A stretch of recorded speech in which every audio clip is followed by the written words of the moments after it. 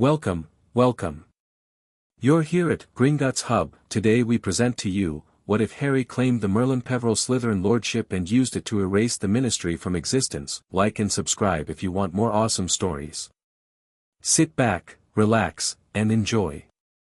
Chapter 1, The Dead Man's Inheritance. The owl arrived at 6:30 in the morning, which was the first sign that something was wrong.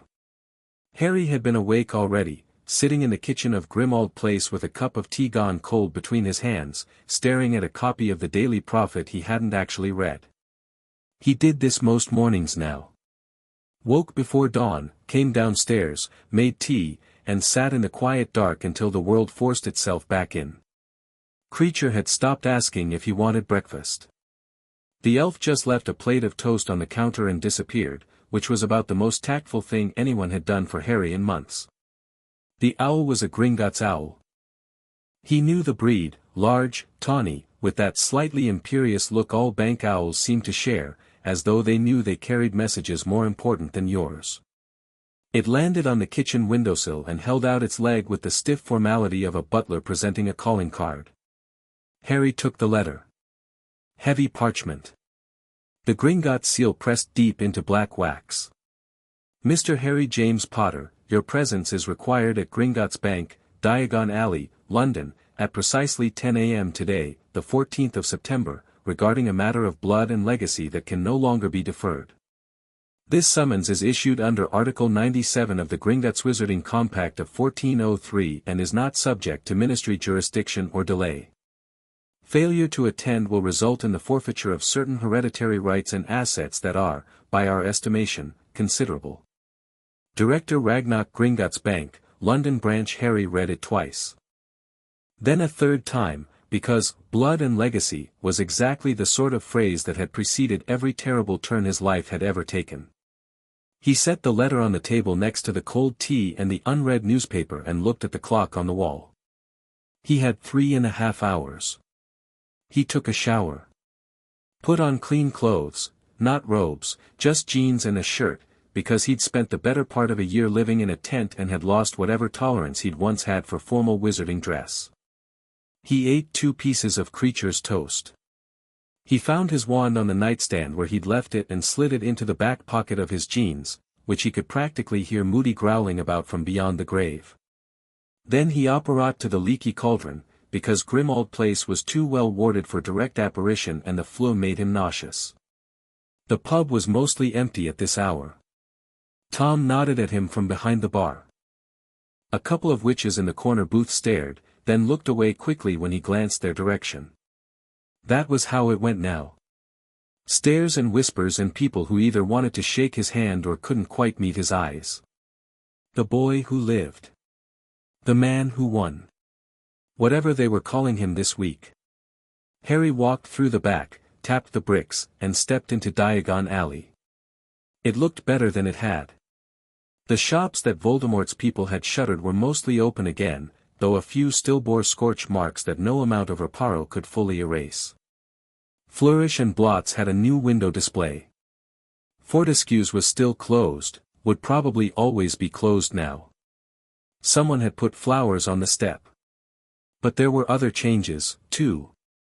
Less welcome ones. Ministry posters on every lamppost. Report suspicious magical activity, your vigilance protects us all.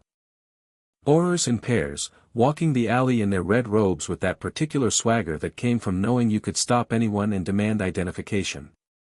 Harry counted 3 pairs between the leaky cauldron and Gringotts. One of them recognized him, started to approach, then seemed to think better of it and just nodded. Smart choice.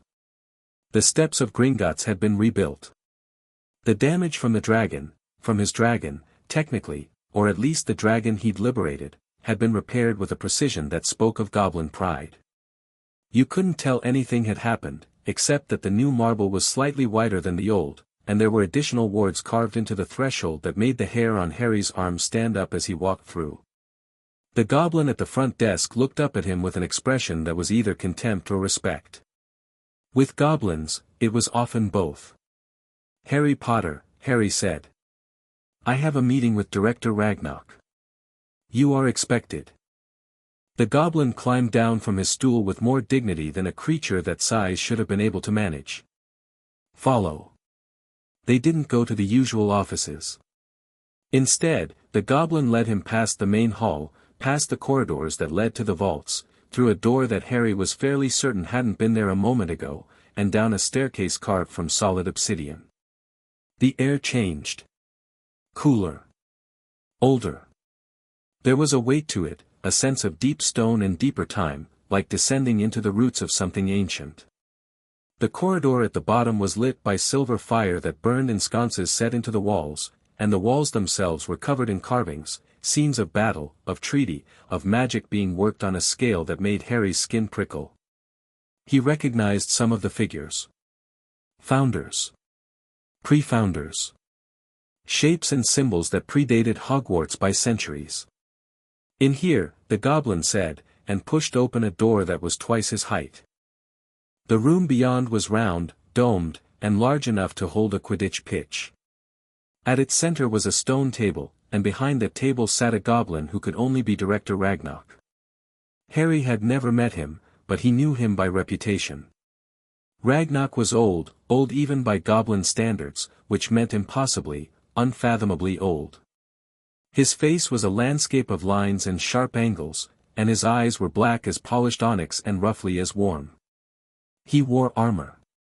Not ceremonial, functional armor, the kind that had seen use. A silver axe hung on the wall behind his chair. There were two other goblins in the room, seated to Ragnarok's left and right, with ledgers and scrolls and what appeared to be a very old wooden box between them. "Mr. Potter," Ragnarok said.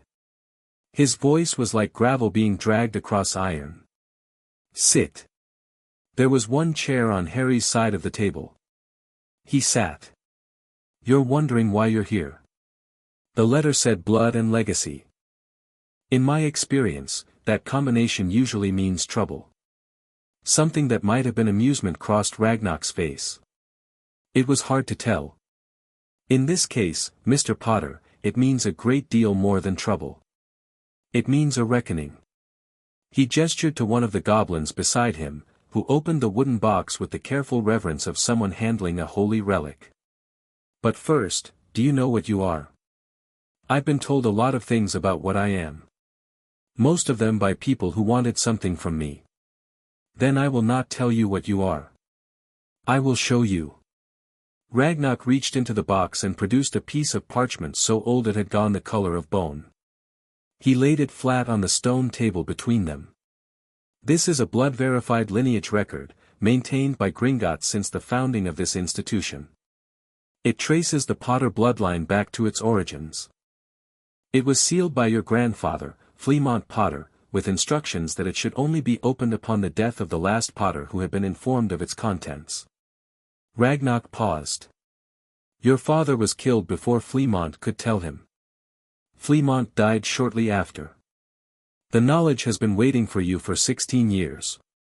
Harry looked at the parchment.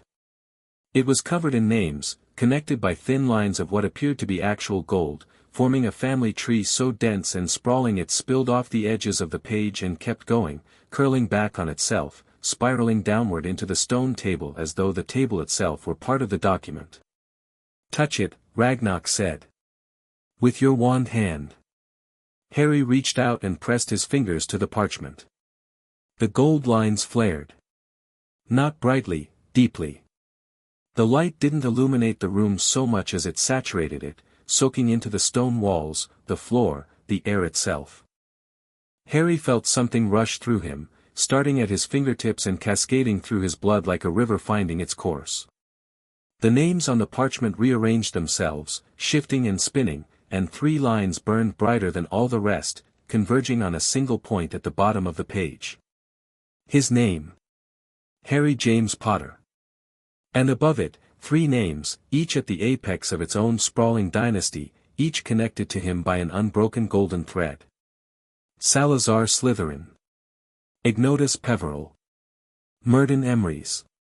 Harry stared at the parchment for a long time. The silence in the room was complete. "Merlin," he said finally. "Yes. You're telling me I'm descended from Merlin." Among others. And Slytherin. And Peverell, that one I knew. The Peverell connection is well documented, yes. The other two have been, actively suppressed. Ragnock leaned forward, and the silver fire in the sconces seemed to lean with him. The Slytherin line is traced through a daughter, Sarah Slytherin, born in 1014, declared a squib, and written out of the family records by Salazar himself when she married a Muggle-born wizard. She was not, in fact, a squib. She simply had the poor taste to fall in love with someone her father despised.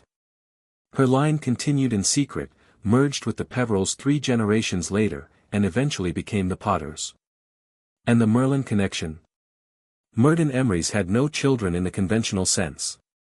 He had an apprentice, a young witch named Elara, whom he adopted by blood ritual. Full magical adoption, which in those times carried the same weight as biological descent. Her children were his children, in the eyes of magic. She married into the Peverell family. Harry pulled his hand back from the parchment. The golden light faded slowly, reluctantly, like it didn't want to let him go. So what does this actually mean? He asked. Beyond an interesting family tree? Ragnock smiled, and this time there was no mistaking it. It was a predator's smile, all teeth and intent. It means, Mr. Potter, that you are the sole living heir to 3 of the most powerful magical houses in history. And it means that you are entitled to claim the lordship of all 3. Lordship. House Slytherin. House Peverell. House Emrys, Merlin's own house, though the wizarding world has largely forgotten it existed. Each carries its own vaults, its own properties, its own political weight.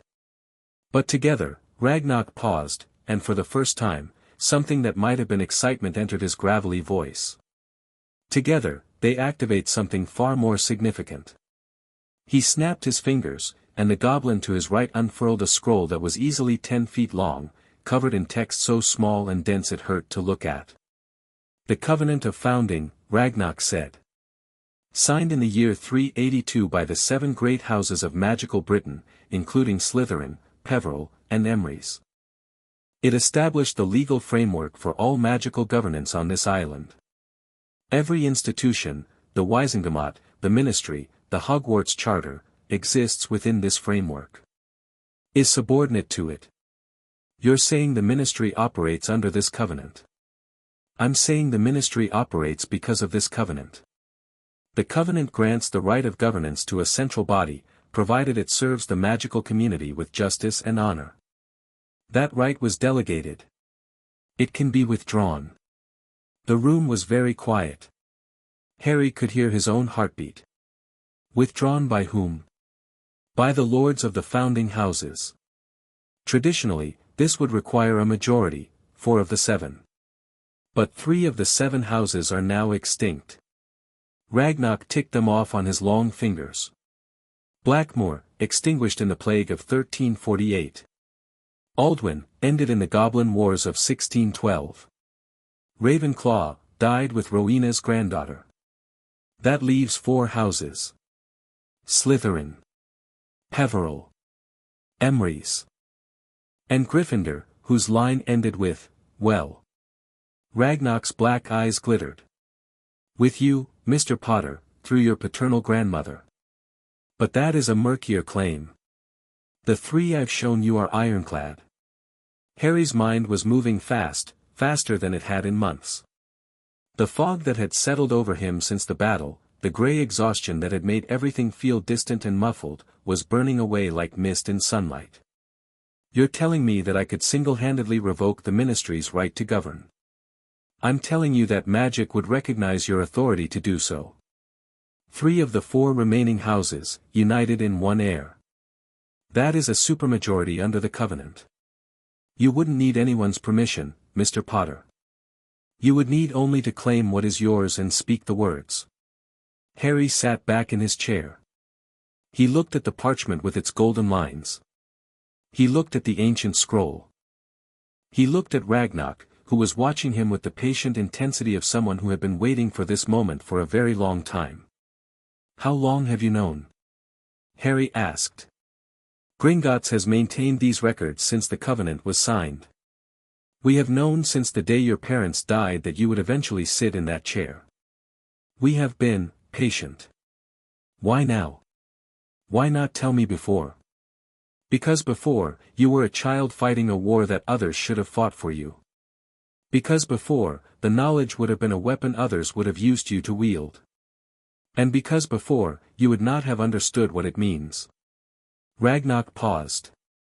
Also, frankly, because you broke into our bank, rode a dragon through our lobby, and stole from our vaults. The internal debate over whether to help you was spirited. Harry had the grace to look slightly uncomfortable. Fair enough. But now, Ragnar continued, and his voice hardened, now the Ministry has passed the Magical Oversight Act. Do you know what that means for Gringotts?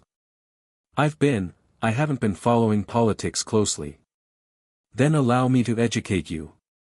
The Magical Oversight Act gives the Ministry's Aurors the right to search any magical dwelling or business without warrant, to monitor wand activity through a new centralized tracking system, and to freeze the assets of any witch or wizard suspected of, and I quote, anti-ministry sympathies.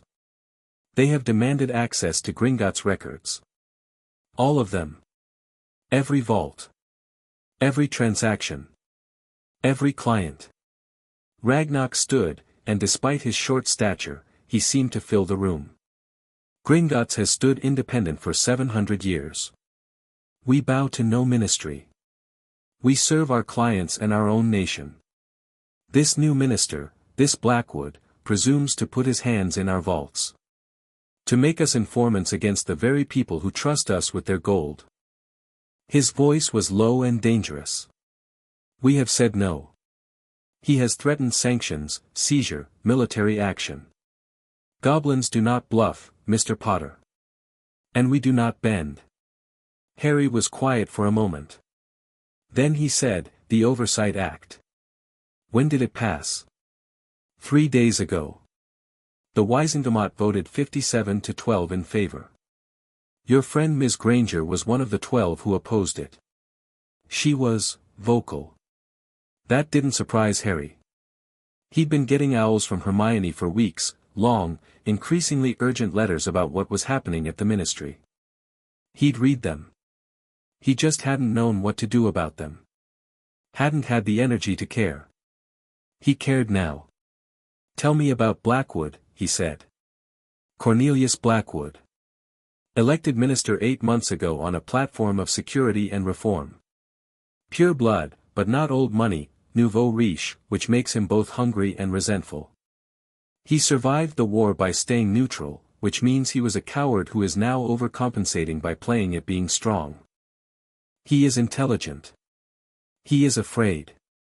And afraid men with power are the most dangerous kind. He's building a surveillance state. He is building what every would-be tyrant builds. A cage comfortable enough that people walk into it willingly. Ragnar sat back down. He tells them it is for their safety. That another Dark Lord could rise at any moment. That the only defense is vigilance, control, oversight. And the people, who are tired and frightened and still mourning their dead, they believe him. Because it is easier to believe than to think. Harry stared at the table. His reflection stared back from the polished stone, shadowed and tired. If I claim these lordships, he said slowly. If I invoke this covenant. What happens to the Ministry? That depends entirely on what you invoke. The covenant grants several rights to the lords of the founding houses. The most relevant is the right of dissolution, the power to revoke the Ministry's charter entirely.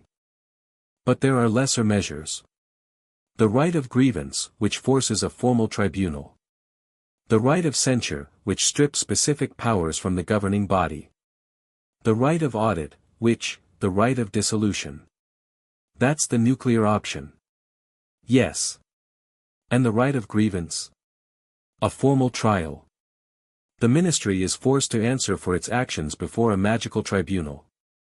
Not a Wisengamot tribunal, an older magic, bound by the covenant itself. The Ministry cannot refuse to participate. It cannot lie. And if found guilty, the tribunal can impose penalties up to and including dissolution. Harry nodded slowly. And claiming the lordships. What does that involve? A blood ritual. Old magic, the oldest. You speak the words, offer your blood, and magic tests your claim. If you are who the records say you are, magic accepts you. You become Lord Slytherin-Peverell-Slytherin. 3 seats. 3 votes. And all the power that comes with them. And if the records are wrong? Ragnarok's expression suggested that the very idea was offensive. Gringotts' records are never wrong, Mr. Potter. Harry almost smiled at that. Almost. He stood up. Walked to the wall and studied the carvings there, ancient scenes of magic being woven by figures whose names had been forgotten by everyone except, apparently, the goblins. He pressed his palm flat against the stone and felt the hum of old power beneath it, deep and slow and patient. I need to think about this, he said. Of course. But understand, the longer you wait, the stronger Blackwood becomes. And once the Ministry gains access to Gringotts' records, the Covenant itself may be at risk. There are those who would destroy every copy if they knew what it contained. Does the Ministry know about the Covenant? The current Ministry? No. The knowledge was lost, deliberately, we believe, sometime in the 18th century. The Gringotts copies are the only surviving originals. Harry turned back to face Ragnarok. I'll come back tomorrow. We will be here. He left the way he'd come, up the obsidian staircase and through the door that probably wouldn't exist once it closed behind him, back through the marble halls and out into the grey September light. Diagon Alley was busier now. More Auror patrols. More Ministry posters. A group of witches hurried past with their heads down, and Harry noticed one of them glance at a pair of Aurors with an expression that wasn't respect, it was fear. He stood on the steps of Gringotts and watched. Really watched, for the first time in months. A shopkeeper on the corner was being questioned by 2 Aurors. Nothing aggressive, nothing overtly threatening, just 2 men in red robes standing too close and asking questions in voices just loud enough for passers-by to hear. The shopkeeper was nodding, agreeing with everything, his face the particular shade of pale that came from wanting very badly not to cause trouble. Further down the alley, a notice had been pinned to the door of Weasley's Wizard Wheezes. Harry couldn't read it from this distance, but he could see the Ministry seal. Something cold and hard settled in his chest. Not anger, not yet. Something quieter. Something that had been sleeping since May, since the battle, since he'd watched people die for a freedom that was already being stolen back from them by men in suits instead of masks. He apparat to the burrow. Molly answered the door before he knocked, which meant she'd seen him coming through the kitchen window.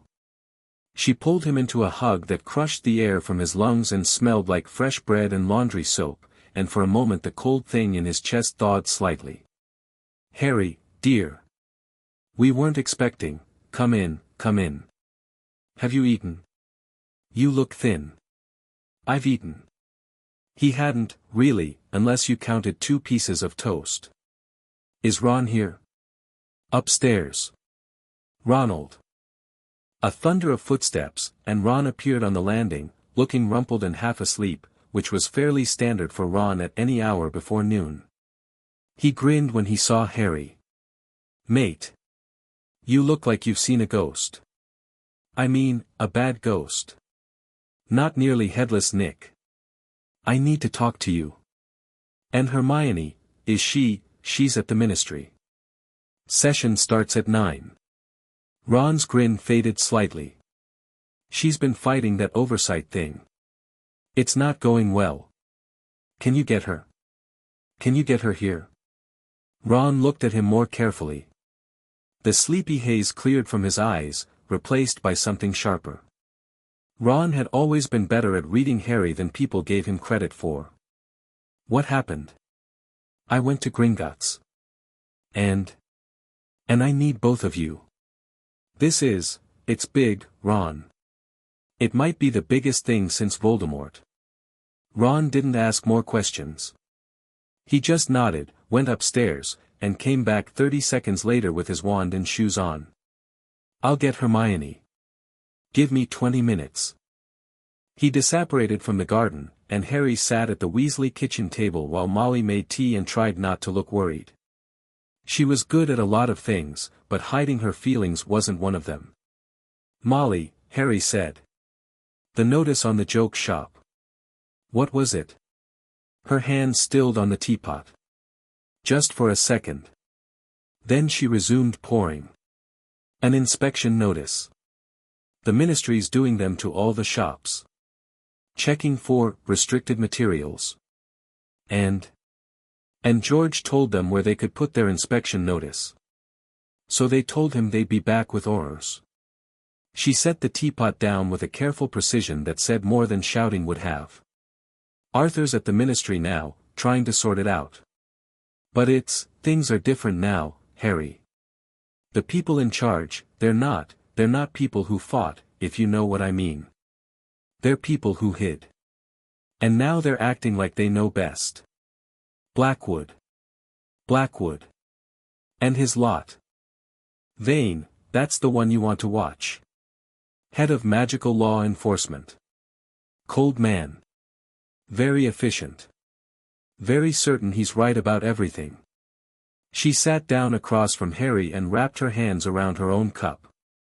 "We won a war, Harry. And sometimes I wonder what for." He reached across the table and squeezed her hand. She squeezed back, hard. Ron returned 23 minutes later with Hermione in tow. She looked exhausted, dark circles under her eyes, hair escaping from what had probably been a professional bun at some point, ink stains on her fingers. She was wearing ministry robes, slightly rumpled, and had a leather bag over her shoulder that was bulging with documents. "Harry." She hugged him. Ron said it was urgent. Sit down." They sat. Harry told them everything. He talked for almost an hour. He told them about Ragnarok, about the lineage records, about Slytherin and Peverell and Merlin. He told them about the Covenant of Founding. He told them about the right of dissolution and the right of grievance and the fact that the Ministry of Magic existed because an ancient compact said it could, and that compact could be revoked.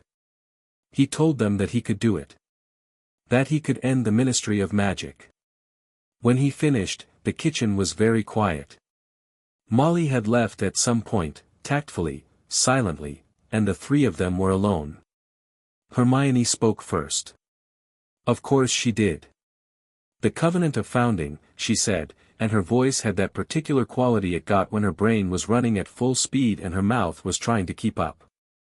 "I've read references to it. Peripheral mentions in Adalbert Waffling's Magical Theory and Bathilda Bagshot's later work. I always assumed it was apocryphal.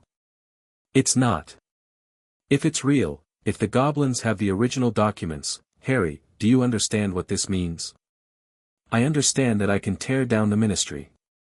You can do more than that. If the Covenant supersedes the ministry's charter, then every law they've passed, the Oversight Act, the wand tracking, the search powers, all of it is technically subordinate to the Covenant's provisions. If the lords of the founding houses didn't consent, those laws have no legitimate authority." Her eyes were blazing now, the exhaustion burned away by something fierce and bright. "The ministry's been passing these laws by simple Wisengamot majority, but the Wisengamot itself only exists within the Covenant's framework. If you invoke the Covenant, Hermione," Ron said. She stopped. "Breathe." She breathed. Then she pulled a quill from her bag, transfigured a napkin into parchment, and started writing. Okay, let's think about this systematically. First, the lineage. Harry, we need to verify independently. I trust Gringotts records, but this is too important to take on faith. Ragnarok said the blood ritual would prove it.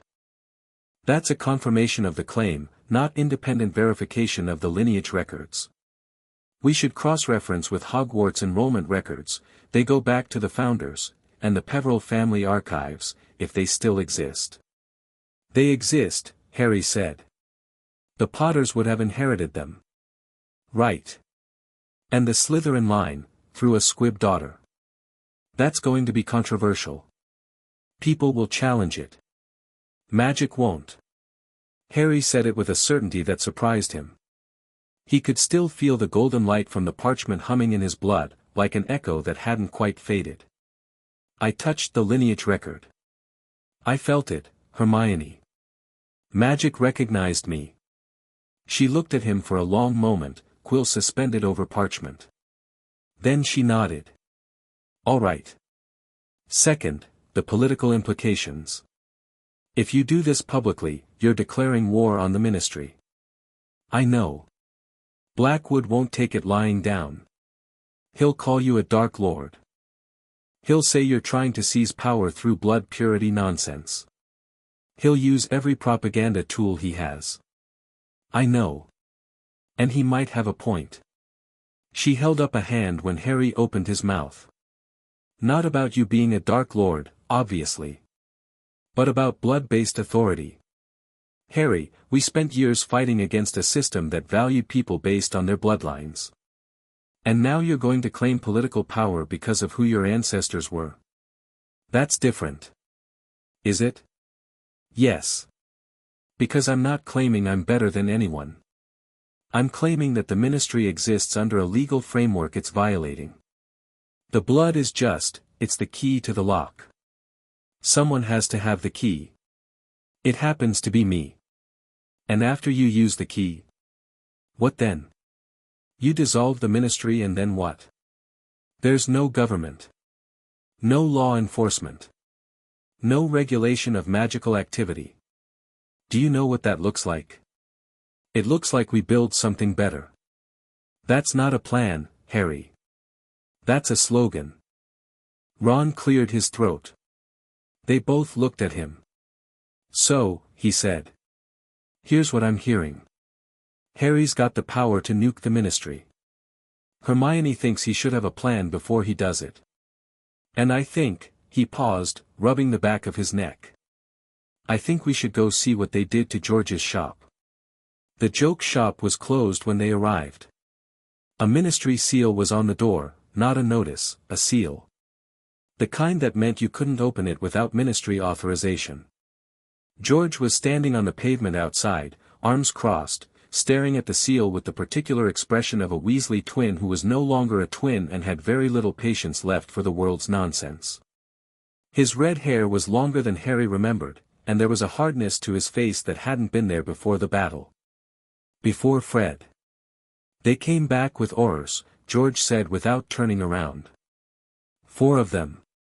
Sealed the shop under Section 14 of the Oversight Act. Suspected restricted materials pending inspection. He laughed, and there was no humor in it. You know what restricted materials they'll find.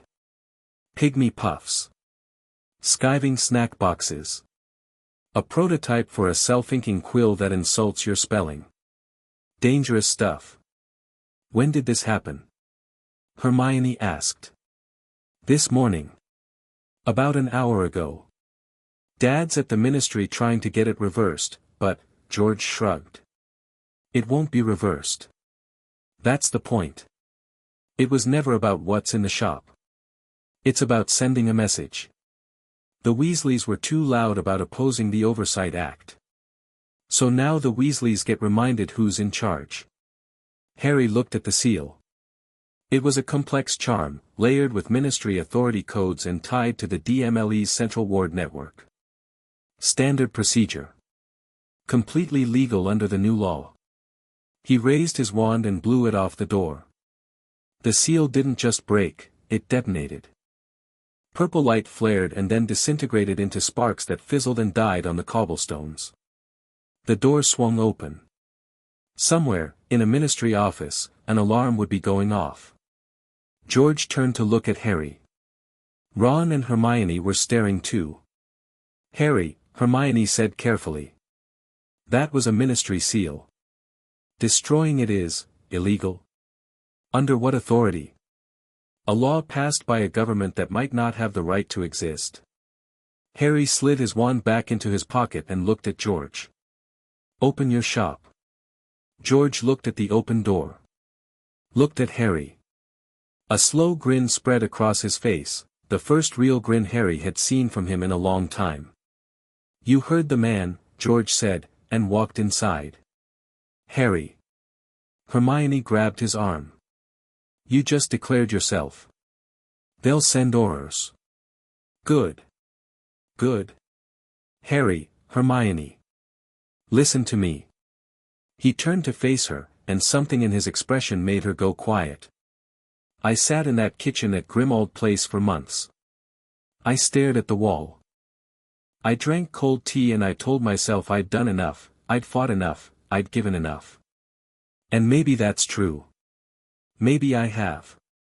But the people I fought for are being put in cages by bureaucrats who hid under their desks while we bled. Fred died for this." He gestured at the ministry posters, the Auror patrols, the sealed shop.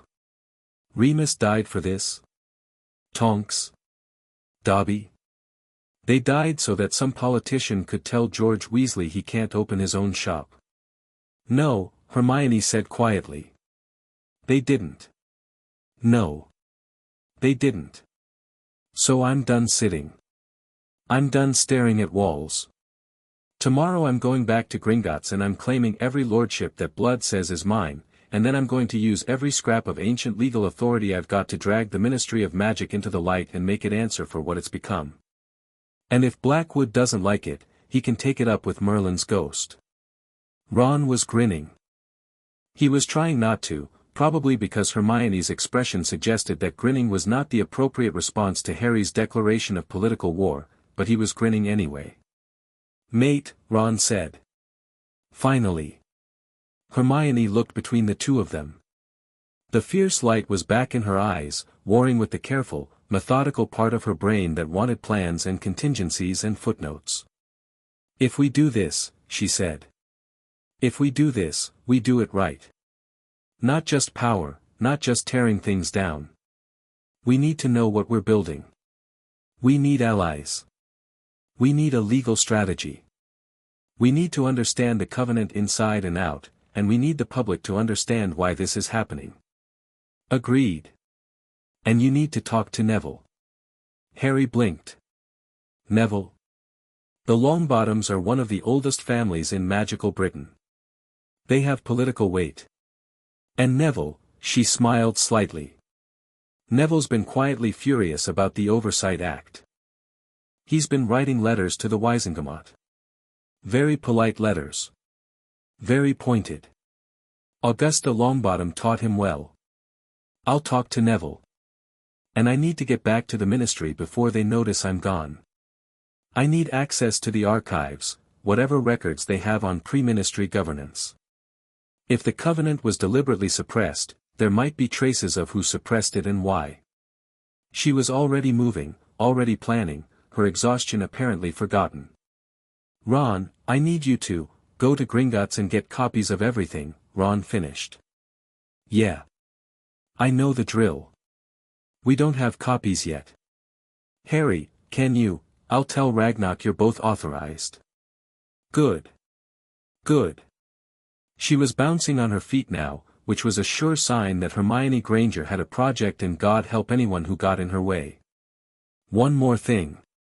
Harry, the Aurors. They'll come for this." She pointed at the broken seal.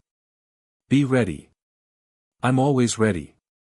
She gave him a look that said she wasn't sure whether that was comforting or concerning, then disapparated. Ron clapped Harry on the shoulder. "You know she's going to have a 40-page plan by tomorrow morning. I'm counting on it. And she's right about the Aurors. I know. Just making sure." Ron's grin faded into something more serious. "Harry. Are you sure about this? Really sure? Because once you start this, there's no going back. The ministry, Blackwood, all of it, they'll come at you with everything." Harry looked down Diagon Alley. The ministry posters. The patrol routes. The shopkeeper who'd nodded and agreed and been afraid. He thought about Ragnarok's words, "Afraid men with power are the most dangerous kind," and he thought about the golden light in his blood and the names of his ancestors burned into ancient parchment. "The last time someone asked me if I was sure," Harry said, "I walked into the forbidden forest to die. This is easier." Ron looked at him for a long moment. Then he nodded. "Right then. I'll see you tomorrow. Try to eat something. Molly will kill me if you pass out from hunger in the middle of your revolution." He disapparated. Harry stood alone on the cobblestones of Diagon Alley, in front of a joke shop with a broken ministry seal, and waited. He didn't have to wait long. Two Aurors apparat in at the end of the alley and walked toward him with the brisk, practiced stride of people used to being obeyed. One was a tall man with a shaved head and a jaw like a brick. The other was shorter, leaner, with pale eyes and a thin mouth. Both wore the red robes, and the shorter one had a badge pinned to his chest that marked him as a senior Auror. "Mr. Potter." The shorter one stopped about 10 feet away. "Professional distance. Far enough to react if things went sideways. We've received an alert that a ministry seal has been tampered with at this location." Tampered with is one word for it. "Did you destroy a lawfully placed ministry seal, Mr. Potter?" "Yes." The two Aurors exchanged a glance. They'd clearly expected denial, or at least evasion. Harry's straightforward admission seemed to throw them off script. "That's a violation of Section 14 of the Magical Oversight Act," the shorter one said, recovering. "I'm going to need you to come with us to the DMLE for processing." "No." Another glance between them. The taller one's hand drifted toward his wand. "Mr. Potter, this isn't a request. I understand that. And my answer is still no. You can tell your boss, Vane, isn't it? That I'll be happy to discuss the legal basis for that seal, and for the Oversight Act itself, at a time and place of my choosing. But I'm not going to be processed like a shoplifter for breaking an illegitimate order imposed on a legitimate business. The Oversight Act was passed by the Wisengamot. The Wisengamot's authority is derived from a legal framework it's currently violating. But I suspect that's above your pay grade." Harry met the shorter Auror's eyes and held them. "I'm not trying to make your day harder. But you should know that I'm not George Weasley. I'm not a shopkeeper you can bully. You know who I am. You know what I've done. And I'm telling you, respectfully, that I'm not going anywhere." The tall Auror had his wand half drawn now. The shorter one put a hand on his arm. "Dawson. Don't. He's in violation. I know what he's in violation of. I also know what he did to the last Dark Lord who gave him trouble. Put your wand away." Dawson hesitated, then complied. The shorter Auror looked at Harry with an expression that was hard to read, anger, maybe, but also something that might have been grudging respect. "This isn't over, Mr. Potter." "No," Harry agreed. "It's not. It's just beginning." They left. Harry watched them go, then turned and walked into the joke shop. George was behind the counter, unpacking a box of extendable ears with the casual air of a man who hadn't just witnessed a confrontation with ministry law enforcement. "Nicely done," George said. "Very dramatic. Fred would have loved it." "George. That inspection notice, do you know why they really targeted you? Because the Weasley family has been a pain in their arse since the day Blackwood took office. Dad's been fighting them from inside. Percy's been writing memos. Mum's been organizing the Hogsmeade Parents Group against the wand tracking. And he grinned. I may have developed a product that detects and neutralizes ministry surveillance charms. Hypothetically. Does it work? Hypothetically. Beautifully. How many can you make?" George's grin widened. "How many do you need?" Harry looked around the shop. The shelves of trick wands and love potions and joke sweets, the products of a genius mind that refused to take the world seriously because taking it seriously meant acknowledging how much it hurt. Fred had died in this war. And George had kept going, kept building, kept laughing, because that was how Weasley twins fought, with laughter and invention and the stubborn refusal to let darkness win.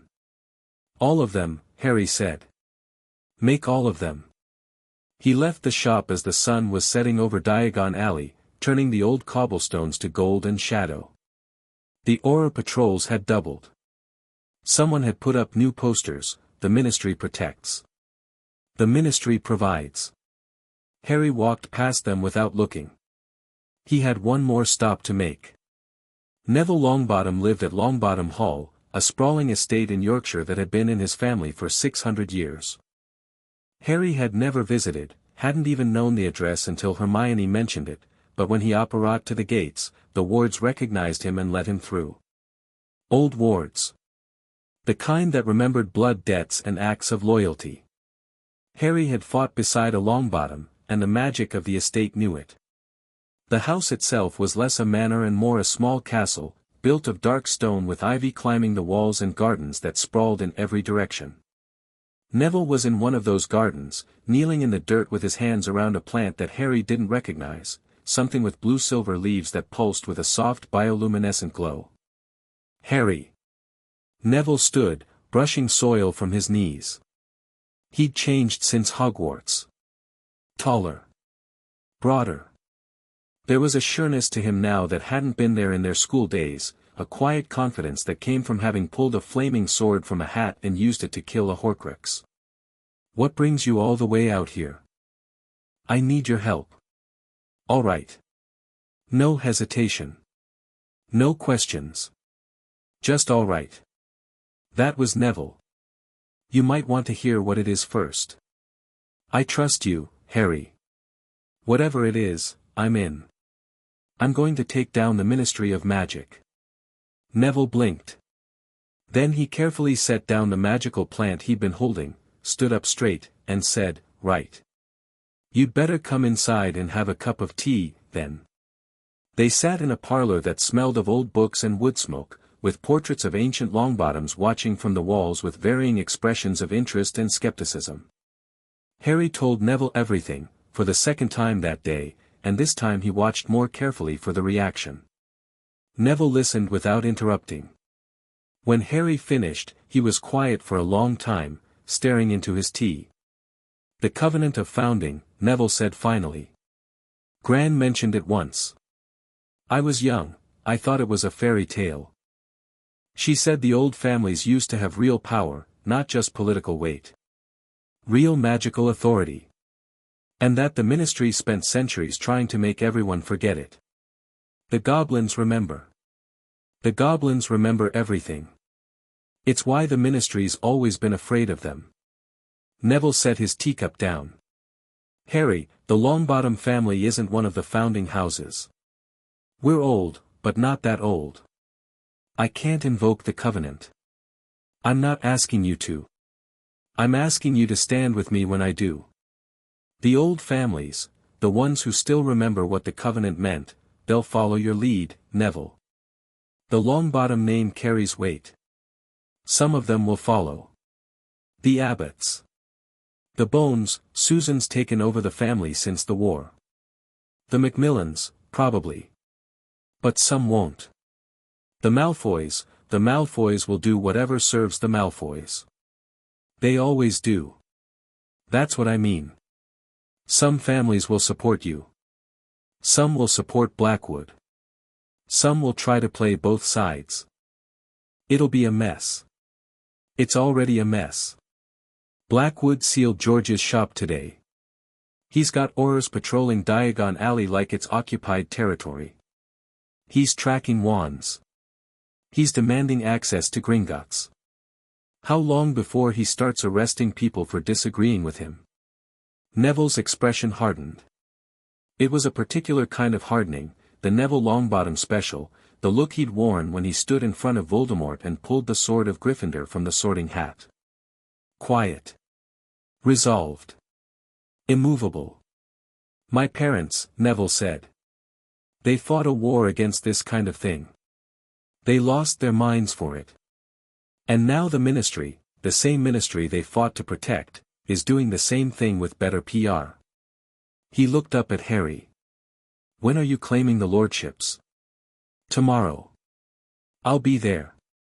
You don't have to, Harry. Neville's voice was firm. I'll be there. Harry nodded. He stood, and Neville stood with him, and they shook hands in the way that men do when they've agreed to something larger than words can properly hold. "One thing," Neville said as Harry reached the door. "Daphne Greengrass. Have you spoken to her?" "No." "Why?" "Because she knows the old laws better than anyone alive.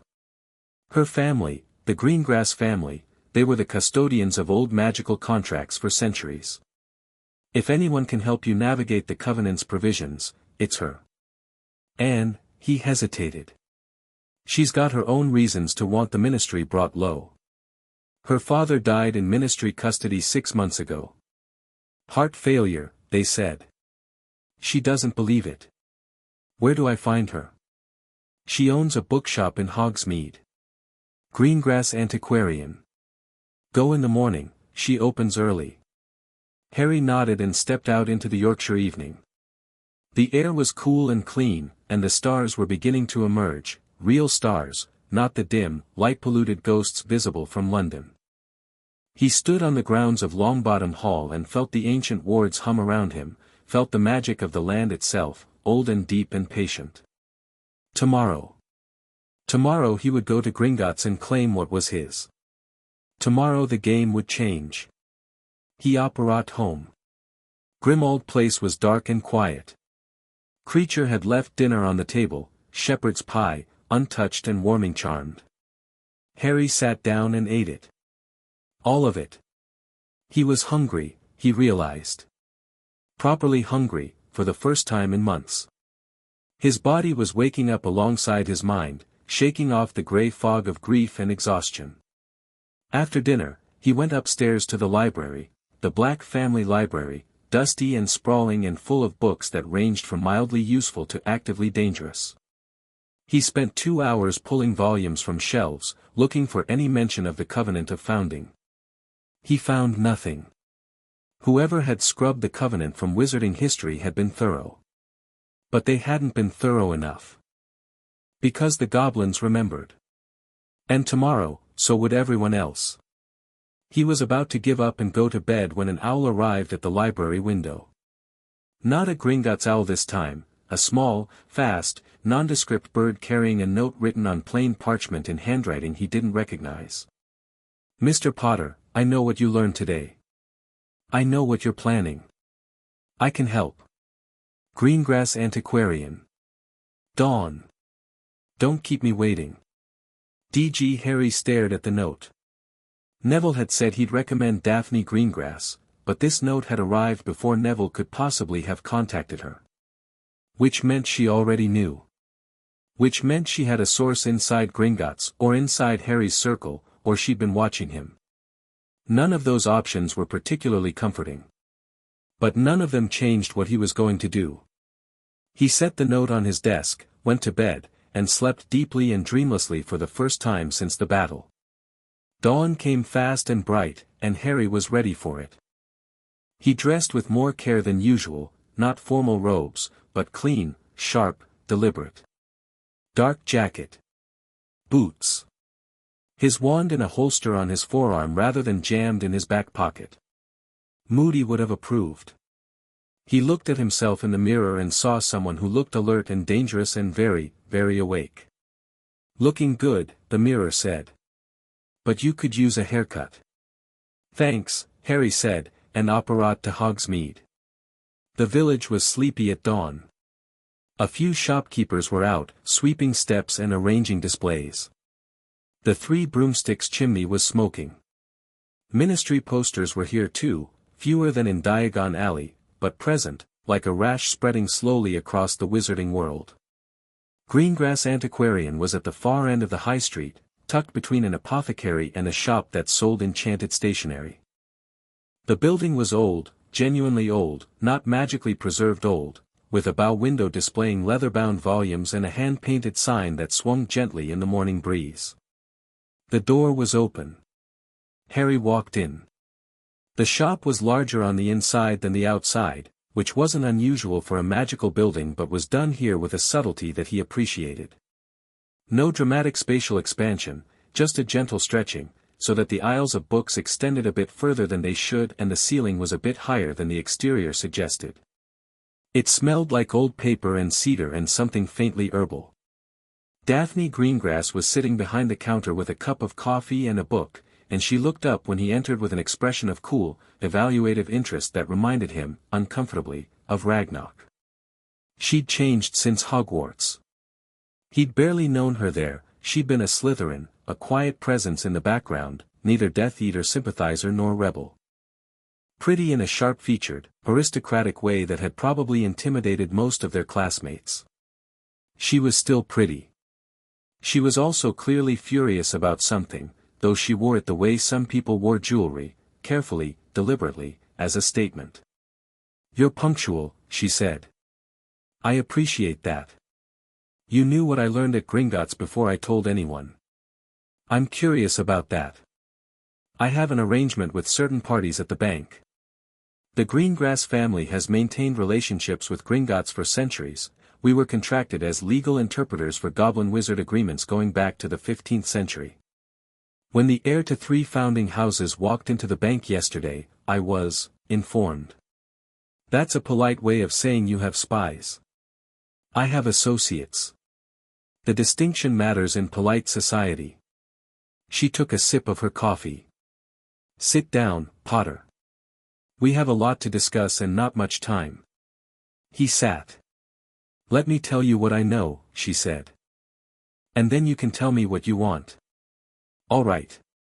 The Covenant of Founding is the most important legal document in magical British history, and it has been systematically erased from public knowledge over the past 3 centuries. The last minister who openly acknowledged its existence was Minister Josephine Alderton in 1723, who was deposed in a coup organized by the Gringotts conservative faction. The covenant was removed from all ministry archives. References to it were purged from published histories. The Hogwarts library's copies were confiscated during the ministry's educational reforms of 1731. She set down her coffee. "The only surviving originals are at Gringotts. And in my family's private collection." Harry leaned forward. "You have a copy?" "I have 3 copies. And extensive annotations by 7 generations of Greengrass legal scholars." She smiled, and it was a thin, sharp thing. "My family was supposed to be the custodians of this knowledge. We were supposed to ensure that the old compacts were honored. When the ministry purged the records, my ancestors kept copies. When the ministry forgot, my family remembered. And when my father tried to use that knowledge to challenge the ministry's overreach, the smile vanished. He died in a holding cell. Heart failure. He was 52 years old and had never had a heart problem in his life." "I'm sorry." "Don't be sorry. Be effective." She reached under the counter and produced a leather folio, thick with documents. "This is everything. The covenant. The annotations. The legal precedents. The ritual requirements for claiming the lordships. And," she hesitated, the first crack in her composure. "And my father's notes. He was building a case against the ministry. He never got to use it." Harry took the folio. It was heavier than it looked, and not just physically. There was magic in it, old and layered, preservation charms and security wards and something deeper that hummed against his fingers. "Why are you giving this to me?" he asked. "Because I can't use it. I'm not the heir to a founding house. I'm a Greengrass. We were custodians, not lords. But you are the heir. You have the blood. And you have something else that matters." "What?" "A reputation. You're Harry Potter. You killed Voldemort. If you invoke the covenant, people will listen. If I did it, assuming I could, I'd be dismissed as a bitter woman with a grudge." She met his eyes, and he saw the anger there, banked and controlled and waiting. "I want the ministry to answer for what it's done. To my father. To everyone. You're the weapon I've been waiting for." I'm not a weapon. No. You're a lord. 3 times over. Which is considerably more dangerous.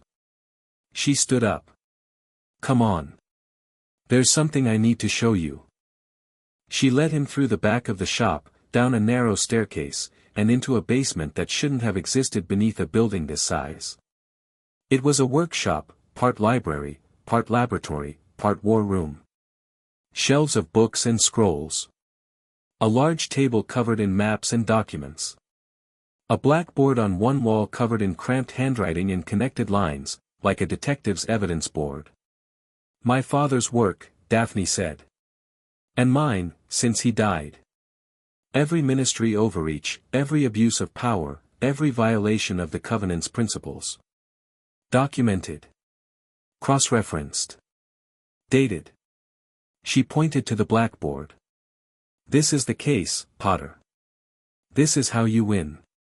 Harry studied the board. It was meticulous. Dates, names, specific laws, specific incidents. The Muggle-born Registration Commission under Voldemort's puppet ministry. The failure to prevent Voldemort's rise, twice. The persecution of Hagrid, of Dumbledore, of anyone who challenged the ministry's narrative.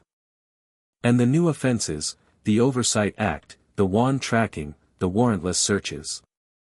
The death of Marcus Greengrass in custody. Hermione's going to love you, Harry said. I know. I'm very lovable. He looked at her. She looked back, unapologetic and slightly amused and absolutely serious underneath it all. I'm claiming the lordships today, he said. At Gringotts. This afternoon. I know. I'm coming with you. You don't, Potter. I have spent 4 years building this case.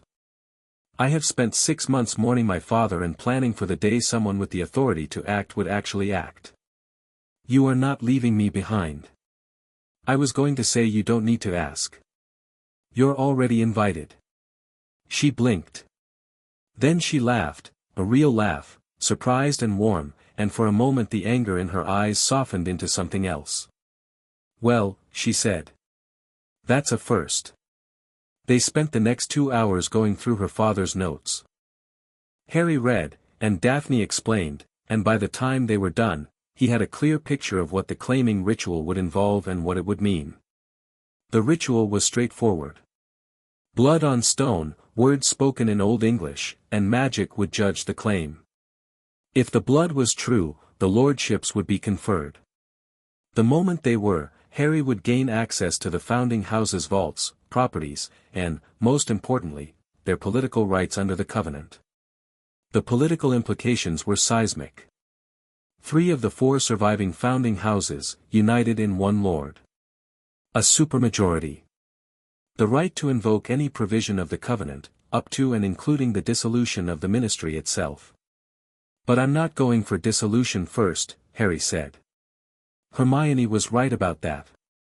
Tearing it down without a plan would be worse than leaving it standing. So the right of grievance. The right of grievance. Put the ministry on trial. Make the case publicly. Let magic judge. And if the tribunal finds against the ministry, then we dissolve it. And build something better. Daphne studied him. You've thought about this. I've been thinking about nothing else since yesterday. Most people who want to bring down governments have been planning for years. Most people didn't find out they're the heir to Merlin yesterday. Point taken. She closed the folio and handed it to him. Take this. You'll need it for the ritual. And Potter, Harry. Harry. She said it like she was tasting the word. When you claim the lordships, the magical shockwave will be felt across Britain. Every ward, every enchantment, every magical contract tied to the founding houses will resonate. The ministry will know immediately. Blackwood will know. Good. I want him to know. You want him scared. I want him to understand that the rules just changed. She held his gaze for a long moment, and something passed between them, not trust, not yet, but the beginning of it. Recognition. Two people who had lost things to the same broken system and were done grieving quietly. Then let's go change them, she said. Harry left Hogsmeade with the folio under his arm and a fire in his chest that had nothing to do with anger and everything to do with purpose. He sent a Patronus to Ron and Hermione, Gringotts, 2 o'clock, bring everything, and another to Neville, it's time. Then he went back to Grimmauld Place, sat at his desk, and read through every page of Marcus Greengrass's notes. The man had been brilliant, methodical, precise, relentless in his documentation. Every claim was sourced. Every accusation was backed by evidence.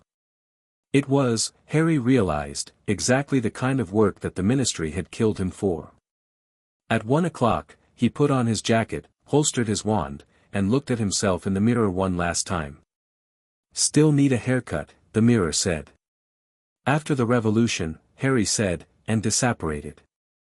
Gringotts was busy at 2 in the afternoon. The marble hall echoed with footsteps and the clinking of goblin-counted gold and the murmur of wizards conducting business. Harry walked through the front doors and the noise dimmed.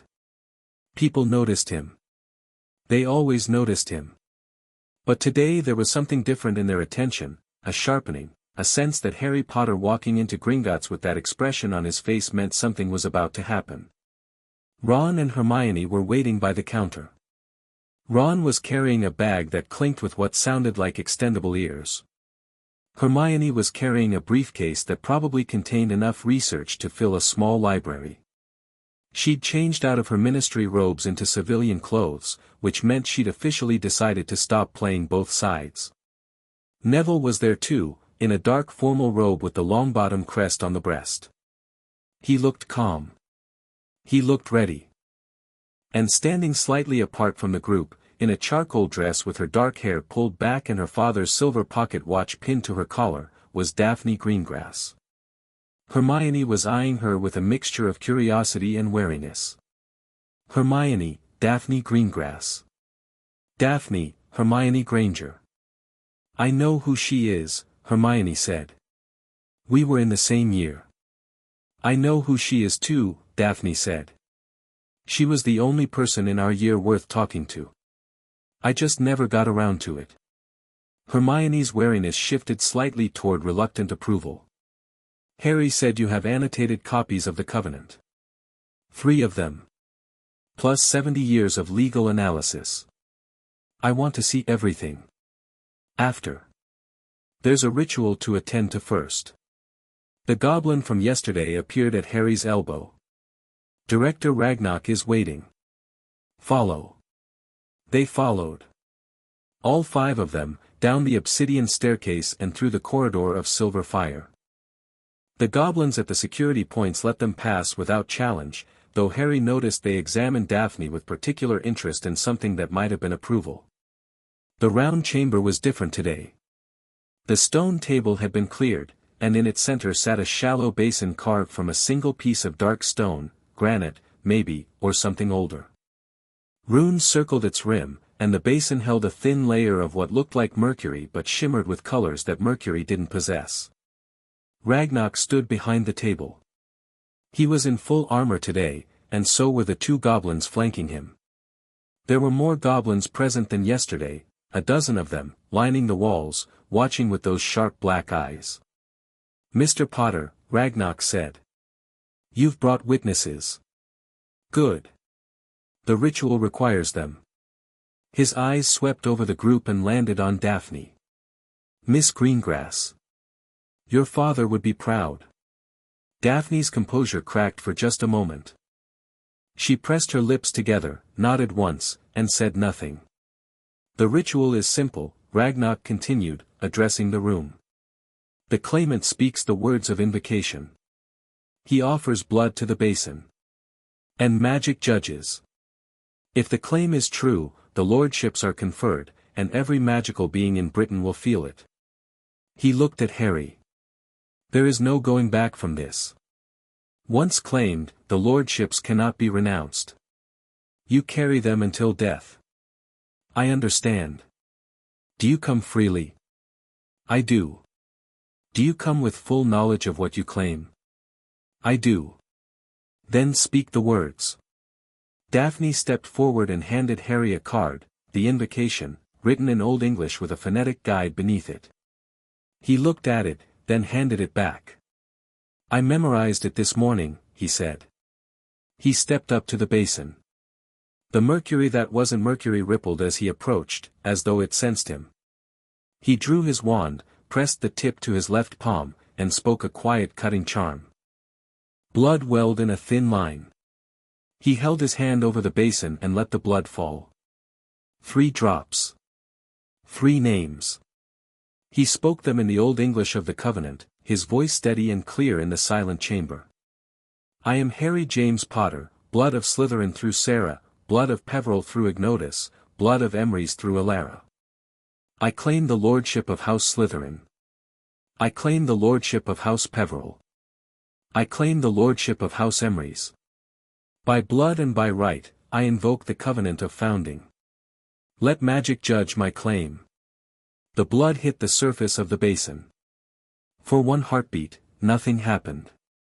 Then the world cracked open. The basin detonated with light, not the gentle gold of the lineage parchment but a searing, primal white that had no color because it contained all colors. It shot upward in a column that punched through the domed ceiling as though the stone weren't there, and Harry felt it, felt the magic roar through him like a river breaking a dam, pouring through every vein, every nerve, every cell of his body. It was recognition. It was acceptance. It was the oldest magic in Britain saying yes, you are ours, you have always been ours, welcome home. The chamber shook. The silver fires in the sconces blazed white. The carvings on the walls moved, the ancient figures turning to look at Harry with carved eyes that suddenly seemed alive. Ragnarok braced himself against the table, grinning fiercely, and the other goblins had drawn their weapons not in threat but in salute, axes and swords raised in a gesture that Harry understood instinctively was the highest honor the goblin nation could offer. Ron had grabbed Hermione's arm. Neville was standing straight-backed with his eyes wide and his jaw set. Daphne had one hand on the wall and the other pressed to her chest, and she was crying, silently, furiously, as though the tears were being ripped from her against her will. The light faded. The shaking stopped. The world settled back into place, but it was a different place now. Harry could feel it. The air itself was different, charged, expectant, waiting. His blood sang with power that hadn't been there a moment ago, ancient and vast and patient. He looked down at his hands. The cut on his left palm had healed, replaced by 3 thin silver lines that formed a shape he recognized, the sign of the Deathly Hallows, but older, more complex, with additional symbols worked into its geometry. The mark of the 3 houses. The mark of the covenant. It is done, Ragnarok said, and his voice was rough with something that might have been awe. Lord Slytherin-Peverell-Emrys. Welcome to your inheritance. Somewhere above them, above the bank, above Diagon Alley, above London, a shockwave of magic was spreading across Britain. Every ward shivered. Every enchantment hummed. Every magical being on the island felt it, a shift, a tremor, a sense that something fundamental had changed in the fabric of the world. In the Ministry of Magic, alarms were screaming. And in his office on the top floor, Minister Cornelius Blackwood looked up from his desk with wide eyes and a cold knot forming in his stomach, because he didn't know what had just happened, but he knew, with the instinct of a man who had spent his life navigating power, that it was aimed at him. The game had changed. Harry Potter had come to collect what was his. And the Ministry of Magic's days were numbered. Chapter 2, The Old Laws Wake. The shockwave hadn't even finished propagating before Hermione had her quill out. We need to catalog everything, she said, pacing the length of Ragnarok's chamber while the silver fires still flickered erratically on the walls. The lordship conferral creates immediate legal standing under the covenant. That means the right of grievance can be invoked as early as, Hermione. Ron caught her arm as she nearly walked into a goblin. Maybe give the man 5 minutes. He just got hit by 1,000 years of magic. Harry was still standing at the basin, though he didn't really need to be anymore. The liquid inside had gone still and clear, like glass. He felt strange, not bad, but different. Like someone had taken his bones out, polished them, and put them back in slightly better positions. The magic in his blood hummed at a frequency he'd never felt before, low and constant, the way the earth must feel to someone who suddenly develops the ability to sense its rotation. "I'm fine," he said. And he was. More than fine. He felt awake in a way that made the last 4 months seem like a fever dream. But Hermione's right. We need to move fast. The Ministry felt that. Blackwood's going to be scrambling. Ragnock stepped forward, and 2 goblins behind him produced what appeared to be 3 ornate boxes, each about the size of a large book, carved from different materials. One was dark green marble veined with silver, Slytherin. One was pale grey stone with gold tracery, Peverell. One was white oak bound in bronze, Emery's. "Your house rings," Ragnock said. "Each carries the seal of its house and will identify you to any magical contract, ward, or institution that recognizes the covenant." Harry opened the Slytherin box first. The ring inside was silver, set with an emerald carved in the shape of a serpent eating its own tail. It was warm to the touch. He slipped it onto his right ring finger and felt it resize itself, shrinking to fit, and then a pulse of magic that tasted like cold water and old stone. The Peverell ring was gold, set with a black stone he recognized, or rather, a stone identical to the one that had been set in the resurrection stone. The same shape, the same dark luster. He put it on his right middle finger. The pulse this time was different, warmer, sadder, like a hand reaching across centuries. The Emery's ring was bronze, unadorned except for a single rune carved into its face that Harry didn't recognize but somehow understood. It meant authority. Not power. Authority. The difference mattered. He put it on his right index finger, and the pulse was vast. There was no other word. It was the feeling of standing on a mountaintop and seeing the whole world laid out below, every line of magic, every current of power, every thread in the great tapestry of British magical society, and knowing that his hand could pull any of them. 3 rings. 3 houses. He flexed his hand and the rings glowed faintly, then settled. "Showy," Ron muttered. "Says the man wearing a Chudley Cannon's jumper to a Gringotts ritual," Daphne said. Ron looked down at his orange jumper, then back at Daphne. "The Cannons are a legitimate lifestyle choice. The Cannons haven't won since 1892. That's commitment. That's loyalty. That's delusion." "Children," Harry said, and both of them shut up, though Ron was grinning and Daphne was fighting one. "There is another matter," Ragnock said. He produced a ledger, an actual ledger, thick as a brick, bound in dragon hide. "The combined assets of the 3 houses. Gringotts has maintained them in trust. The total holdings are significant." He opened the ledger and turned it to face Harry. The number at the bottom of the first page had so many digits that Harry had to count them twice. "That's in galleons?" he asked. "That's the liquid assets. The property holdings, the magical artifacts, the investment portfolios, and the outstanding debts owed to the houses are on the subsequent pages." Ragnock paused. "You are, by a considerable margin, the wealthiest wizard in Britain. Possibly in Europe. I don't care about the money. The money doesn't care about your feelings either. But it is a tool, and you will need tools." Ragnock closed the ledger. "There is also the matter of the house's physical properties. The Peverell estate in Godric's Hollow, yes, distinct from your parents' home. The Slytherin holdings, which include a castle in the Scottish Highlands that has been under stasis charm for 4 centuries. And the Emery's seat. Merlin had a seat. Merlin had a tower. It still stands. It is unplottable, warded beyond anything the modern world can produce, and located somewhere in Wales. The ring will guide you when you're ready." Harry nodded. He'd deal with the properties later. Right now, there were more pressing concerns. "Ragnock. The Ministry's going to come here. They felt the shock wave, they'll want to know what happened. Let them come. Gringotts is sovereign territory under 3 separate treaties. The ministry has no jurisdiction within these walls. They'll try anyway. And they will fail. As they always do when they presume to challenge goblin sovereignty. Ragnar's smile was all teeth. Go, Lord Merlin-Peverell-Slytherin. Do what needs to be done. Gringotts stands with you. They climbed the obsidian staircase back into the main hall, and Harry could feel the shift immediately. The bank's normal bustle had gone quiet.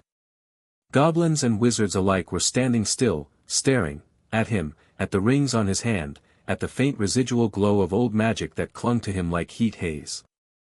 A witch near the door dropped her coin purse and didn't seem to notice. Harry walked through the hall and out the front doors, and that was when he saw what was waiting. Diagon Alley was packed. Word had spread, not through newspapers or announcements but through magic itself. Every witch and wizard in Britain had felt the shockwave, and those close enough to identify its source had come running. The street outside Gringotts was filled with people, hundreds of them, pressed against the shop fronts and spilling out of doorways, all staring up at the bank steps with expressions that ranged from awe to terror. And standing at the foot of the steps, flanked by 8 aurors in full combat robes, was a man Harry had never met but recognized from the prophet. Aldrich Vane. He was tall, lean, with the kind of face that looked like it had been carved rather than grown, all sharp lines and hollow cheeks and a mouth that seemed physically incapable of smiling. His hair was iron gray, cropped close, and his eyes were a pale blue that managed to be simultaneously empty and piercing. He wore the red robes of the DMLE with a silver eagle badge on the breast that marked him as department head, and he held his wand not drawn but not holstered either, loosely in his right hand at his side, ready. "Mr. Potter," Vane said. His voice carried across the silent crowd without apparent effort. Quiet, controlled, a voice used to being listened to. The ministry detected an unauthorized magical event originating from these premises. "I'm going to need you to come with me." Harry stopped at the top of the steps. Ron moved to his right. Neville to his left. Hermione and Daphne took positions slightly behind. None of them had drawn wands. None of them needed to. "No," Harry said. Vane's expression didn't change. "This isn't a request, Mr. Potter. Under Section 7 of the Magical Oversight Act, yes.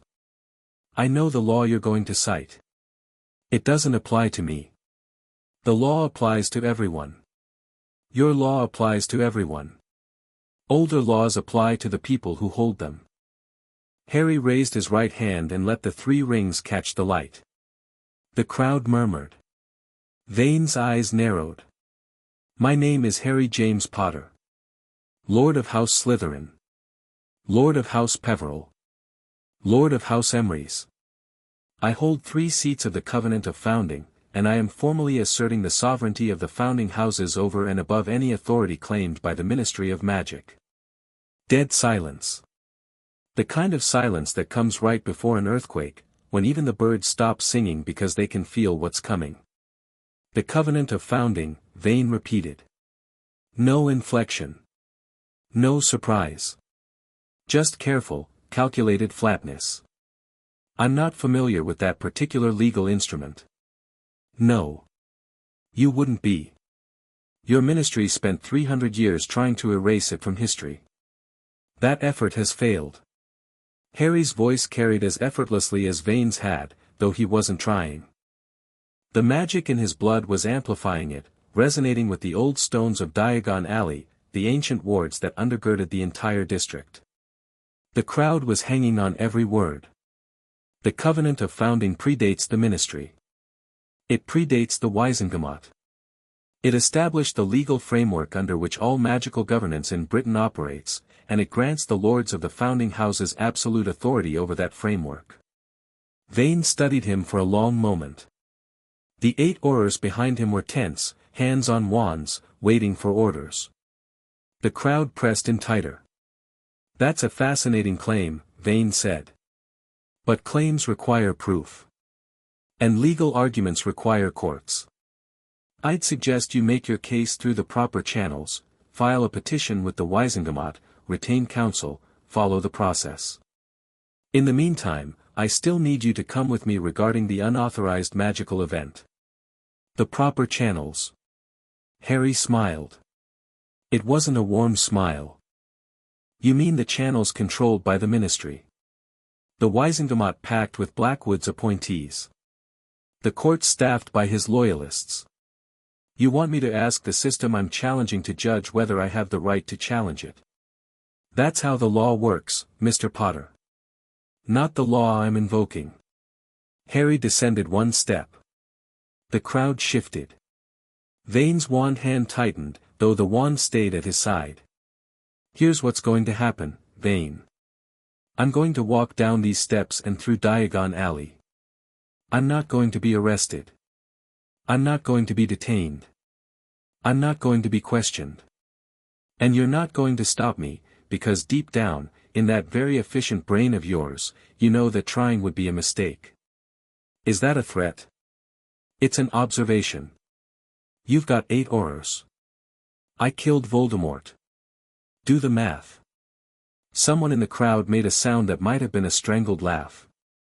Vane's jaw tightened. One of the Aurors behind him, Dawson, the tall one from yesterday, looked like he wanted to be anywhere else on the planet. This conversation isn't over, Vane said. No. It's not. Tell Blackwood I'll be in touch. Tell him I'm invoking the right of grievance under the Covenant of Founding. Tell him the Ministry of Magic is going on trial. And tell him, Harry paused, and his voice dropped lower, carrying a weight that had nothing to do with volume and everything to do with the ancient power thrumming through his veins. Tell him he should be very careful about what he does next. Because the Covenant doesn't just grant rights. It enforces them. He walked down the steps. Ron, Neville, Hermione, and Daphne followed. The crowd parted for them like water. Vane didn't move to stop them. His Aurors didn't move. They stood on the steps of Gringotts and watched Harry Potter walk away with 3 ancient rings on his hand and the weight of 1,000 years of magical law at his back, and they did nothing, because there was nothing to do. The crowd began to whisper, and then to talk, and then to shout, questions, exclamations, names. Harry kept walking. He didn't look back. They made it to the leaky cauldron before anyone spoke. Well, Ron said. That was bloody brilliant. That was reckless, Hermione said. We have no legal infrastructure in place, no formal filing, no, it was necessary. Daphne cut across her without apology. He needed to make the declaration publicly. The Covenant requires witnesses to an assertion of sovereignty. The more witnesses, the stronger the magical binding. Hermione opened her mouth, closed it, then looked at Daphne with sharp reassessment. You're right. That's in the secondary provisions, I read it this morning. I know. I wrote the annotations you read. Your father wrote them. My father wrote the first 3 volumes. I wrote the 4th. Daphne met Hermione's gaze evenly. We should compare notes. Yes, Hermione said slowly. We should. They commandeered a private room at the Leaky Cauldron. Tom provided it without question and without charge, which told Harry something about where the publican's loyalties lay. The room was small, warm, and private, with a fire in the grate and a table large enough for all 5 of them. Hermione spread her documents across one half of the table. Daphne spread hers across the other. Within minutes, they were deep in conversation, finishing each other's sentences, arguing about subordinate clauses in 700-year-old magical contracts, and generally behaving as though the rest of the room didn't exist. They're going to either become best friends or kill each other, Ron observed. Either way, we benefit, Harry said. Neville, I need you to start reaching out to the old families. Today. The Abbotts, the Bones, the Macmillans, everyone Hermione mentioned and anyone else you can think of. Already started. Neville pulled a list from his robe pocket. I sent owls this morning. Preliminary responses from 6 families so far.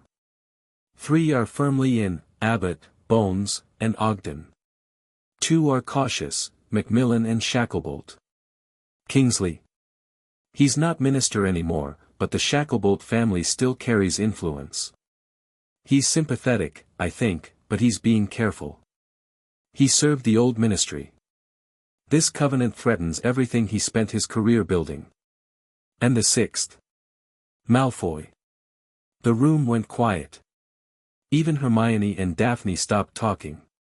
Draco Malfoy responded to your owl, Harry said flatly. Within the hour. Very polite. Very interested. Very carefully non-committal. Neville's expression was neutral in the way that only someone exercising deliberate restraint could manage. He wants a meeting. With me. With you. Harry thought about it. He thought about Draco Malfoy at 16, lowering his wand on the astronomy tower. He thought about Draco Malfoy at 17, refusing to identify Harry to the Snatchers. He thought about the complicated, ugly, human tangle of cowardice and cruelty and reluctant decency that was Draco Malfoy. Set it up, he said. But not yet. I want the right of grievance formally invoked first. I want Blackwood on the defensive before I start negotiating with snakes. He paused. No offense to the house. Some taken, Daphne said from across the room, but she was almost smiling. Right. The right of grievance. Harry turned to Hermione and Daphne. What do I need? The 2 women looked at each other. A silent conversation passed between them, the kind that happened when 2 brilliant minds found themselves on the same frequency. 3 things, Hermione said. First, a formal declaration, written, signed in blood, and presented to the ministry. The covenant specifies the exact wording. We have it. Second, Daphne continued, witnesses to the ministry's offenses. Not just our testimony, documented evidence, victim statements, corroborating accounts. The tribunal will weigh evidence, not rhetoric. Third, Hermione finished, a location. The tribunal can't take place on ministry property. It needs neutral ground, a place where old magic is strong enough to anchor the proceedings. Hogwarts, Harry said immediately. Both women shook their heads. Hogwarts is connected to the ministry through the Board of Governors, Daphne said. It's compromised. Then where? There's a place, Daphne said. She glanced at Hermione, who nodded. My father's notes mention it, the Covenant Stone. It's where the original 7 lords signed the covenant in 382. The stone itself is a magical anchor, imbued with the power of the original compact. The tribunal is supposed to take place there. Where is it? Glastonbury Tor. Beneath it, actually. There's a chamber. Unplottable, warded, accessible only by someone bearing a founding house ring.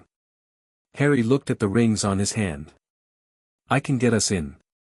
Then we have a location. We need evidence and witnesses. Hermione, the ministry archives, I can't access them anymore. They'll have revoked my credentials the moment Harry made his declaration. But I pulled copies of everything relevant before I left this morning. She patted her briefcase.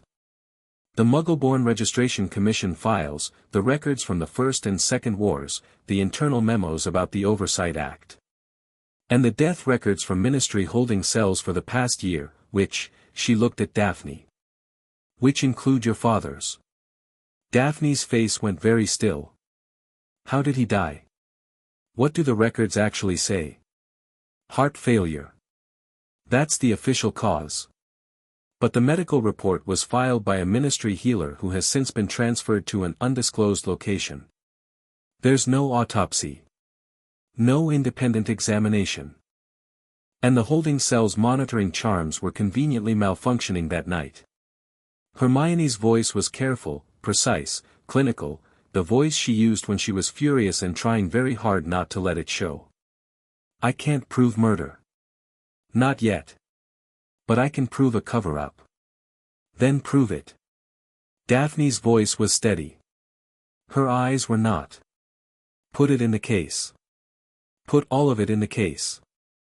Harry watched the two of them, Hermione with her briefcase full of stolen documents and Daphne with her 4 volumes of annotated legal analysis, and he thought, this is how you fight a government. Not with wands. With evidence. Ron, he said. I need you to do something. Name it. George's surveillance charm detectors. The ones he built. I need him to make as many as he can, as fast as he can.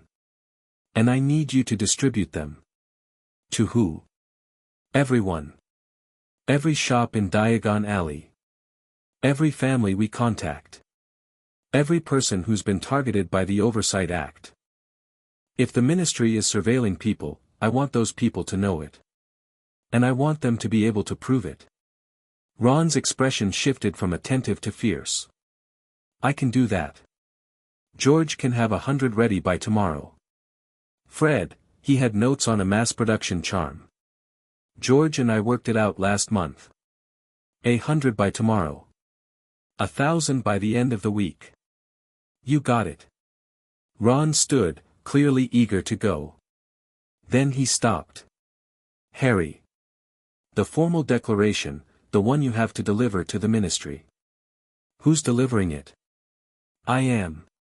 Mate, I'm delivering it personally. To Blackwood's office. To his face. Ron considered this for approximately 2 seconds, then shrugged. Right. Wouldn't be you if you did it the easy way. He left through the pub's flow with a flash of green flame and a cheerful wave. Neville followed shortly after, heading to Longbottom Hall to coordinate the old family's responses. That left Harry alone with Hermione and Daphne, who were already back to their work, quills scratching, pages turning, the table between them becoming a battlefield of parchment and precedent. Harry sat by the fire and read through the formal declaration. The language was archaic but the meaning was clear. The lords of the founding houses had weighed the ministry's governance and found it wanting. The ministry was hereby summoned to answer for its failures before a tribunal of old magic, and if it could not justify its actions, its charter would be reviewed and potentially revoked. It was, Harry thought, the most politely devastating document he'd ever read. It was essentially a letter that said you work for us, you've been doing a terrible job, and you're fired unless you can convince us otherwise. The declaration needs to be signed in blood, Hermione said, looking up from her work. Your blood, specifically. And it needs to be delivered before sundown on the day of signing. The covenant is very particular about timing. Then I'm signing it now and delivering it today. Harry, it's already 4 o'clock. The ministry closes the ministry doesn't close for this. The covenant overrides their operating hours. Daphne was reading from one of her father's notebooks. Article 12, the instruments of the covenant know no boundary of time, season, or convenience. They are delivered, and they are received. It's binding. Hermione looked impressed despite herself. Your father was remarkably thorough. My father was a greengrass. We don't do things by halves. Harry took the declaration, pricked his finger on the Slytherin ring. It seemed designed for exactly this purpose, a small snake fawn concealed in the band, and signed. His blood sank into the parchment and glowed briefly with the same primal white light from the ritual. The document sealed itself, folding into a precise square with the 3 house crests embossed on the front. I'll go alone, he said. No, said Hermione and Daphne simultaneously, then looked at each other. I'll go with him, Daphne said. I know the protocol. And the ministry knows the Greengrass name. My father's case is already a liability for them. My presence will make a statement. Hermione nodded slowly. That makes sense. I'll stay here and keep building the evidentiary file. Harry, be careful. When am I not careful? Do you actually want me to answer that? No. The Ministry of Magic's visitor entrance was unchanged, same red telephone box, same battered receiver, same ride down into the atrium. But the atrium itself had been redecorated since Harry's last visit. The old Fountain of Magical Brethren was gone, replaced after its destruction in the battle with Voldemort and then again after the fall of the regime. In its place stood a new statue, a single wizard, robed and stern, holding a wand in one hand and a set of scales in the other. The inscription on the base read, Vigilance. Order. Security. Subtle, Daphne murmured. The security desk was manned by a wizard who took one look at Harry and went pale. Mr. Potter. Do you have an appointment? I don't need one. Tell the minister that Lord Slytherin-Peverell-Slytherin is here to deliver a formal instrument under the Covenant of Founding. He has 10 minutes. The wizard stared at him. Stared at the rings. Stared at Daphne, who stared back with the serene patience of a woman who had grown up watching her father intimidate bureaucrats. I'll send word, the wizard said, and fumbled for his communication mirror. They waited. Not for long. An assistant materialized from one of the lifts, a young witch with a clipboard and a nervous energy that suggested she'd been woken from a dead sleep by whatever alarm Harry's declaration had triggered. Lord, I'm sorry, I'm not sure how to, the minister will see you. Please follow me. They followed her into the lift, up through the levels of the ministry, each one bustling with late afternoon activity, officials rushing between offices, memos zooming overhead, the machinery of government grinding on. But Harry noticed the looks. The whispers. Word was spreading fast. People were stepping out of offices to watch him pass, and their expressions weren't fear, or not only fear. There was something else. Hope, maybe. Or curiosity. The look of people who had been living under a weight they'd grown accustomed to, suddenly confronted with the possibility that the weight might lift. The minister's office was on level 1, behind a set of heavy oak doors flanked by 2 aurors who looked deeply uncomfortable. Harry walked past them without slowing. Cornelius Blackwood's office was large, well-appointed, and aggressively tasteful. Dark wood, leather chairs, portraits of previous ministers on the walls. A large desk dominated the center, and behind it sat the minister himself. Blackwood was younger than Harry had expected. Mid-40s, maybe, with dark hair silvering at the temples and a face that would have been handsome if it weren't so carefully composed. He wore perfectly tailored robes of dark blue and a small gold pin on his lapel, the ministry seal. His hands were folded on the desk in front of him, and his expression was one of measured calm that Harry recognized immediately as performance. Aldrich Vane stood to the minister's right, wand holstered but very much present. His pale eyes tracked Harry across the room like a targeting spell. Mr. Potter, Blackwood said. His voice was pleasant, cultured, the voice of a man who had practiced being reasonable until it became a weapon. Thank you for coming. Please, sit. I'll stand. Harry stopped in front of the desk. Daphne took a position to his left and slightly behind, not subordinate, strategic, where she could see both Blackwood and Vane without turning her head. This won't take long.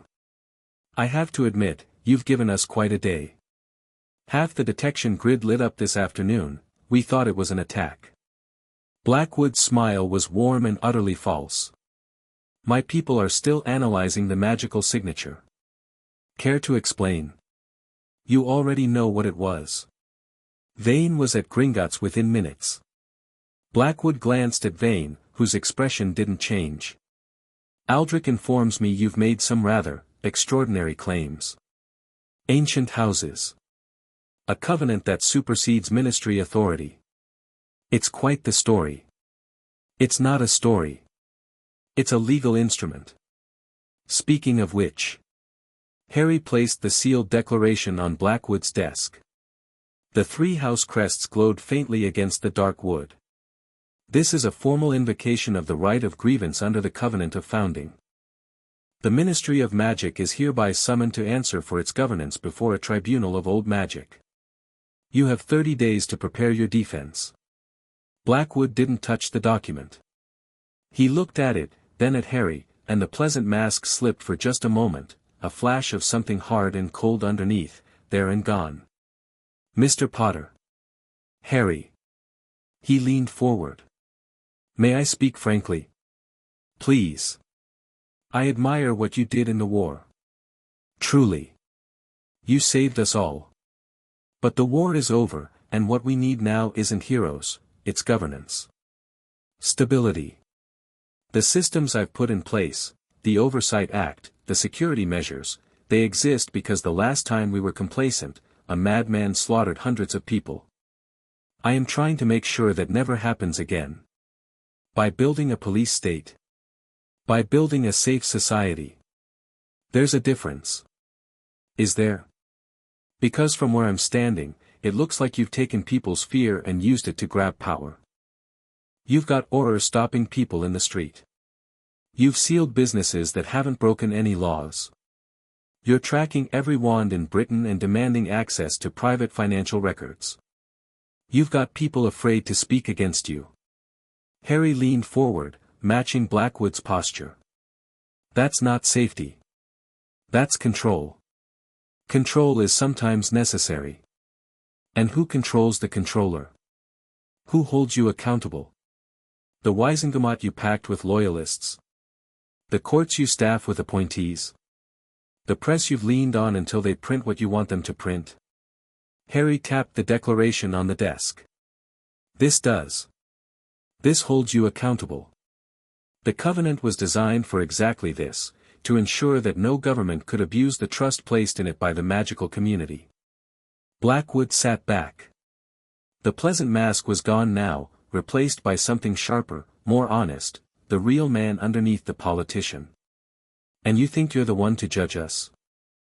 A teenager who got lucky in a war, playing at being a lord because some goblins showed him an old piece of parchment? Something changed in the room. The temperature dropped. The light dimmed. The portraits on the walls went still, not sleeping still, but frozen, as though the painted figures were afraid to move. Harry hadn't done anything. Hadn't raised his wand or spoken a spell. But the magic in the room responded to his anger like a living thing, pressing in, thickening, making the air heavy. Vane's hand went to his wand. Daphne didn't move. I didn't get lucky, Harry said quietly. I walked into the Forbidden Forest and let Voldemort kill me because no one else could end it. I came back because the job wasn't done. And now I'm standing in your office because you are making the same mistakes that let him rise in the first place, the arrogance, the secrecy, the conviction that you know best and everyone else should shut up and be grateful. He picked up the declaration and held it out. Take it. You have 30 days. Blackwood looked at the declaration. Looked at Harry. Looked at the room, which was still dark and heavy and waiting. He took it. This won't go the way you think, Blackwood said. I have the Wisengamot. I have the Aurors. I have the law. You have laws written by men. I have a covenant written by magic. Let's see which one holds up. Harry turned and walked out. Daphne followed, and as they left, Harry felt the room exhale behind them, the temperature returning, the light normalizing, the portraits unfreezing. He hadn't meant to do that. But he also hadn't tried to stop it. That was interesting, Daphne said as they reached the lift. Do you always make rooms go cold when you're angry? That's new, actually. The lordships are amplifying your magical output. Your emotions are bleeding into your ambient field. She said it the way someone else might say you've got something on your shirt. You'll need to learn to control that, or you'll terrify everyone within 50 feet every time you're mildly annoyed. Is that a problem? It's a feature, if used correctly. The lift opened and they stepped in. The doors closed, and for a moment they stood in the small enclosed space, close together, the day's events catching up with them in the sudden quiet. Thank you, Harry said. For being here. I'm not here for you. I'm here for my father. I know. But thank you anyway. She looked at him sidelong, and something shifted in her expression, a softening at the edges, quickly suppressed. You're welcome. They rode the rest of the way in silence. The leaky cauldron was busier than it should have been at this hour. Word had spread, apparently, not just about the shockwave but about Harry's confrontation with Vane in Diagon Alley, his walk through the ministry, his delivery of the declaration. The pub was full of witches and wizards who were pretending to drink but were clearly waiting for something, and when Harry walked through the door, every head turned. Tom caught his eye from behind the bar and gave a small, significant nod toward the private room. Harry headed for it, Daphne at his heels, and found that their small war council had grown. Hermione was still at the table, buried in documents, but she'd been joined by Ron, who had returned with a crate of George's surveillance detectors, Neville, who had brought Augusta Longbottom, a terrifying woman in a vulture hat who nodded at Harry with the kind of regal approval that made him feel like he'd passed a test he hadn't known he was taking, Susan Bones, who had apparently dropped everything and come the moment Neville's owl arrived, and, sitting in the corner with a fire whiskey and an expression of careful neutrality, Kingsley Shacklebolt. "Harry," Kingsley said. He didn't stand. His voice was the same deep, calm baritone it had always been, but there was a wariness in it that was new. "You've had a busy day, Kingsley." Harry sat down across from him. "I wasn't sure you'd come. I almost didn't." "What you're doing," he paused, choosing his words. "I helped build the ministry you're trying to tear down. I served it for 20 years. I was its minister, briefly. And I know, better than most, that it's deeply flawed. But it's also the only system of governance we have. Which is why I'm not tearing it down. Not yet. I'm putting it on trial. The right of grievance. You know about the covenant. I know rumors. Old stories from my grandmother. I never thought," he stopped. Looked at the rings on Harry's hand. "Those are real. They're real."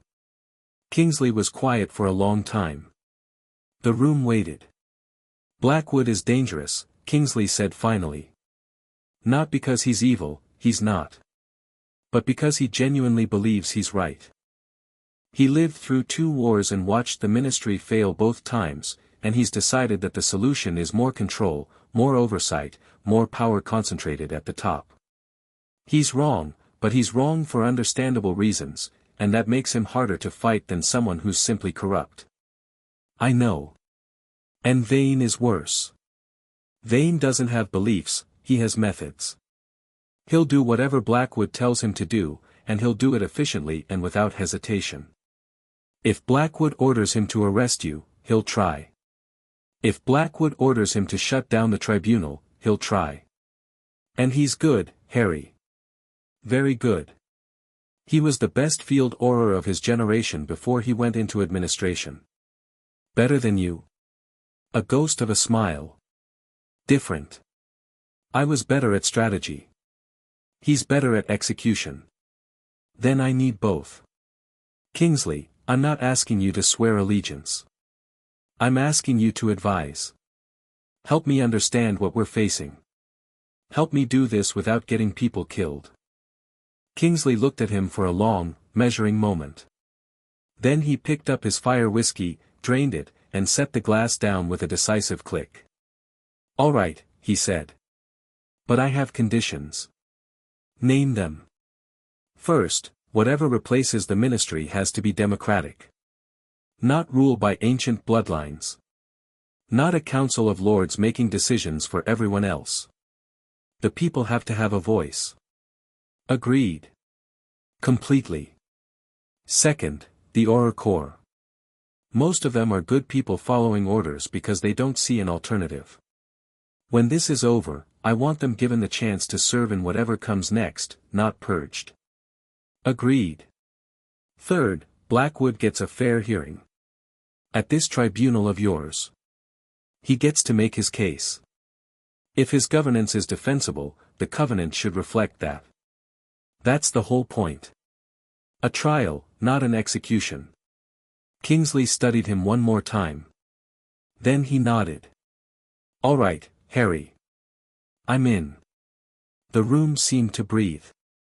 Augusta Longbottom made a small sound of approval from her chair. Susan Bones was already leaning over to talk to Neville in rapid whispers. Ron had opened a butterbeer and was grinning. "Good," Harry said. "Now, here's what happens next." He stood and addressed the room. Not from a podium, not with a speech prepared, just standing at the head of a table in a pub, talking to the people he trusted. Blackwood has 30 days to prepare his defense. We're going to use that time. Hermione and Daphne are building the case, every crime, every overreach, every violation of the Ministry's duty to the magical community. They need evidence. Documents, testimony, records. Anything and everything. Ron is distributing George's surveillance detectors across the country. Every family, every shop, every person the Ministry has targeted. We're going to prove the scope of the surveillance state, and we're going to make sure people know what's being done to them. Neville and Augusta are coordinating the old families. We need political support, not just for the tribunal, but for what comes after. The more houses that stand with us, the harder it is for Blackwood to frame this as one man's power grab. Kingsley is our strategic advisor. He knows the Ministry inside out. He knows Blackwood and Vane. He knows where the weaknesses are. He paused. And me. I'm going to Glastonbury. The tribunal needs to be anchored at the Covenant Stone, and the stone needs to be awakened. According to Daphne's notes, that requires the presence of a founding lord. He held up his ring-bearing hand. That's me. I'll go tomorrow. I'm coming, Daphne said. It wasn't a question. You're needed here. The case, Hermione can handle the case. She's better at the evidentiary work than I am, she's more methodical. I know the Covenant's ritual requirements better than anyone alive. If you try to activate the Covenant Stone without understanding the protocols, you'll blow yourself up. She's right, Hermione said, not looking up from her documents. I've got this. Take Daphne. Harry looked at Daphne. She looked back with the calm certainty of someone who had already made up her mind and was simply waiting for reality to catch up. Fine, he said. Dawn. Again. I'll be ready. Again. The meeting broke up naturally after that. People drifted off, Neville and Augusta to Longbottom Hall, Susan to her own family's estate, Kingsley through the floor with a look that suggested he was going somewhere he didn't want to talk about. Hermione stayed at the table, still working. Ron stayed with her, not working but being present, which was its own form of contribution. Harry was about to leave when Hermione called his name. Harry. He turned. She was looking at him with an expression he hadn't seen from her before, something between admiration and fear. Not fear of him. Fear for him. The shockwave, she said. When you claimed the lordships. I felt it. We all did. But I also felt, Harry, the amount of power that moved through you today would have killed most wizards. It would have burned them out. You absorbed it like drinking a glass of water. What are you saying? I'm saying you're different now. The lordships didn't just give you a title and some rings. They connected you to something, a magical infrastructure that's been dormant for centuries. You're the conduit. The focal point. And I don't think we fully understand yet what that means. Harry looked at his hands. The 3 rings glowed faintly in the dim light of the pub. He could feel it, the vast, patient power humming beneath his skin, threaded through his bones, woven into his blood. It wasn't his. It was older than him, older than any living thing. It was the magic of the land itself, the deep power that ran through the ley lines and the standing stones and the ancient places where the veil between the magical and mundane grew thin. It means I can do what needs to be done, he said. Just, be careful. Please. I'll be careful. He left the pub. Outside, London was dark and cool, the September air carrying the first hint of autumn. He walked for a while instead of operating, hands in his pockets, letting the night settle around him. The Muggle world moved past in its oblivious way, cars and streetlights and people going about their lives, unaware that the magical world they didn't know existed was about to be turned inside out. He thought about Blackwood's face when the room went cold. He thought about Vane's pale eyes, calculating, always calculating. He thought about Daphne's tears in the ritual chamber and the way she'd wiped them away like they were an insult. He thought about Hermione's fear. He thought about his parents, and Sirius, and Remus, and Fred, and everyone who had died to give the wizarding world a chance at something better than what it had. I'm going to give them what they died for, he thought. Or I'm going to burn the whole thing down trying. He operated home, and Grimmauld Place was dark and quiet and exactly as he'd left it. Kreacher had left dinner on the table. Harry ate it. He went to the library and spent an hour reviewing Daphne's notes on the Covenant Stone, the ritual requirements, the magical specifications, the warnings. There were a lot of warnings. He ignored most of them. At midnight, he went to bed. Sleep came quickly, that deep, dreamless sleep that had returned to him since the claiming, as though whatever had been keeping him awake for months had been resolved at some fundamental level. The nightmares that had plagued him since the battle, the flashes of green light and screaming in Tom Riddle's red eyes, gone. Replaced by something else. Not dreams. Something deeper. A sense of vastness, of connection, of being rooted in something ancient and enduring. He slept like a man who had finally found ground to stand on. Dawn came. He dressed, holstered his wand, and operated to Hogsmeade. Daphne was waiting outside her shop, dressed for travel, boots, practical robes, her hair braided tight against her head. She had a leather satchel over one shoulder and her father's silver pocket watch pinned to her collar. "Glastonbury Tor," she said. "We'll need to apparate to the village and walk up. The Covenant Stone is beneath the Tor, and the entrance is keyed to the rings." "How far is the walk?" "About a mile up the hill.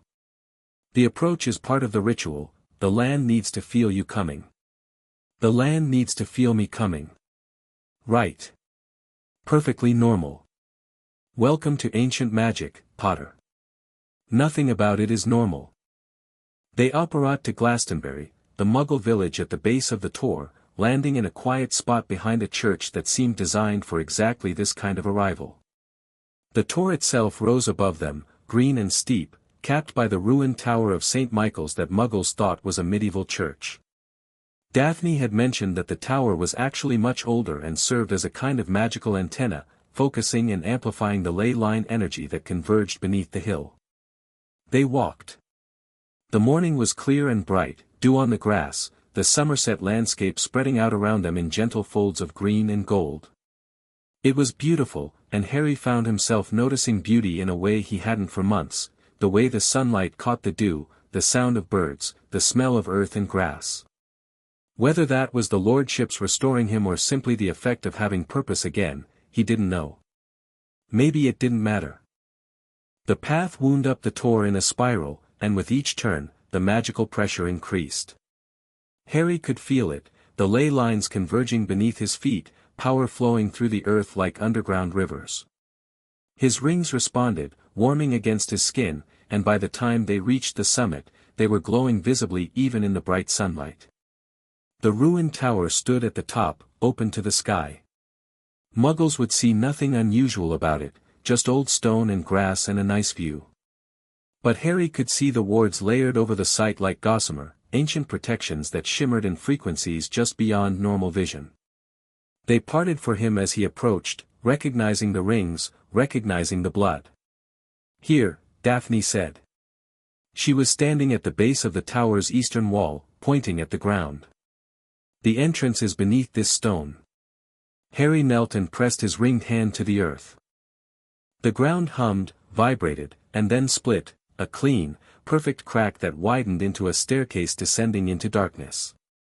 Not the worked stone of Gringotts. Raw earth and root and ancient rock, a passage that felt less built than grown. "After you," Daphne said. "Why after me?"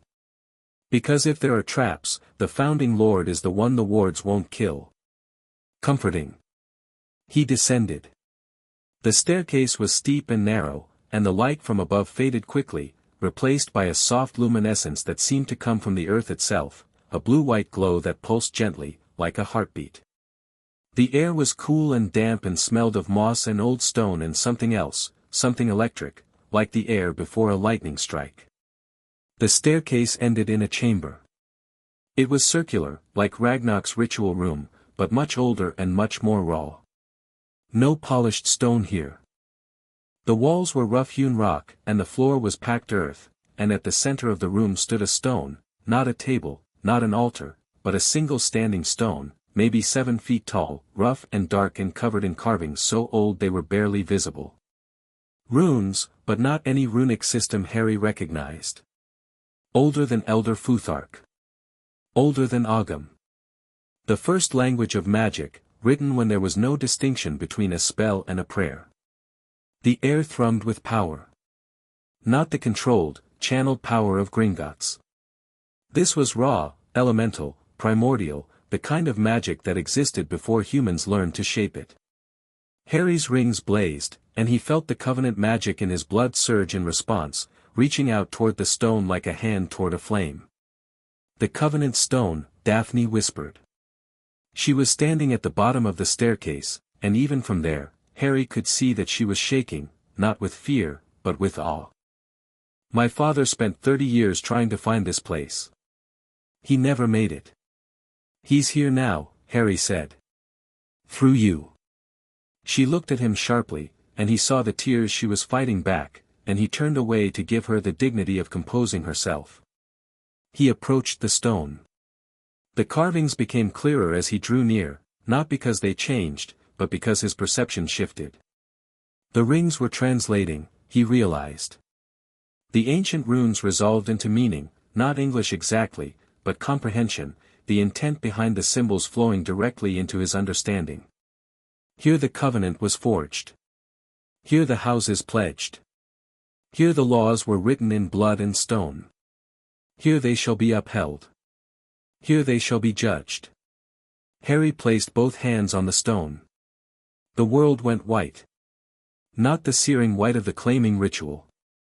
A softer white, luminous and warm, like being inside a cloud lit by sunlight. The chamber was gone. Daphne was gone. There was only Harry and the stone and the vast, humming presence of the covenant itself. Who comes? The voice was, everything. Not a single voice but a chorus, layered, ancient, the combined echo of every lord who had ever touched this stone. It resonated in his bones, in his blood, in the rings on his hand. Harry James Potter. Lord Slytherin Peverell-Emrys. I come to invoke the right of grievance. Against whom? Against the Ministry of Magic. The governing body established under this covenant. It has broken faith with the magical community. It has abused its authority. It has failed in its duty. Speak the charges. Harry closed his eyes. He didn't need the notes. He didn't need Hermione's files or Daphne's annotations. He knew, in his bones, what the charges were. They were the charges of a lifetime spent watching a broken system fail the people it was supposed to protect. The ministry failed to prevent the rise of Tom Riddle. Twice. It ignored warnings. It persecuted those who spoke the truth. It allowed fear and corruption to paralyze its response, and hundreds died because of it. The ministry created the Muggle-born Registration Commission. It allowed the persecution, imprisonment, and murder of its own citizens based on blood status. The ministry has enacted the Magical Oversight Act, which strips citizens of privacy, dignity, and due process. It surveils them without cause. It searches their homes without warrant. It freezes their assets on suspicion. It has killed a man in its custody and covered up his death. The ministry has broken the covenant. It no longer serves. It rules. And it must answer for that. Silence. A long, deep silence, like the earth itself was thinking. Then, the grievance is heard. The tribunal is granted. 30 days hence, at this stone, the ministry shall answer. So it is spoken. So it shall be. The white light flared, condensed, and then slammed back into the stone like a thunderbolt in reverse. The chamber returned. Harry stumbled back, gasping, his hands burning where they'd touched the stone. The carvings on the stone were glowing now, all of them, every rune, every symbol, blazing with white fire that slowly dimmed to a steady, pulsing glow. The stone was awake. Daphne was at his side, one hand on his arm, steadying him. Harry. Harry, are you? I'm fine. It's done. The tribunal is set. He looked at his hands. The silver marks from the claiming ritual, the three-pointed symbol on his left palm, were glowing too, a steady pulse that matched the stone's rhythm. 30 days. The ministry has to appear. Magic will enforce it. What happened? What did you see? He told her. The white space, the voices, the charges. Her face was very still as she listened. My father's death, she said. You included it. It belongs in the charges. She said nothing for a moment. Then she did something Harry didn't expect. She reached out and took his hand, the one with the rings, and held it briefly. Her grip was firm and her fingers were cold, and the gesture was so deliberate, so controlled, that it was clearly the most vulnerable thing Daphne Greengrass had allowed herself in a long time. Thank you, she said. Don't thank me yet. We still have to win. We'll win. She let go of his hand and stepped back, composure restored, armor back in place. The Covenant heard the charges and granted the tribunal. That means the magic itself considers the grievance valid. That's not a guarantee of victory, but it's significant. They climbed back up the staircase and into the sunlight. The entrance sealed behind them, the earth closing smoothly over the passage, leaving no trace. But Harry could feel the stone beneath, awake and waiting, counting down the days. At the base of the tor, Harry's Patronus, sent before they descended, had summoned Ron, who was waiting with news. Mate. We've got a problem. What kind? The ministry kind. Blackwood held a press conference an hour ago. Full Wisengamot audience, all the papers, Wizarding wireless broadcast. Ron's expression was grim. He's calling you a Dark Lord. Harry felt the cold thing in his chest stir. Not anger. Something quieter, more patient. What exactly did he say? That a disgraced war veteran, his words, has made delusional claims about ancient bloodlines and is attempting to overthrow the legitimate government of magical Britain. He's invoking emergency powers under the Oversight Act. Doubling Auror patrols. Imposing a curfew in Diagon Alley. And he's issued a warrant for your arrest. On what charge? Sedition. Daphne laughed. It was a sharp, bitter sound. Sedition. Against a government that exists at the pleasure of the houses he represents. The man's either an idiot or he's counting on the public not knowing the difference. The public doesn't know the difference, Ron said. That's the problem. Blackwood controls the narrative. The prophet's running with it, Potter Gone Dark, is the headline.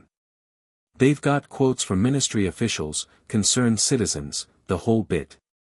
Harry stood in the morning sunlight at the base of Glastonbury Tor, feeling the ancient magic pulse beneath his feet and the warrant for his arrest like a distant buzzing of gnats.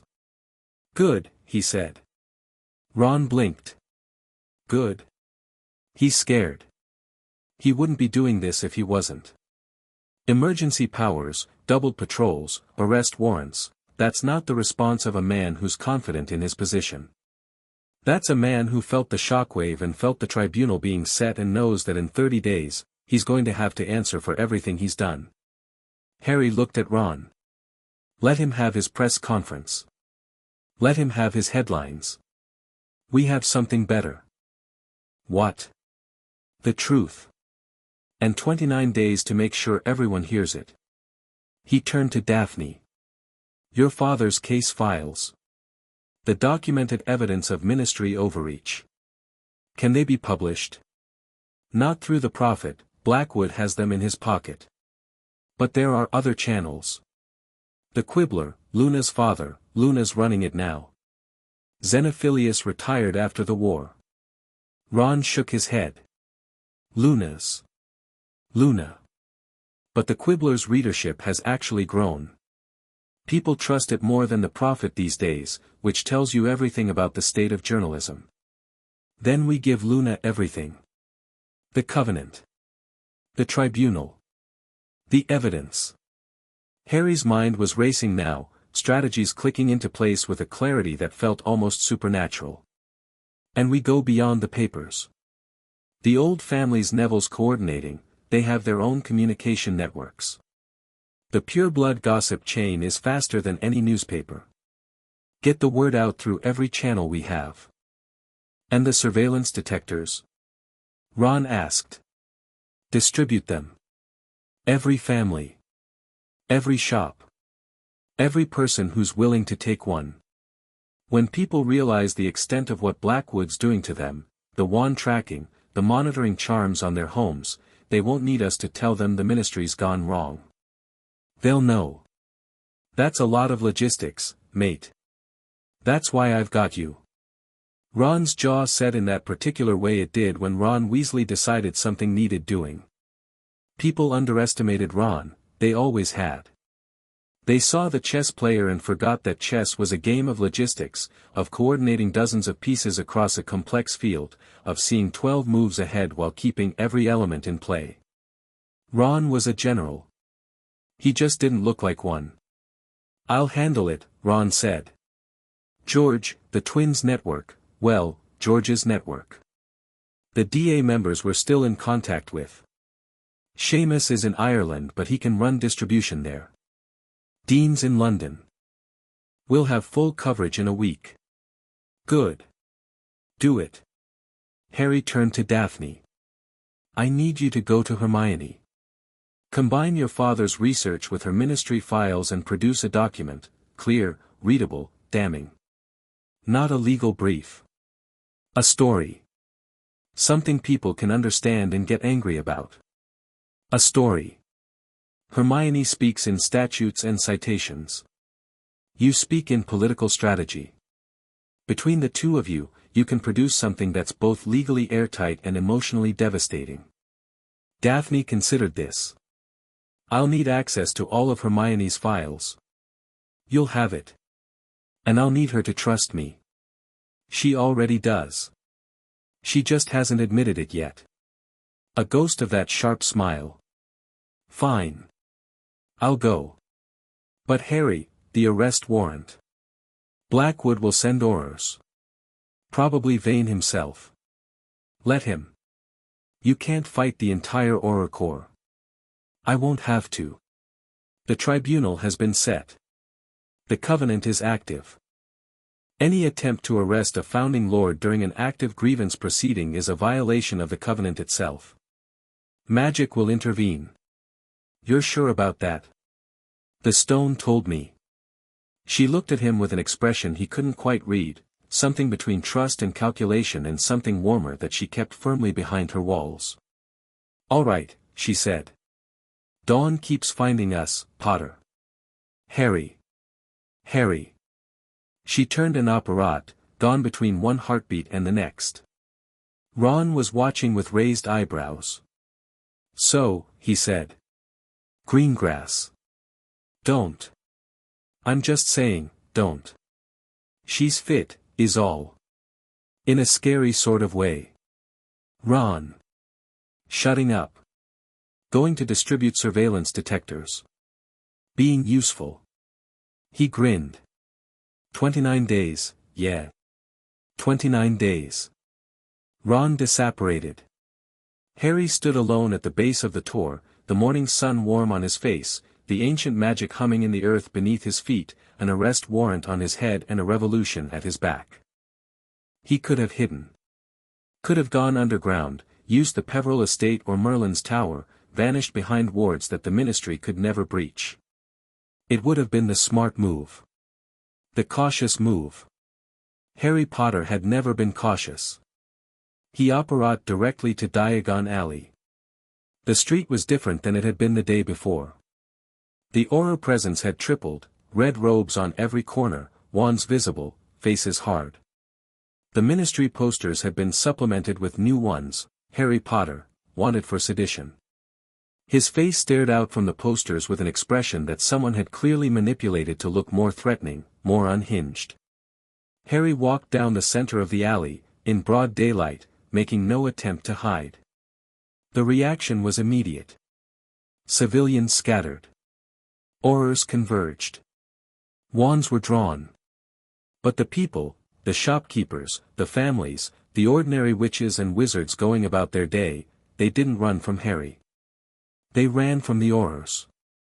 They pressed against shop fronts and peered from windows and watched with wide eyes as Harry Potter walked through the most heavily patrolled street in magical Britain like he owned it. And in a sense, he did. The wards of Diagon Alley were ancient, older than the ministry, older than the Wisingamot, laid down in the earliest days of organized magical commerce. Harry could feel them now, humming in response to his rings, recognizing the authority of the founding houses. The alley itself was welcoming him.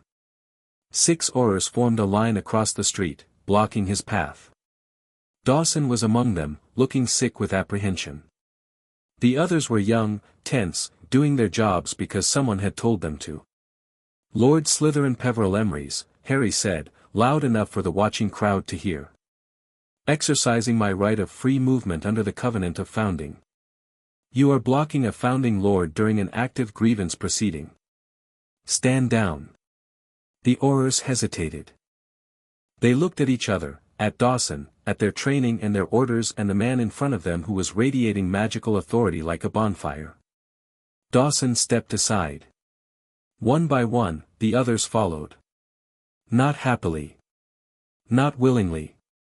But they stepped aside, because whatever their orders said, something deeper, something in the magic itself, told them that opposing Harry Potter right now would be a very bad idea. Harry walked through the gap and continued down the alley. Behind him, the crowd was murmuring, and the murmurs were growing louder, and the word that kept repeating, over and over, in tones of shock and wonder and dawning hope, was covenant. He stopped at Weasley's Wizard Wheezes. The shop was open. George had refused to close again after Harry had broken the seal, and apparently the ministry had decided that resealing it would be more trouble than it was worth. George was in the doorway, watching Harry's progress with undisguised glee. That, George said, was the best thing I've seen since Fred and I turned the Hogwarts corridor into a swamp. It's going to get better. Or worse. Depending on your perspective. My perspective is solidly in favor of watching you make the ministry wet itself. What do you need? A base of operations. Somewhere public. Somewhere the ministry can see and can't touch. George's grin widened to dangerous proportions. I've got just the thing. The flat above the shop, Fred and I warded it ourselves. It's got Fidelius-level protections, it's spacious, and it's right in the middle of Diagon Alley where everyone can see us coming and going. He paused. Fred would have wanted it used for something like this. Harry looked up at the building. The flat above the joke shop. It was perfect, visible, defiant, impossible to ignore. Done, he said. Thank you, George. Thank me by winning. And maybe naming a law after Fred. The Fred Weasley act of don't be a prat. He'd have loved that. Harry spent the rest of the day setting up. The flat was larger than he'd expected, expanded, like everything in the magical world, with a main room big enough to serve as a command center, a kitchen, 2 bedrooms, and a bathroom. George's wards were impressive, layered with the same inventive brilliance that went into his products, full of nasty surprises for anyone who tried to breach them uninvited. By evening, the flat had been transformed. Hermione's documents covered one wall. Daphne's case files covered another.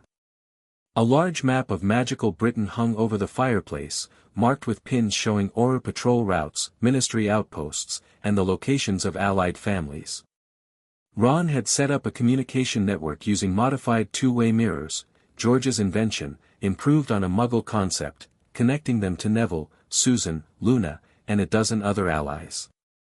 They were, Harry realized, building something. Not just a case against the Ministry. A movement. The kind of thing that started in small rooms with determined people and ended up changing the world. That night, with the flat full of friends and allies, the table covered in plans and evidence, the walls humming with protective wards, Harry stood at the window and looked down at Diagon Alley. The Aurors were still there. The posters were still there. But something had changed. The fear that had hung over the alley like a fog was thinning. People were walking with their heads up.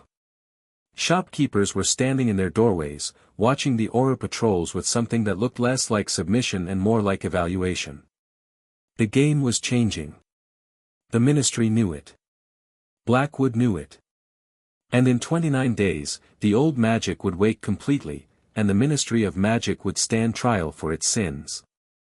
Harry touched the rings on his hand and felt the Covenant pulse in response, steady, patient, inexorable. 29 days, he thought. Let's make them count. Behind him, Hermione and Daphne were arguing about subordinate clauses again.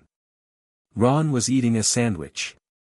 Neville's voice crackled through the two-way mirror, reporting another family pledged to their cause.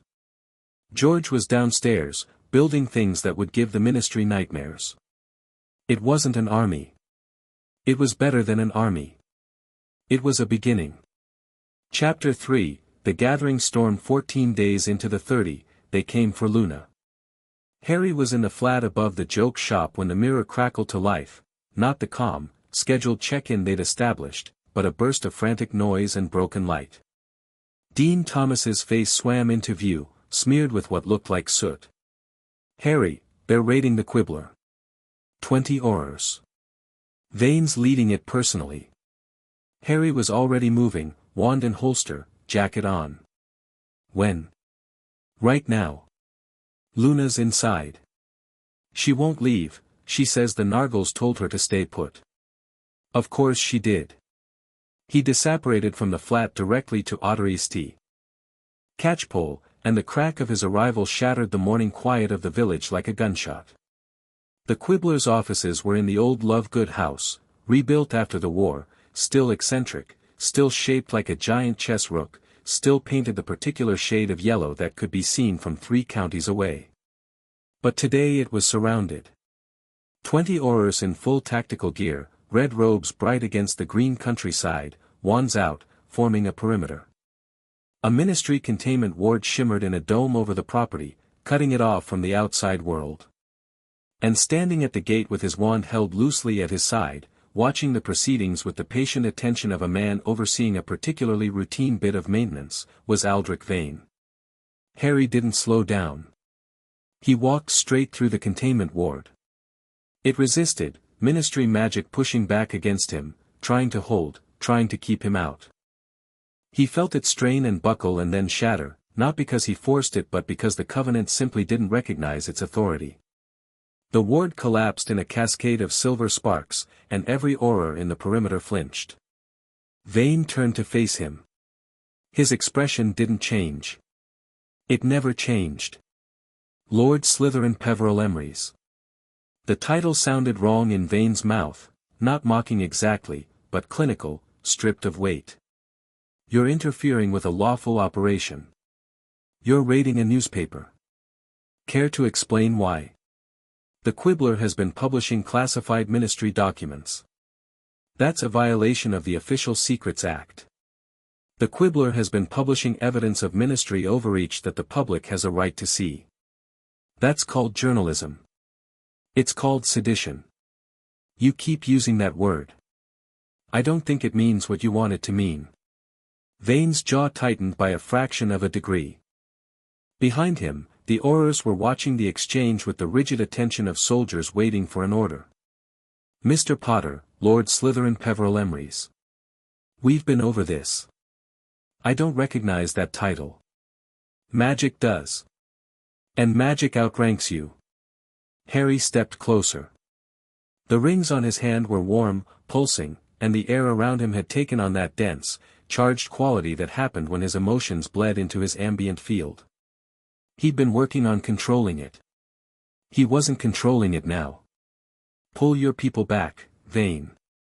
Leave the quibbler alone. This is your one warning. Or what? Harry raised his ringed hand, palm open, and the magic answered. It came from the earth. From the ley lines running beneath the Somerset countryside, from the ancient power that flowed through the land like an underground river. It surged up through the ground and into Harry and out through his hand in a wave of force that hit the aura perimeter like a gale. No one was hurt. Harry was precise in a way that surprised even himself, but every aura in the line was pushed back 10 feet, their boots gouging furrows in the earth, their shield charms flaring and crackling under the strain. Vane didn't move. The wave broke around him like water around a stone, and Harry had to give him credit for that. The man was holding a personal shield strong enough to withstand what amounted to a localized earthquake. His pale eyes were very wide, though. That was something. I'm not going to fight you, Harry said. I'm not going to hurt your people. But I am going to protect the ones under my care. Luna Lovegood's newspaper is publishing evidence for the tribunal. That makes her work part of the Covenant proceedings. Any interference with that work is a violation of the Grievance Compact. You know what happens when the Covenant is violated directly, Vane? Enlighten me. Magic enforces it. Not me. Magic. And magic doesn't give warnings twice. As if to punctuate the point, the ground beneath the auras trembled, a deep, resonant vibration that had nothing to do with Harry and everything to do with the ley lines responding to the Covenant's authority. Several auras stumbled. One dropped his wand. Vane's shield flickered. The man was smart. Cold, ruthless, and committed to his cause, but smart. Harry watched the calculation happen behind those pale eyes, the threat assessment, the cost-benefit analysis, the strategic recalibration. Vane looked at the trembling ground, at his rattled auras, at the man standing in front of him with ancient magic rolling off him in waves, and he made a decision. Fall back, he said. Quiet. Controlled. Not a retreat, a tactical withdrawal. The kind of distinction that mattered to men like Vane. The auras pulled back. They didn't disapparate, too professional for that, but they withdrew to the road and regrouped, and the pressure on the Lovegood property eased like a hand lifting from a throat. Vane lingered. He looked at Harry with an expression that had shifted from clinical assessment to something more personal, more dangerous. You're making a mistake, Vane said. Not because you're wrong about the ministry. Maybe you're not. But because you think this ends with a tribunal and a legal ruling and everyone goes home. It doesn't. Blackwood won't allow it. And neither will I.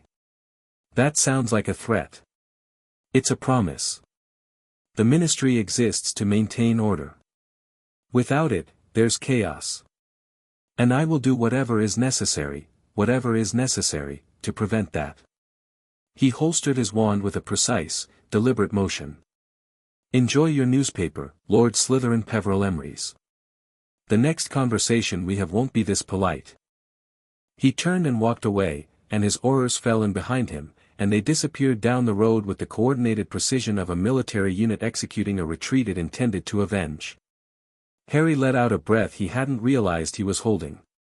The power receded, the ley lines settling back to their usual hum, the charge in the air dissipating. His hands were shaking slightly.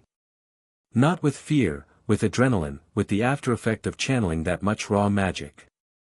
That was quite impressive. Luna was standing in her doorway, barefoot, wearing a dress covered in what appeared to be hand-painted thestrals, holding a cup of tea. She looked exactly as she always had, serene, slightly out of focus, as though she existed in a reality adjacent to everyone else's. Luna. Are you all right? Oh, perfectly. They were very polite about the raid, actually. Knocked and everything. I offered them tea, but they said they were on duty. She took a sip. The Nargles said you'd come. They're very reliable about things like that. Harry smiled despite himself. Some things, it seemed, were constants even in a world that was being turned inside out. The next issue of the Quibbler, he said. Can you have it ready by tomorrow? It's been ready since yesterday. I had a feeling. She produced a rolled-up proof copy from somewhere inside the thestral dress, Harry didn't ask where, and handed it to him. The headline read, The Covenant of Founding, the law the Ministry doesn't want you to know about. Below it, in smaller type, full text of ancient compact published for the first time in 300 years. Evidence of Ministry violations documented inside. Hermione and Daphne wrote the main article, Luna said. I added illustrations. And an article about Raxperts in the Ministry's ventilation system, which I think adds important context. Luna. You're a national treasure. That's what the Nargles say. He arranged additional protections for the Lovegood property, layered wards tied to the Covenant itself, keyed to the ley lines, stronger than anything the Ministry could breach without risking magical backlash. Dean Thomas volunteered to stay on site as a bodyguard, though Luna seemed more concerned about whether he'd remembered to eat breakfast. Harry operated back to Diagon Alley with the proof copy under his arm and fire in his chest. The flat was full when he arrived. Not just the core group, the movement had grown. Seamus Finnegan had come over from Ireland, all restless energy and Irish temper. Angelina Johnson was there, standing near the window with the quiet intensity she'd carried since Fred's death and channeling it now into something productive. Lee Jordan had set up a pirate wizarding wireless broadcast in the corner, rigging a modified transmitter that could reach every magical household in Britain. Padma and Parvati Patil were cross-referencing Ministry surveillance data with residential maps, building a comprehensive picture of exactly how far Blackwood's monitoring network extended. And in the center of it all, standing over the map table with Hermione and Daphne, was Neville, looking for all the world like a general reviewing a battlefield. He'd grown into it, Harry thought. The boy who'd been terrified of Snape had become a man who led with quiet certainty and iron resolve. The old families were rallying to him, not because he'd asked them to, but because he embodied something they respected, duty, honor, the stubborn refusal to bend when bending was easier. Harry. Neville looked up as he entered. We heard about Luna.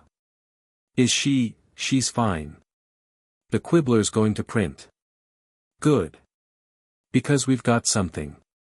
Neville turned to the map table, where a new set of documents had been laid out, parchments sealed with family crests, formal letters, declarations. 12 more families committed overnight. The Abbotts publicly declared support this morning, Hannah put out a statement through her pub. The Bones family filed a formal objection to the Oversight Act with the Wisingamot, citing the Covenant as superior authority. Susan's been magnificent. And the Wisingamot response? Panicked.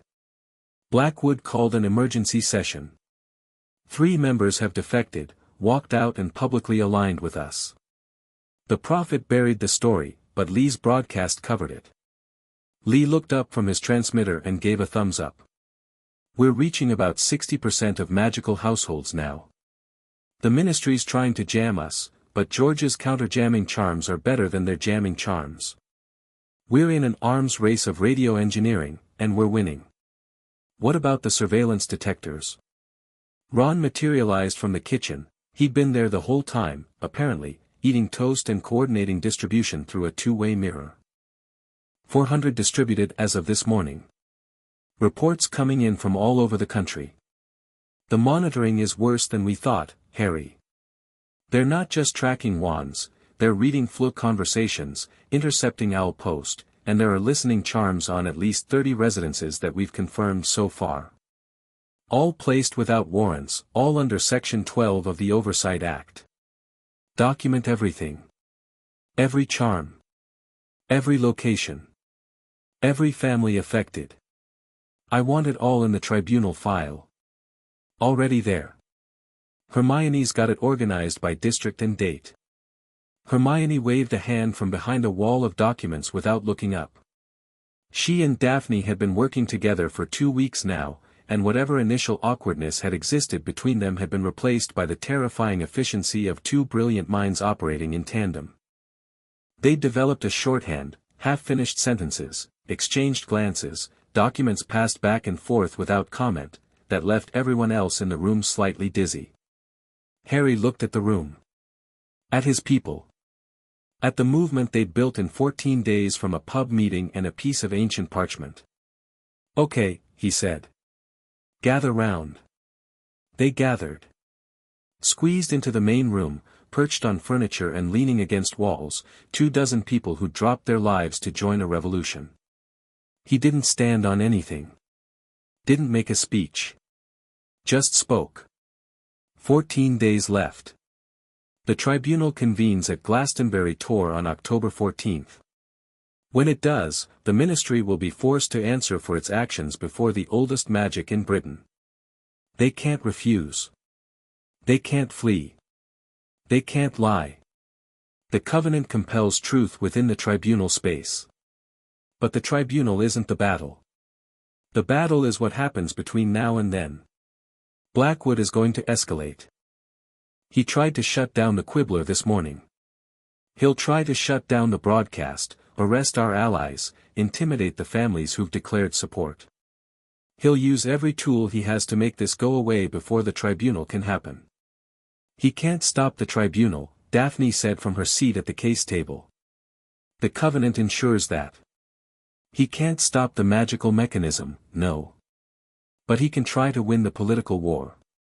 If he can make the public afraid of us, afraid of what we represent, then even a tribunal finding against the ministry won't matter, because the people will side with the devil they know over the chaos they fear.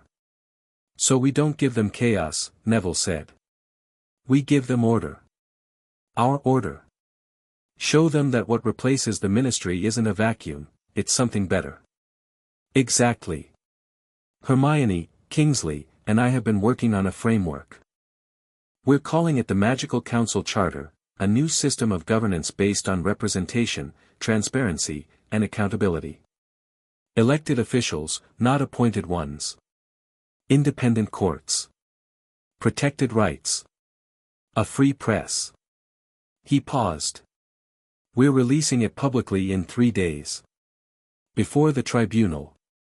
So that when people see the ministry fall, they already know what catches them. That's ambitious, Seamus said. Designing a whole new government in 3 days. Hermione's been designing it for 2 weeks. She's got the structure.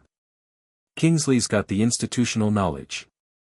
Daphne's got the legal framework. I just need to sign off on it. He caught Hermione's eye across the room. She gave a small, tight nod that said it's ready. What about the Malfoy situation? Neville asked carefully. The room shifted. Several people looked uncomfortable. The Malfoy question had been simmering since Neville's initial report, and Harry had been putting off dealing with it. Not because he was afraid, he just hadn't decided what to do. I'm meeting with Draco tomorrow, Harry said. Where? Ron asked, in a tone that made it clear he'd be nearby with wand drawn regardless. Here. In the flat. On our territory, on our terms. You're inviting Malfoy into our headquarters? Seamus said incredulously. I'm inviting Draco Malfoy into a room full of people who fought him in a war, to explain why he thinks he should be on our side in this one. If he can't make the case, he leaves. If he can, Harry shrugged. We need every ally we can get. Even uncomfortable ones. Especially uncomfortable ones, Daphne added. The Malfoy name carries weight in exactly the circles we haven't reached yet. The old pure-blood establishment, the wealthy families who are sitting on the fence, they'll follow the Malfoys. They always have. I don't trust him, Ron said flatly. Neither do I. That's why I'm meeting him in a room full of people who fought him in a war. Harry held Ron's gaze. I'm not asking you to forgive him. I'm asking you to let me use him. Ron's jaw worked for a moment. Then he exhaled sharply. Fine. But I'm in the room. Wouldn't have it any other way. The rest of the day was a blur of preparation. Hermione and Daphne finalized the evidentiary package for the tribunal, a document so comprehensive and damning that Harry felt physically ill reading parts of it. The Muggle-born Registration Commission records. The death records from Ministry custody. Intercepted internal memos from the DMLE ordering surveillance operations against civilians with anti-ministry sympathies. Financial records showing the diversion of public funds to Blackwood's personal security detail. Testimonies from victims, people who'd been searched, questioned, intimidated, or simply disappeared into the ministry's holding cells and emerged weeks later, shaken and silent. Daphne had added a section on her father. She'd written it herself, in clean, precise prose that was devastating in its restraint. The facts. The timeline. The questions the ministry had refused to answer. She didn't accuse. She didn't editorialize. She simply laid out the evidence and let it speak, and it screamed. Harry read it in the quiet of the evening, after most of the group had gone home or settled into the guest rooms George had conjured in the flat's expanding space. He sat at the case table with the document in front of him and felt the weight of it, not just paper and ink, but the accumulated suffering of hundreds of people who'd been failed by the institution meant to protect them. Heavy reading. Daphne was in the doorway, 2 cups of tea in her hands.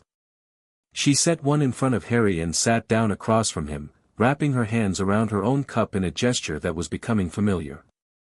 "Your section," Harry said. "It's good. It's accurate. Good is a different standard. It's both." She looked at the document. At the page with her father's name on it. Her face did that thing it did, the careful stillness that was actually a kind of controlled violence, holding everything in so tightly that nothing could escape. "Do you know what he said to me?" she asked. "The last time I saw him. Before they took him in for questioning." Harry shook his head. "He said, 'The truth is a patient thing, Daphne. It waits.' He'd been working on the Covenant case for years. He knew the ministry would come for him eventually.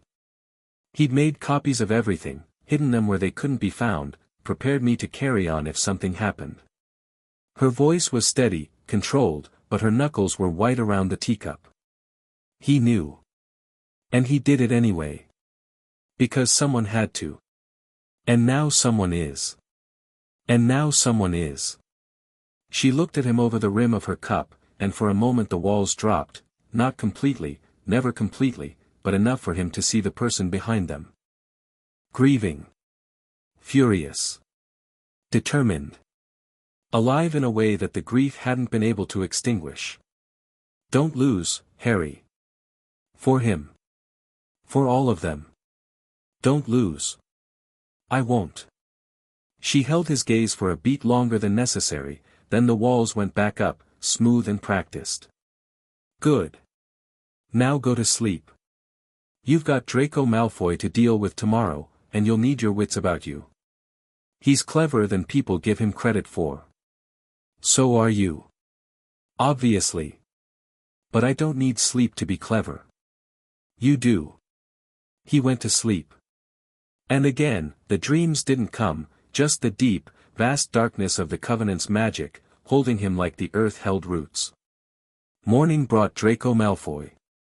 He arrived precisely on time, not early, not late, because Draco Malfoy had been raised to understand that punctuality was a statement. He was dressed immaculately, pale hair neatly styled, wearing robes that probably cost more than some people's houses.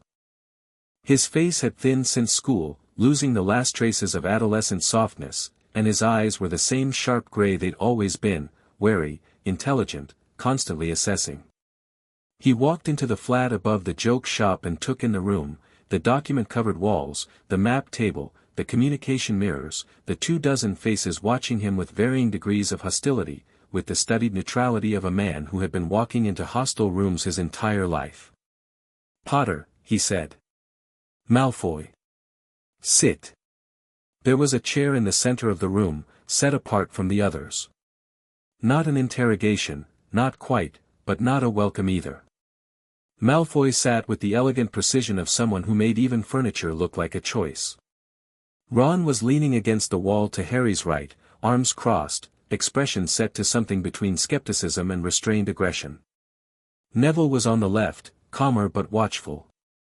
Hermione sat at the case table, quill in hand, ready to take notes. Daphne stood behind Harry, which Malfoy clocked with a flicker of surprise. "Thank you for coming," Harry said. "Thank you for inviting me. I assume this isn't a social call." "You responded to Neville's owl within an hour. You expressed interest in our cause. I'm here to find out whether that interest is genuine or strategic. Can't it be both?" "That depends on where the balance falls." Malfoy's thin mouth curved into something that wasn't quite a smile. "Direct. You've changed. So have you. Or so I'm told. People say a lot of things about me. Most of them are wrong. Some of them are deserved." He shifted in his chair, and for a moment the mask slipped, not far, but enough to show something genuine underneath. "Something tired. You want to know why I'm here? Fine. I'm here because the Ministry seized 2/3 of the Malfoy estate under the Oversight Act's asset forfeiture provisions. I'm here because Aldrich Vane interrogated my mother for 6 hours about my father's former associates and she hasn't slept through the night since. I'm here because the Minister of Magic has decided that the best way to prevent the next Dark Lord is to become one, and the Malfoy family is his favorite punching bag because we're an easy target and no one will defend us." He paused. The room was silent. "I'm also here because I owe you a life debt. You saved me from the fiend fire. I didn't acknowledge it at the time because I was 17 and terrible. But I've had 4 months to think about it, and I've realized that debts unacknowledged have a way of compounding." He looked directly at Harry. "I'm not pretending to be a good person, Potter. I'm a Malfoy. We serve our interests. But right now, my interests and yours happen to align perfectly, and I can offer you something no one else in this room can." "What's that?" "The Wisengamot swing votes." Hermione's quill stopped. The room shifted. "Explain," Harry said. "Blackwood has a majority, 57 to 12, at last count, with 3 defections bringing it to 54 to 15. But that majority is softer than it looks. At least a dozen members are voting with Blackwood out of fear, not conviction. They're afraid of what happens if they oppose him. Afraid of investigations, asset seizures, public smearing." Malfoy leaned forward. "I know who they are. I know what they're afraid of. And I know how to make them more afraid of you than they are of him. I'm not in the business of making people afraid. Then you're in the wrong business. You're trying to bring down a government. Fear is part of the equation. Not cruelty, there's a difference. You don't have to threaten them. You just have to show them that backing Blackwood is backing the losing side, and that the winning side has a place for them. The winning side does have a place for them. The Council Charter is a wonderful document. I've read it. Hermione's work is, as always, annoyingly excellent."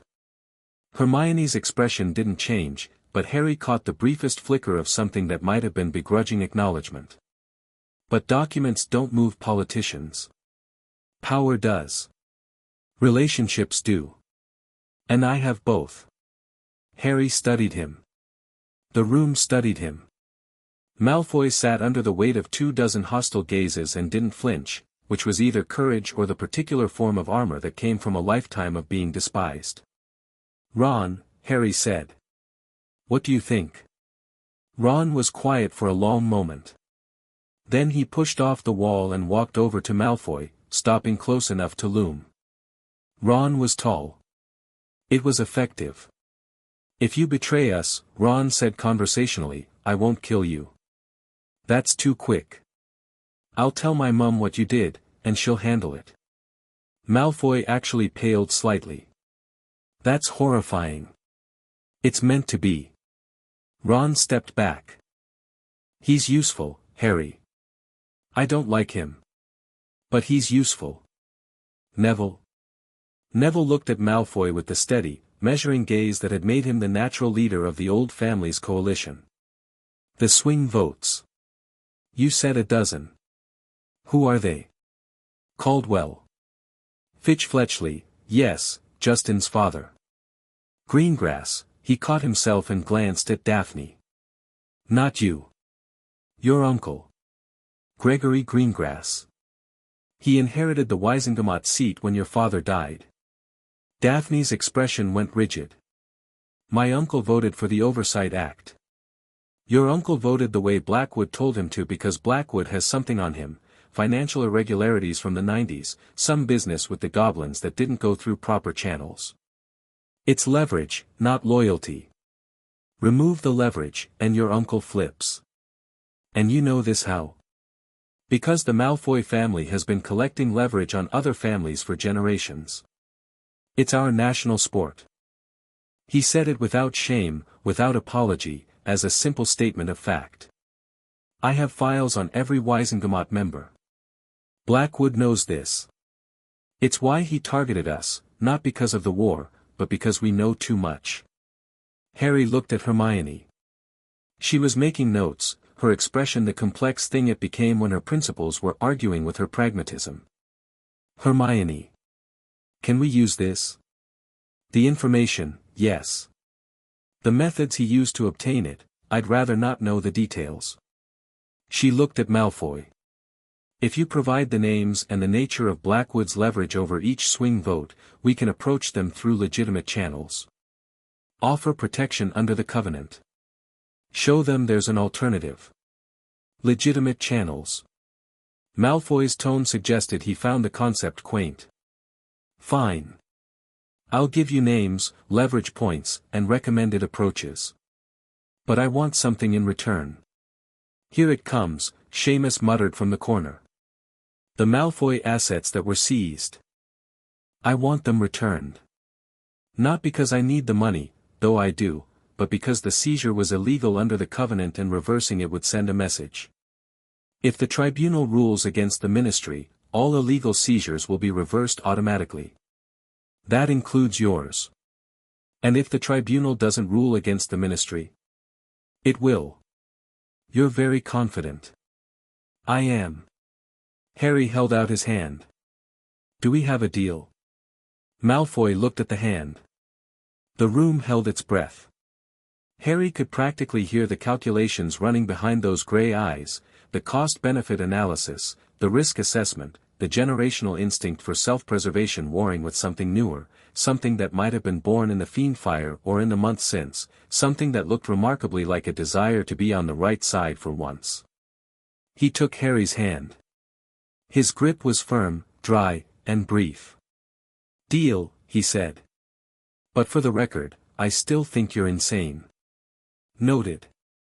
Harry released his hand. Welcome aboard. What followed was a 3-hour intelligence briefing that left even Hermione looking slightly overwhelmed.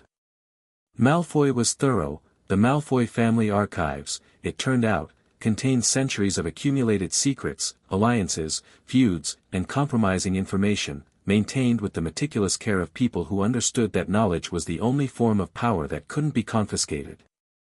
He laid out the Wisengamot like a chessboard.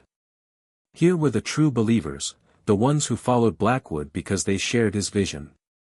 Here were the opportunists, the ones who followed Blackwood because he was winning. Here were the cowards, the ones who followed Blackwood because they were afraid. And here, hidden among the rest, were the ghosts, members who had privately expressed doubt but lacked the courage or the cover to act.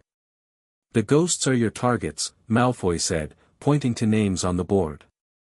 Caldwell lost a son in the war and blames the ministry for not acting sooner. Ogden has been drinking more heavily since the Oversight Act passed, guilt, I suspect.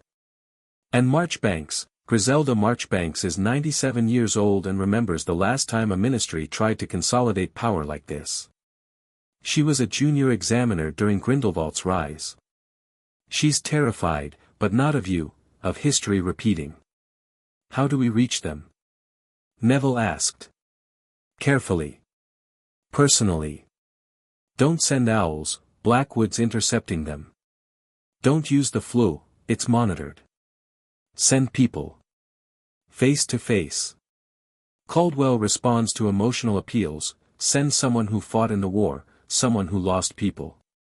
Ogden responds to duty and tradition, send a Longbottom. Marchbanks, he looked at Harry.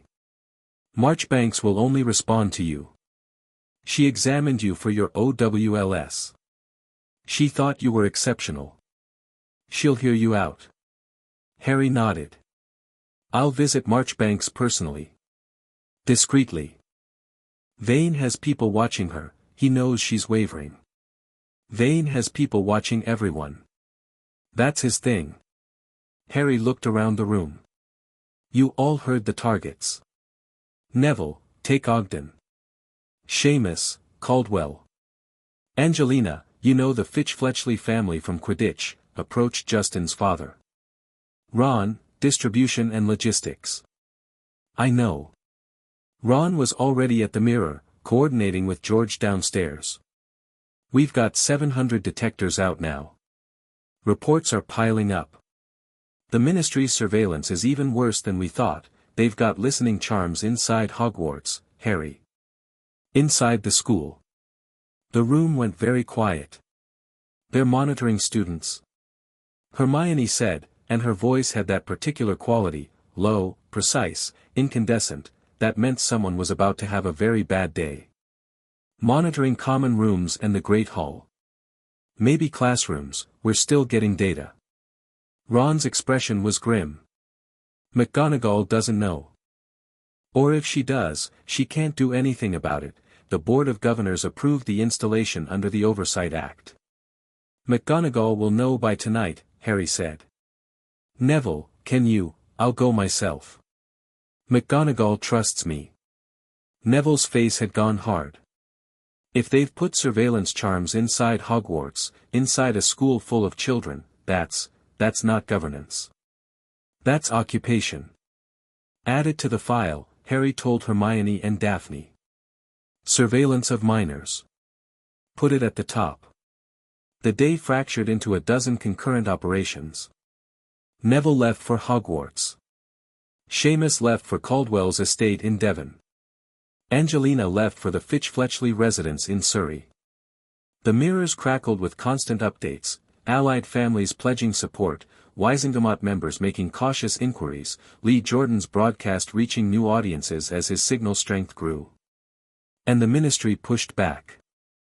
At noon, word came that the Prophet had published a special edition, a full-page feature titled, The Covenant Conspiracy, How Potter's Ancient Law is a Fabricated Power Grab. The article cited unnamed experts in magical legal history, who dismissed the Covenant of Founding as, at best, historical curiosity with no binding legal authority, and at worst, a forgery produced by goblin nationalists seeking to undermine the Ministry. Hermione read it aloud to the room, her voice getting progressively tighter with each paragraph. Unnamed experts, she said when she finished. No binding legal authority. They can't even name the experts because no legitimate scholar would say that. The Covenant predates every legal institution they cite as counter-evidence. It's like saying the Magna Carta isn't binding because a modern parliament voted to ignore it. The public doesn't know that, Daphne said. She'd been quiet during the reading, watching Hermione's reaction with sharp attention. The public knows what the Prophet tells them. And the Prophet is telling them that Harry's a fraud. Then we prove them wrong. Harry took the paper and looked at it.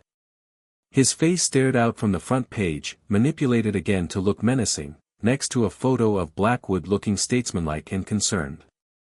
Lee, can you do a special broadcast tonight?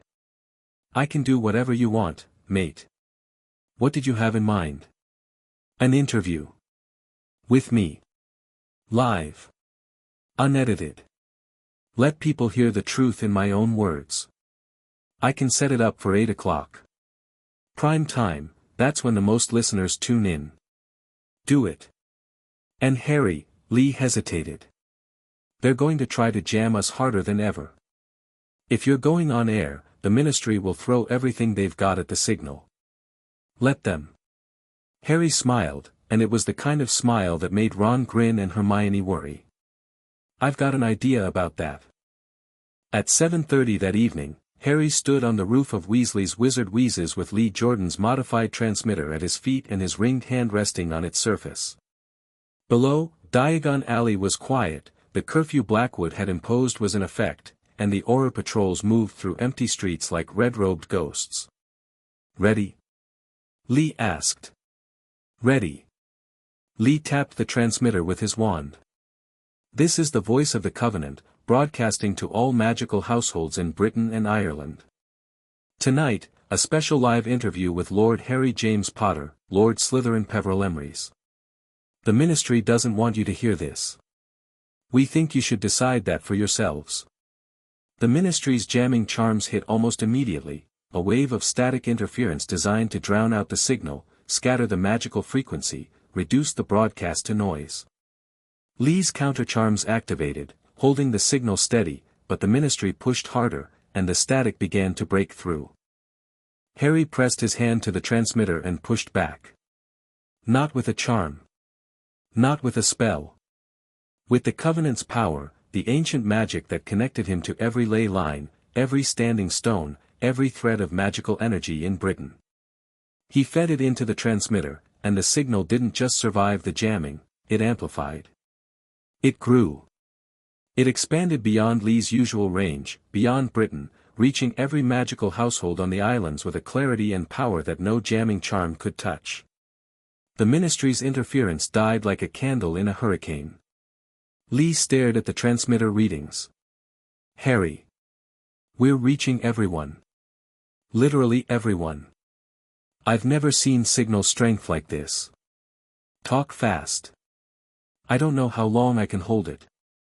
Lee talked. Harry talked. For 45 minutes, they spoke to the magical world, not in the language of politics or propaganda, but in the language of truth. Harry explained the Covenant. Simply, clearly, without legal jargon or ancient precedent. He told the story, how the founding houses created a compact to ensure good governance, how the Ministry had suppressed it, how he'd claimed the lordships, and why. He talked about the surveillance.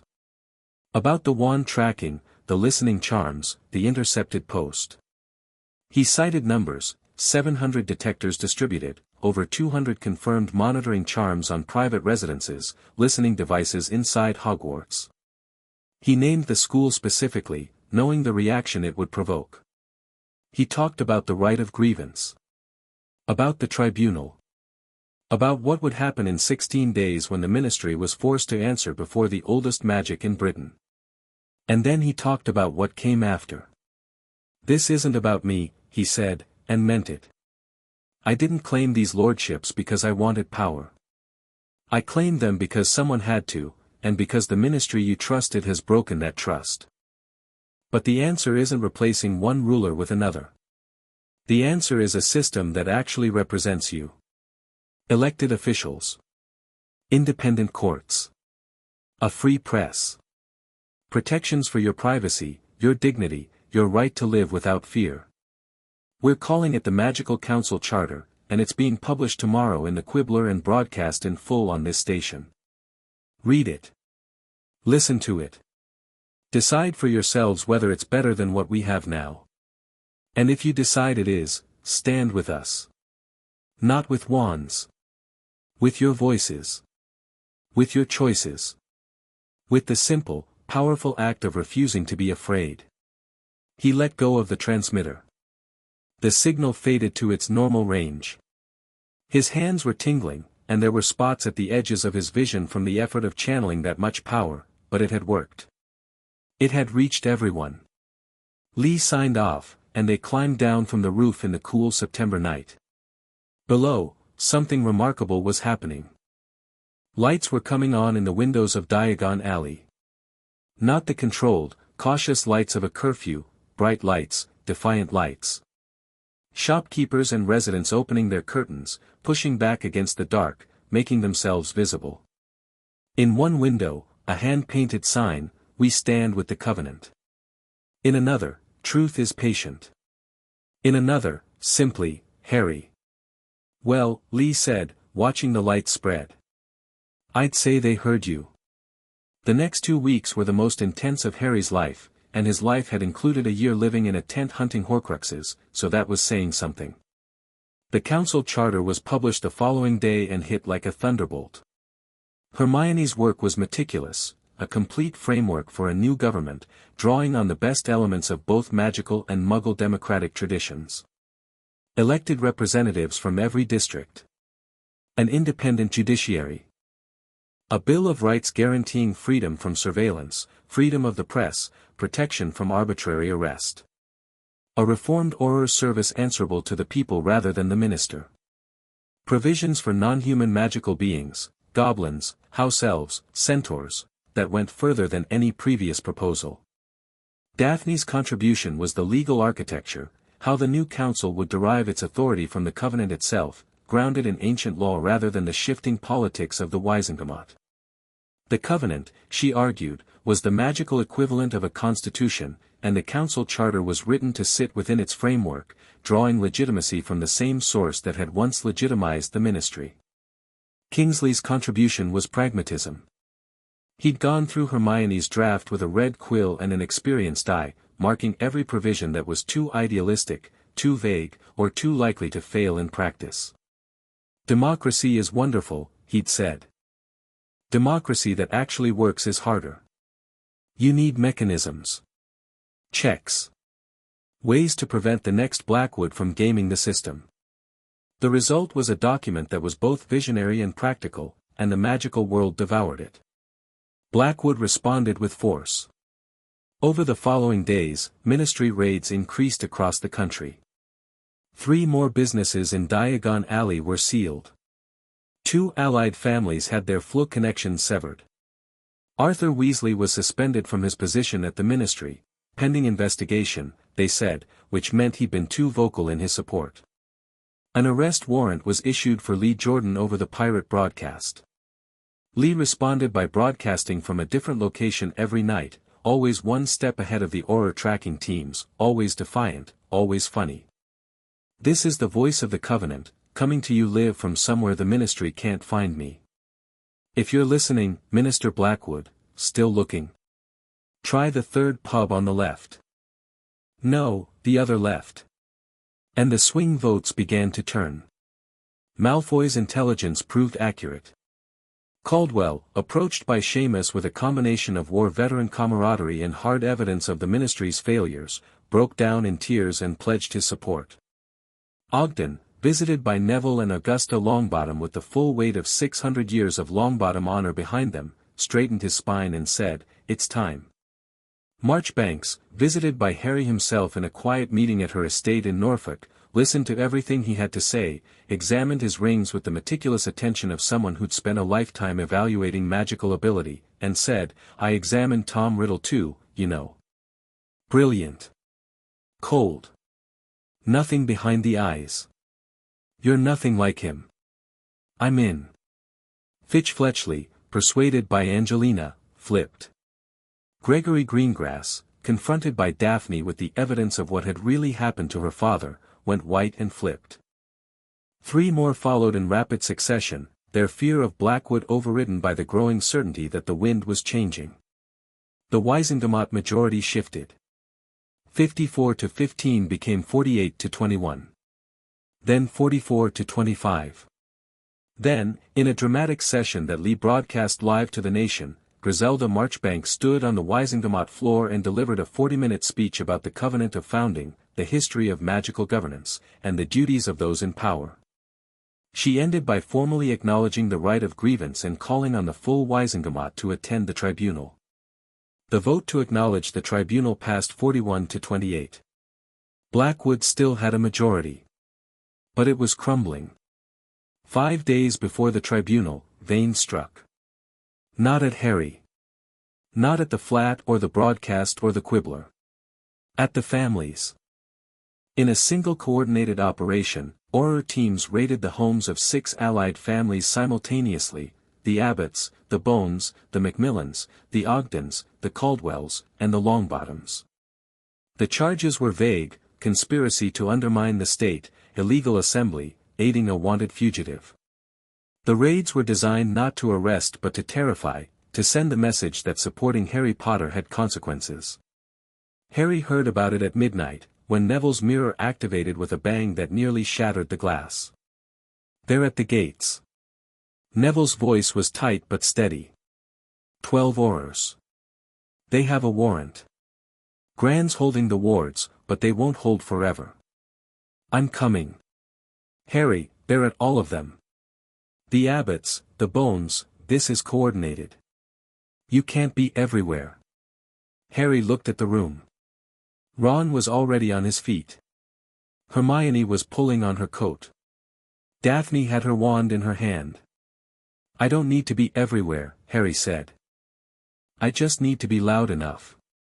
He apparat to Longbottom Hall. Not to the gates, to the air above the estate, materializing 50 feet up in a crack of displaced air that echoed across the Yorkshire countryside like a cannon shot. The Aurors at the gates looked up. Harry hung in the air, rings blazing, the Covenant's power pouring through him like a river of white fire. He didn't fly, not really. The magic held him, the same ancient force that had awoken in the Covenant stone, the same power that had shattered the Ministry's jamming, supporting him effortlessly. He raised his right hand, and the 3 rings pulsed in unison, and the magic went out. Not a shockwave. Not an attack. A declaration. A pulse of pure magical authority that radiated from Longbottom Hall like ripples from a stone dropped in still water, spreading across Britain at the speed of thought.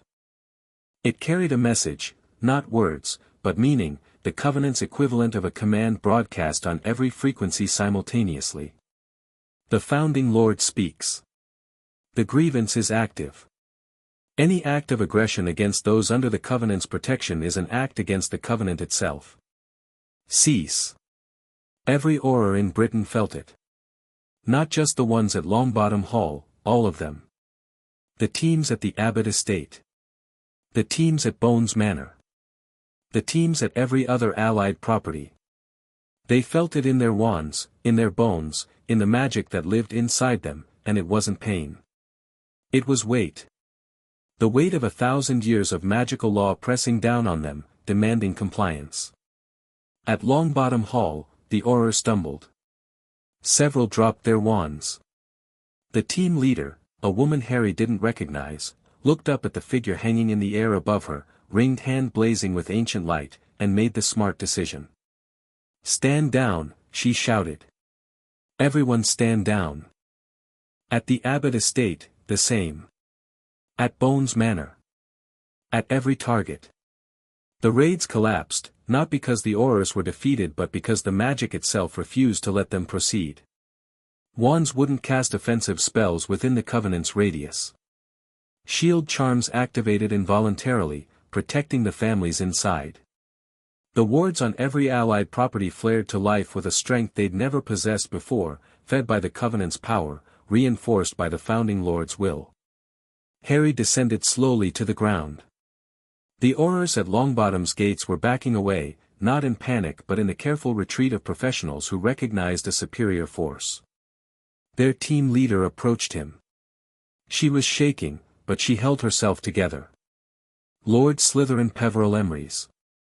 We were following orders. I know. And I don't blame you. But your orders are illegal, and the magic you serve knows it." He looked at her, really looked, seeing a woman in her 30s with tired eyes and a jaw set against fear. "What's your name?" "Auror Captain Tessa Webb." "Captain Webb. In 5 days, the Ministry goes on trial. After that, there will be a new order. And that new order will need good Aurors, people who know how to protect, not just control. Remember that." She looked at him for a long moment. Then she nodded once, turned, and led her team away. Neville was at the gates when they opened. Augusta was behind him, vulture hat slightly askew, wand in hand, expression suggesting that the Aurors had gotten off extremely lightly. "Nicely done," Neville said. "You looked like a god up there. I felt like I was going to throw up, actually. Flying without a broom is deeply unpleasant." "The others?" All safe. The covenant covered them all. Harry's legs were shaky. He sat down on the garden wall and breathed. The power was receding, the ley lines settling, but the effort had cost him more than he wanted to admit. His vision was slightly blurred and his hands were trembling. Neville. 5 days. 5 days. Is everything ready? Hermione says the case is bulletproof. Daphne says the ritual preparations at the Covenant Stone are complete. Kingsley's prepared a strategic assessment of the Ministry's likely defense. Ron's got the logistics handled, transport, security, communication. Malfoy's got 31 confirmed Wisengamot votes to acknowledge the tribunal's authority. Neville paused. We're ready, Harry. As ready as we can be. Harry looked up at the sky. The stars were out, the same real stars he'd seen from this garden weeks ago, when he'd come to ask for Neville's help and Neville had said all right without hesitation. Thank you, Harry said. For everything. Don't thank me. Thank Gran.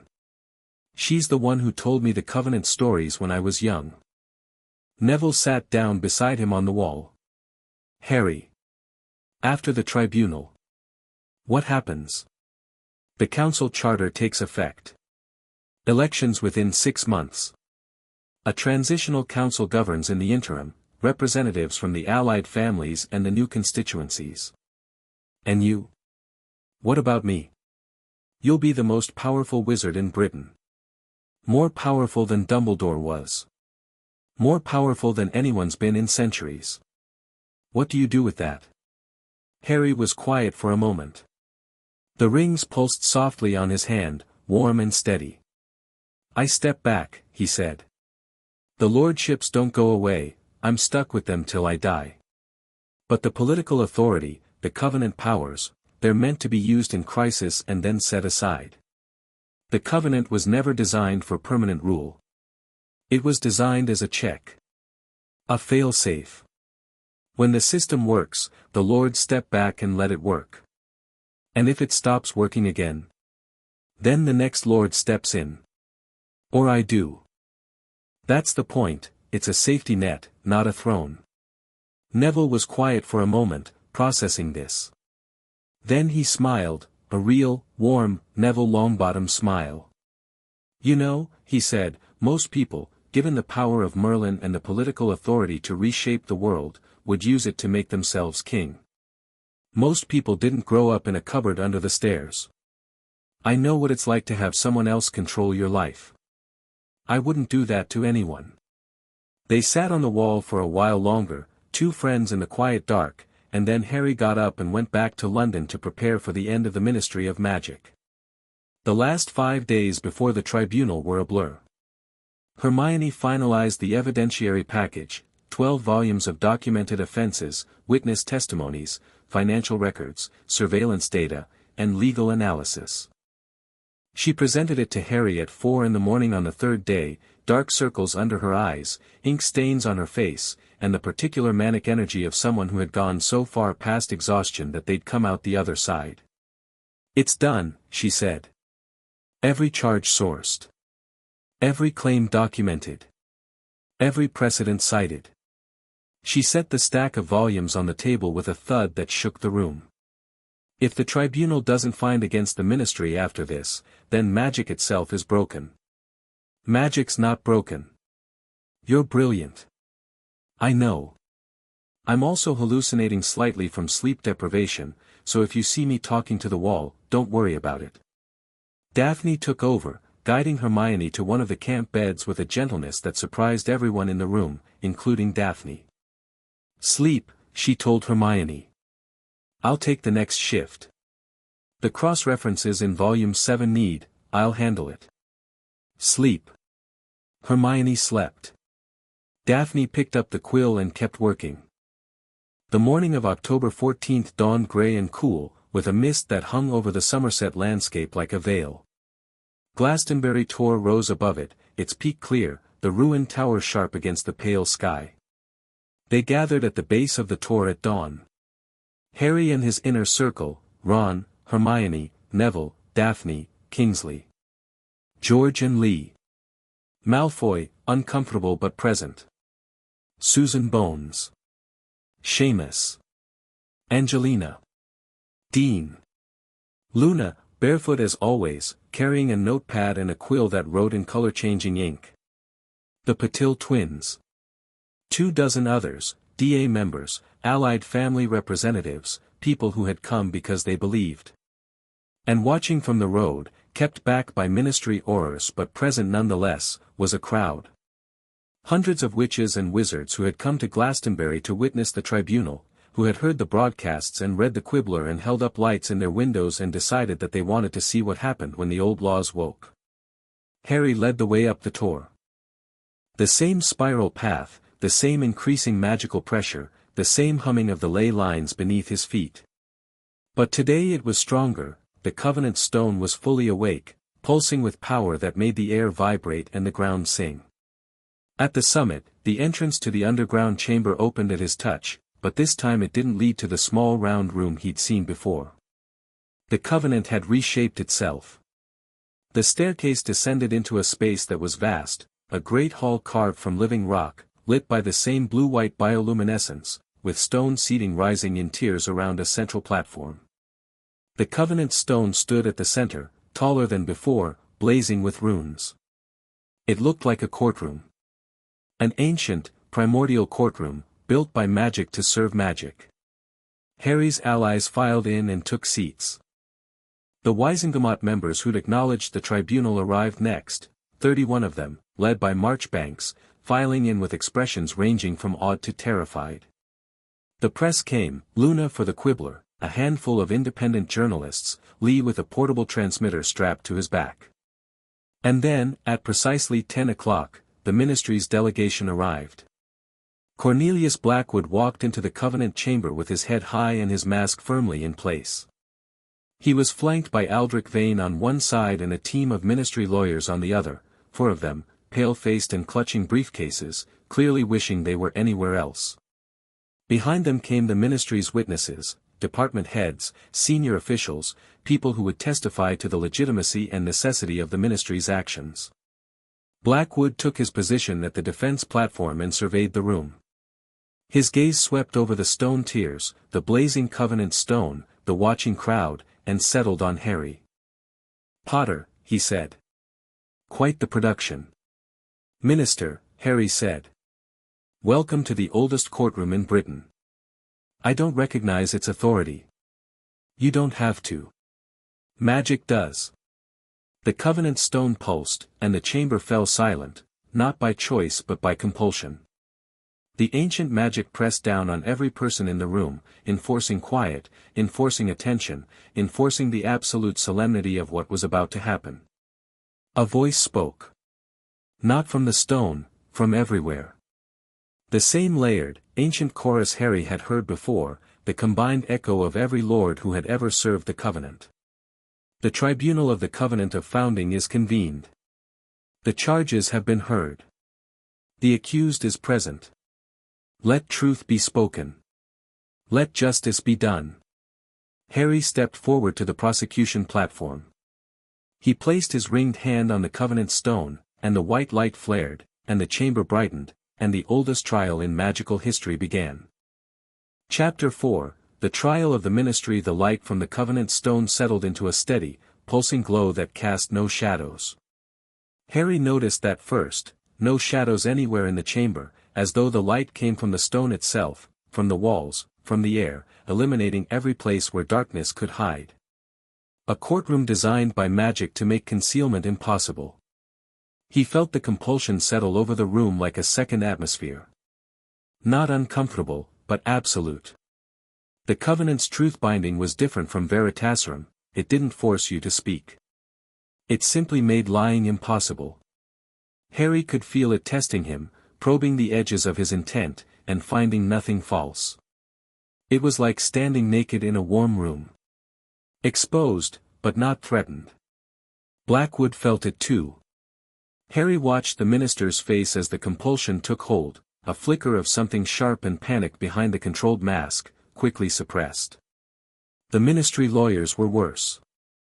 One of them was visibly sweating, his hands white-knuckled on his briefcase. Whatever they'd planned to argue, whatever careful constructions of half-truth and misdirection they'd prepared, they were realizing that none of it would work here. Vane alone seemed unaffected. He stood behind Blackwood with his hands clasped behind his back, pale eyes scanning the chamber with the methodical attention of a man cataloging threats. If the truth-binding bothered him, he didn't show it. "The petitioner will speak the charges," the Covenant's voice intoned. "Let the accused hear what is brought against them." Harry stepped to the center of the chamber. He didn't bring notes. He didn't need them. Hermione's 12 volumes of evidence were arrayed on the prosecution platform, organized and indexed and devastating, but the charges themselves lived in his bones now. He'd been carrying them for months. Years. His whole life, really, if he was honest about it. "The Ministry of Magic," he said, and his voice carried through the chamber with a clarity that had nothing to do with volume, was established under the Covenant of Founding with a single mandate: to serve the magical community of Britain with justice, wisdom, and honor. To protect its people.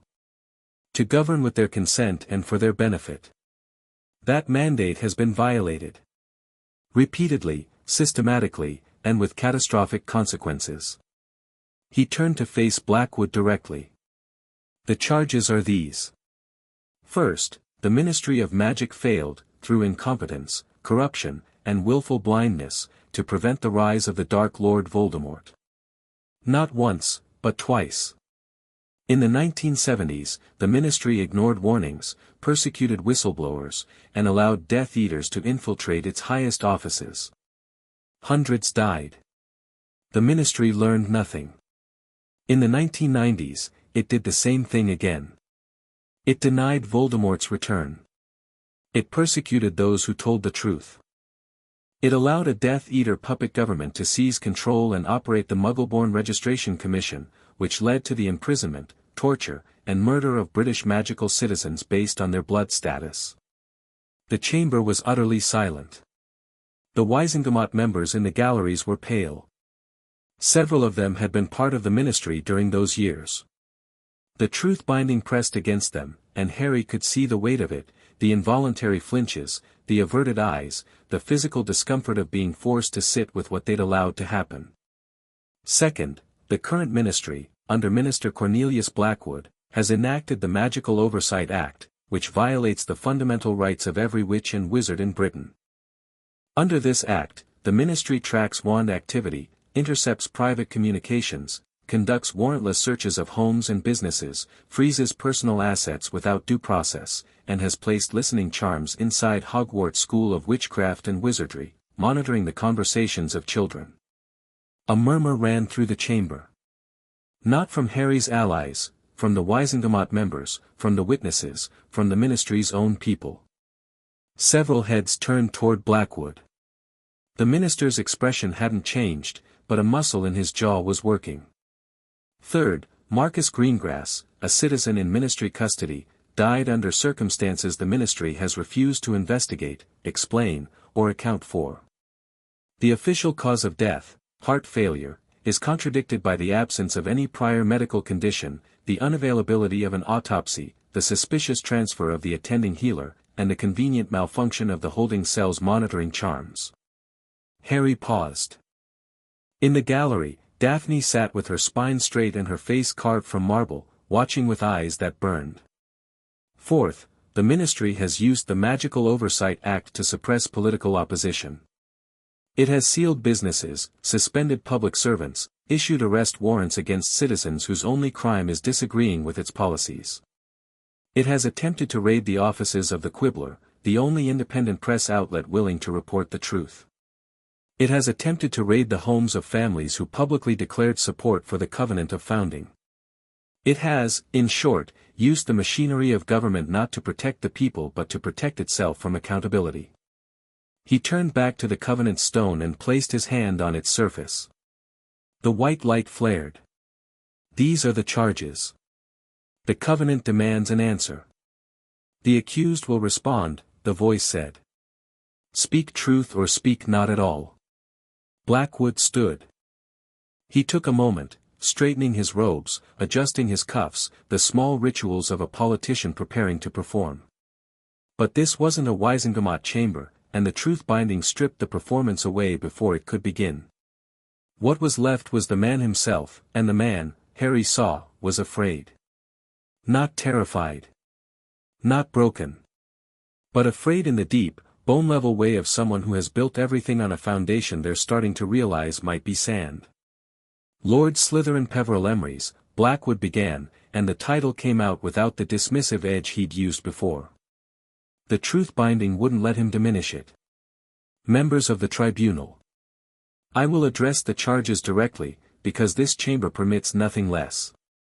He stepped forward, and his voice found its strength. Not the polished warmth of the politician, something rawer, harder, more real.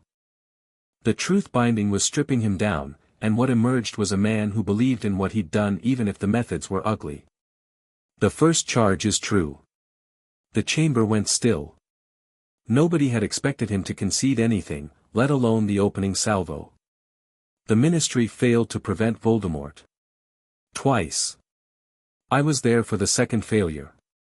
I was a junior clerk in the Department of International Magical Cooperation when the Death Eaters took over. I hid in my office for 3 days. I heard people screaming in the corridors. I did nothing. His voice was steady, but his hands were gripped together in front of him hard enough to whiten the knuckles. When it was over, I looked at the world we'd let happen and I made a decision.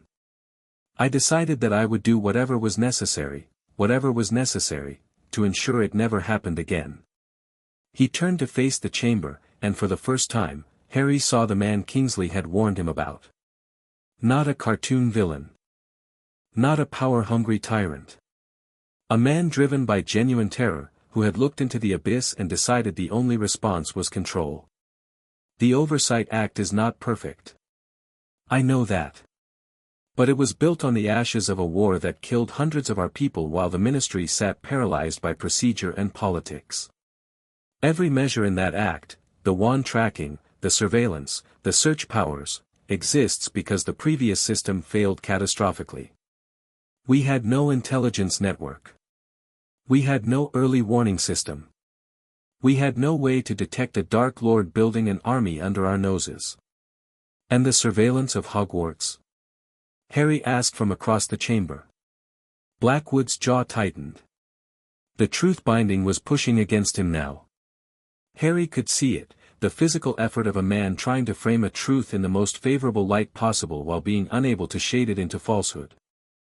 The surveillance of Hogwarts was authorized by the Board of Governors as a security measure following intelligence that suggested recruitment of students by extremist elements. What intelligence?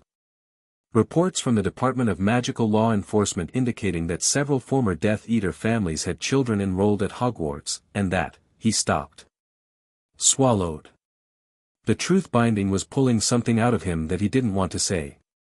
And that these children might be susceptible to radicalization. You're monitoring children because of who their parents are. I'm monitoring children because the last time we ignored the warning signs, a 17-year-old opened the Chamber of Secrets and a 16-year-old let Death Eaters into the castle. Blackwood's voice had risen, and there was heat in it now, real heat, the kind that came from genuine conviction. You of all people should understand that, Potter. You were at the center of it. You watched children fight and die because the adults in charge were too complacent, too trusting, too wedded to their principles to take the hard measures that might have prevented it. The chamber was silent. The accusation hung in the air, and Harry felt the weight of it, because there was truth in it, not the whole truth, not the right conclusion, but a truth nonetheless. Children had fought and died. The system had failed them. You're right, Harry said. The old system failed. Children fought and died because the adults who should have protected them were either too corrupt or too cowardly to do their jobs. But your answer, surveillance, control, stripping people of their rights in the name of safety, that doesn't protect anyone. It just makes them afraid of a different enemy. Fear keeps people alive. Fear keeps people obedient. There's a difference. The exchange crackled across the chamber, and Harry could feel the room dividing, not cleanly, not neatly, but along the fault line of a question that had no easy answer. How much freedom do you sacrifice for safety? When does protection become oppression? Where is the line? Let me address the remaining charges, Blackwood said, and Harry could see him marshalling himself, drawing on reserves of conviction and control. The asset seizures. The sealed businesses. The arrest warrants. Every one of these actions was taken under legal authority granted by the Wisengamot. Legal authority that the Covenant supersedes. Legal authority granted by the elected representatives of the magical community. You can wave your ancient parchment and your fancy rings all you like, Lord Slytherin-Peverell-Slytherin, but the Wisengamot represents the living will of the people. The Covenant represents the will of men who died 1,000 years ago. The Covenant represents the foundational principles on which your Wisengamot was built. Without it, the Wisengamot has no authority. You can't use a subordinate law to override the supreme law that gives it legitimacy. And you can't use a 1,000-year-old document to override the democratic choices of a modern society. They were circling each other now, verbally, the chamber as their arena, and both of them meant every word. Harry could feel it through the truth-binding. Blackwood wasn't performing. He believed this. He genuinely believed that his surveillance state was the only thing standing between the magical world and the next Dark Lord, and he was willing to sacrifice freedom for that belief. It made him more dangerous, not less. Let's talk about Marcus Greengrass, Harry said. The shift in the room was immediate. The political and philosophical debate had been engaging, even compelling. This was something different. This was a dead man. Blackwood's composure cracked. Just for a second, just a fracture, but in the unforgiving light of the Covenant chamber, with no shadows to hide in, it was visible to everyone. Marcus Greengrass was detained for questioning under the Oversight Act, Blackwood said carefully. He was suspected of possessing classified documents pertaining to national security. He possessed copies of the Covenant of Founding. Documents that belong to the founding houses and are not subject to ministry classification. That determination had not been made at the time of his detention. And during that detention, he died. He suffered a cardiac event while in custody. It was tragic. It was investigated. By whom? By the Department of Magical Law Enforcement. The same department that detained him. The same department headed by Aldrich Vane, who ordered the detention. Harry turned to look at Vane, who was standing behind Blackwood with his hands still clasped behind his back, his face a mask of professional neutrality. Vane. Did you order Marcus Greengrass's detention? Vane's pale eyes met Harry's. The truth-binding bore down on him, and for the first time, Harry saw something in that controlled face, not fear, but the rigid tension of a man being forced to stand in a place he couldn't lie. Yes, Vane said. I ordered the detention. On what grounds? Possession of documents classified under the Official Secrets Act. Were those documents actually classified? The truth-binding pressed. Vane's jaw tightened. The classification was applied retroactively. After the detention. The chamber erupted. The Wisengamot members were on their feet, shouting. The ministry lawyers looked like they wanted to disappear into the stone. Marchbanks was standing, her ancient face rigid with outrage, pointing a gnarled finger at Blackwood. The noise was enormous, 24 hours of tension releasing in a single explosive moment. Silence, the Covenant's voice said, and silence fell like an axe. Harry kept his eyes on Vane. You detained a man for possessing documents that weren't classified at the time you detained him. You classified them after the fact to justify the detention. That is accurate. And while he was in your custody, he died. He suffered a cardiac event. Was there an independent medical examination? The examination was conducted by a ministry healer. A ministry healer who has since been transferred to an undisclosed location and cannot be reached for testimony. Vane, did you order that transfer? The truth-binding was merciless. Harry could see Vane fighting it, not lying, because that was impossible here, but trying to find words that told the truth without telling all of it. Trying to navigate the narrow channel between honesty and exposure. I recommended the transfer, Vane said. For the healer's safety. Safety from whom? From parties who might seek to pressure her regarding her findings. Parties like the Greengrass family. Who might want to know how their father died. Vane said nothing. His silence was its own answer, and the chamber heard it. Harry turned back to the room. I called Daphne Greengrass to testify. Daphne rose from the gallery and walked to the witness platform. Every step was measured, controlled, the walk of a woman who had been waiting for this moment for 6 months and was not going to waste it. She wore her father's silver pocket watch pinned to her chest, and in the Covenant's shadowless light, it gleamed like a small star. She stood on the platform and faced the chamber, and when she spoke, her voice carried the same clear, cutting precision that her father's notes carried, the Greengrass tradition of methodical, devastating thoroughness. My father, Marcus Greengrass, dedicated 30 years of his life to the study and preservation of the Covenant of Founding. He did this not for political gain, not for personal profit, but because he believed that the magical community deserved to know the legal framework that governed it. He believed that knowledge, especially knowledge of one's rights, should never be suppressed.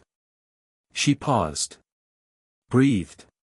On March 7th of this year, Aurors arrived at our home with a detention order signed by Aldrich Vane.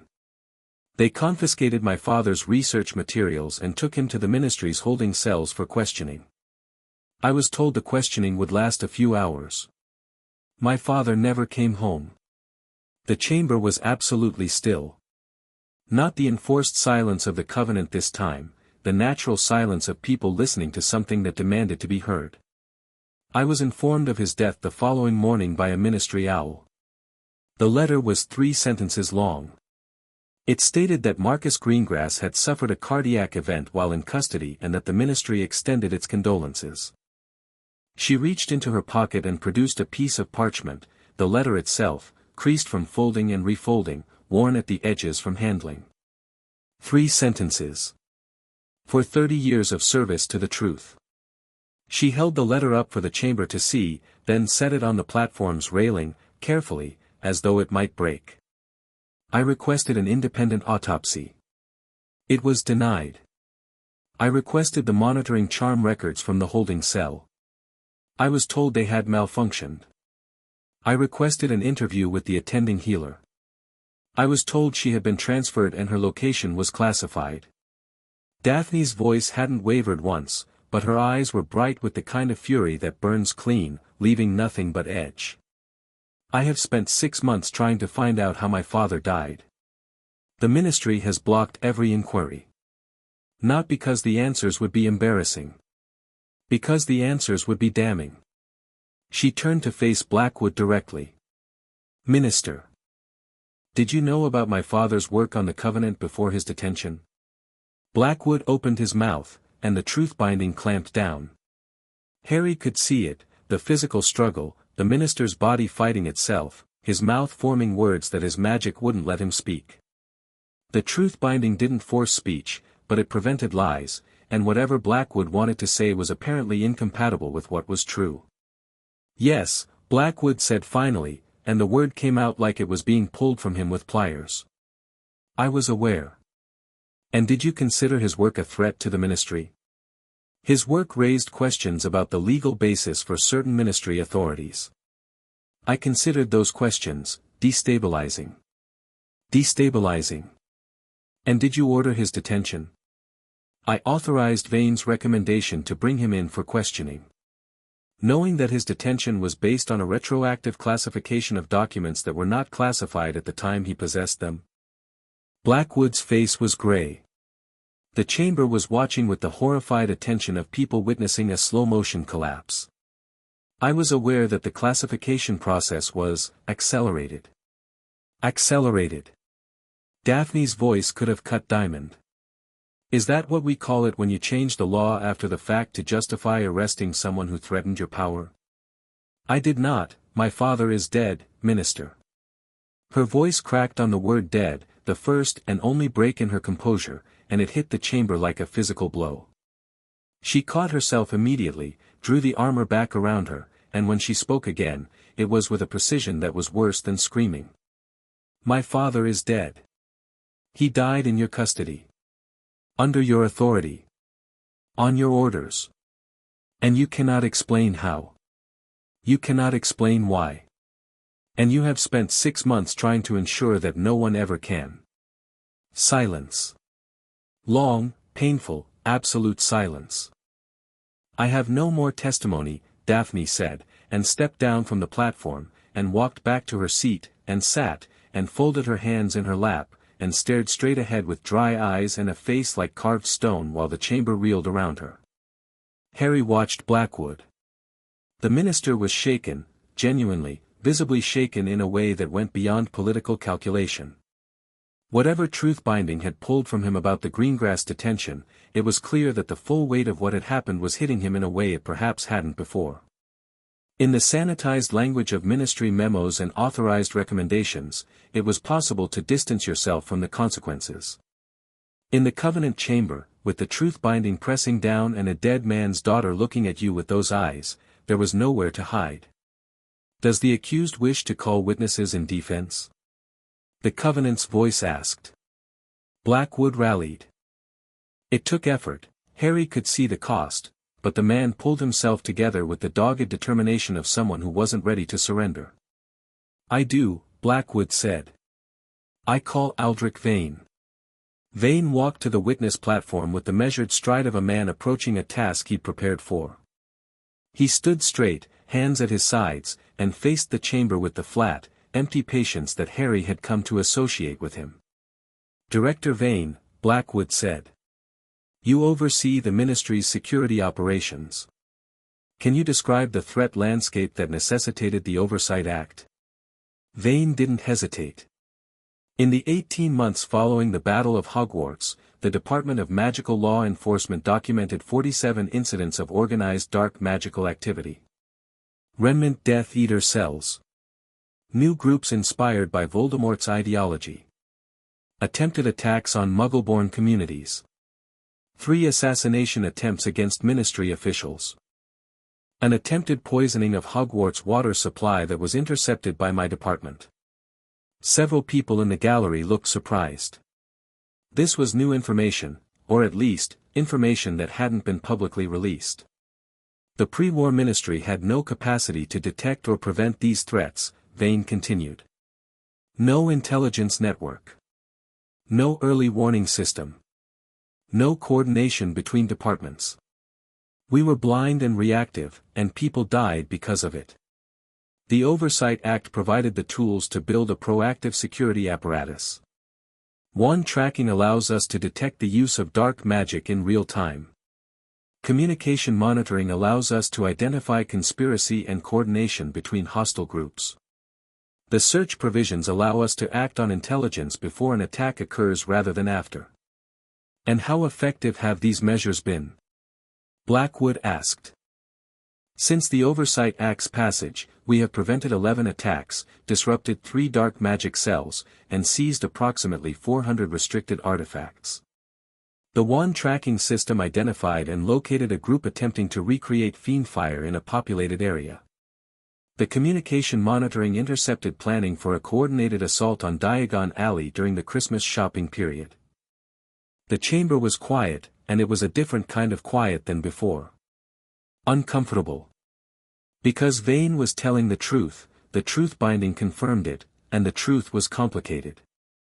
Harry felt the shift. Felt the room's certainty waver. This was why Kingsley had warned him about Vane, not because the man was a monster, but because he was effective. The surveillance state worked. It caught bad people. It prevented real attacks. And that made it much harder to argue against. But Harry had argued against harder things. Director Vane, he said, stepping forward. How many innocent people have been subjected to warrantless searches under the Oversight Act? Vane's expression didn't change. All searches were conducted on the basis of intelligence assessments. That's not what I asked. How many people were searched who turned out to have no connection to dark magic? The truth-binding pressed. Vane's jaw tightened.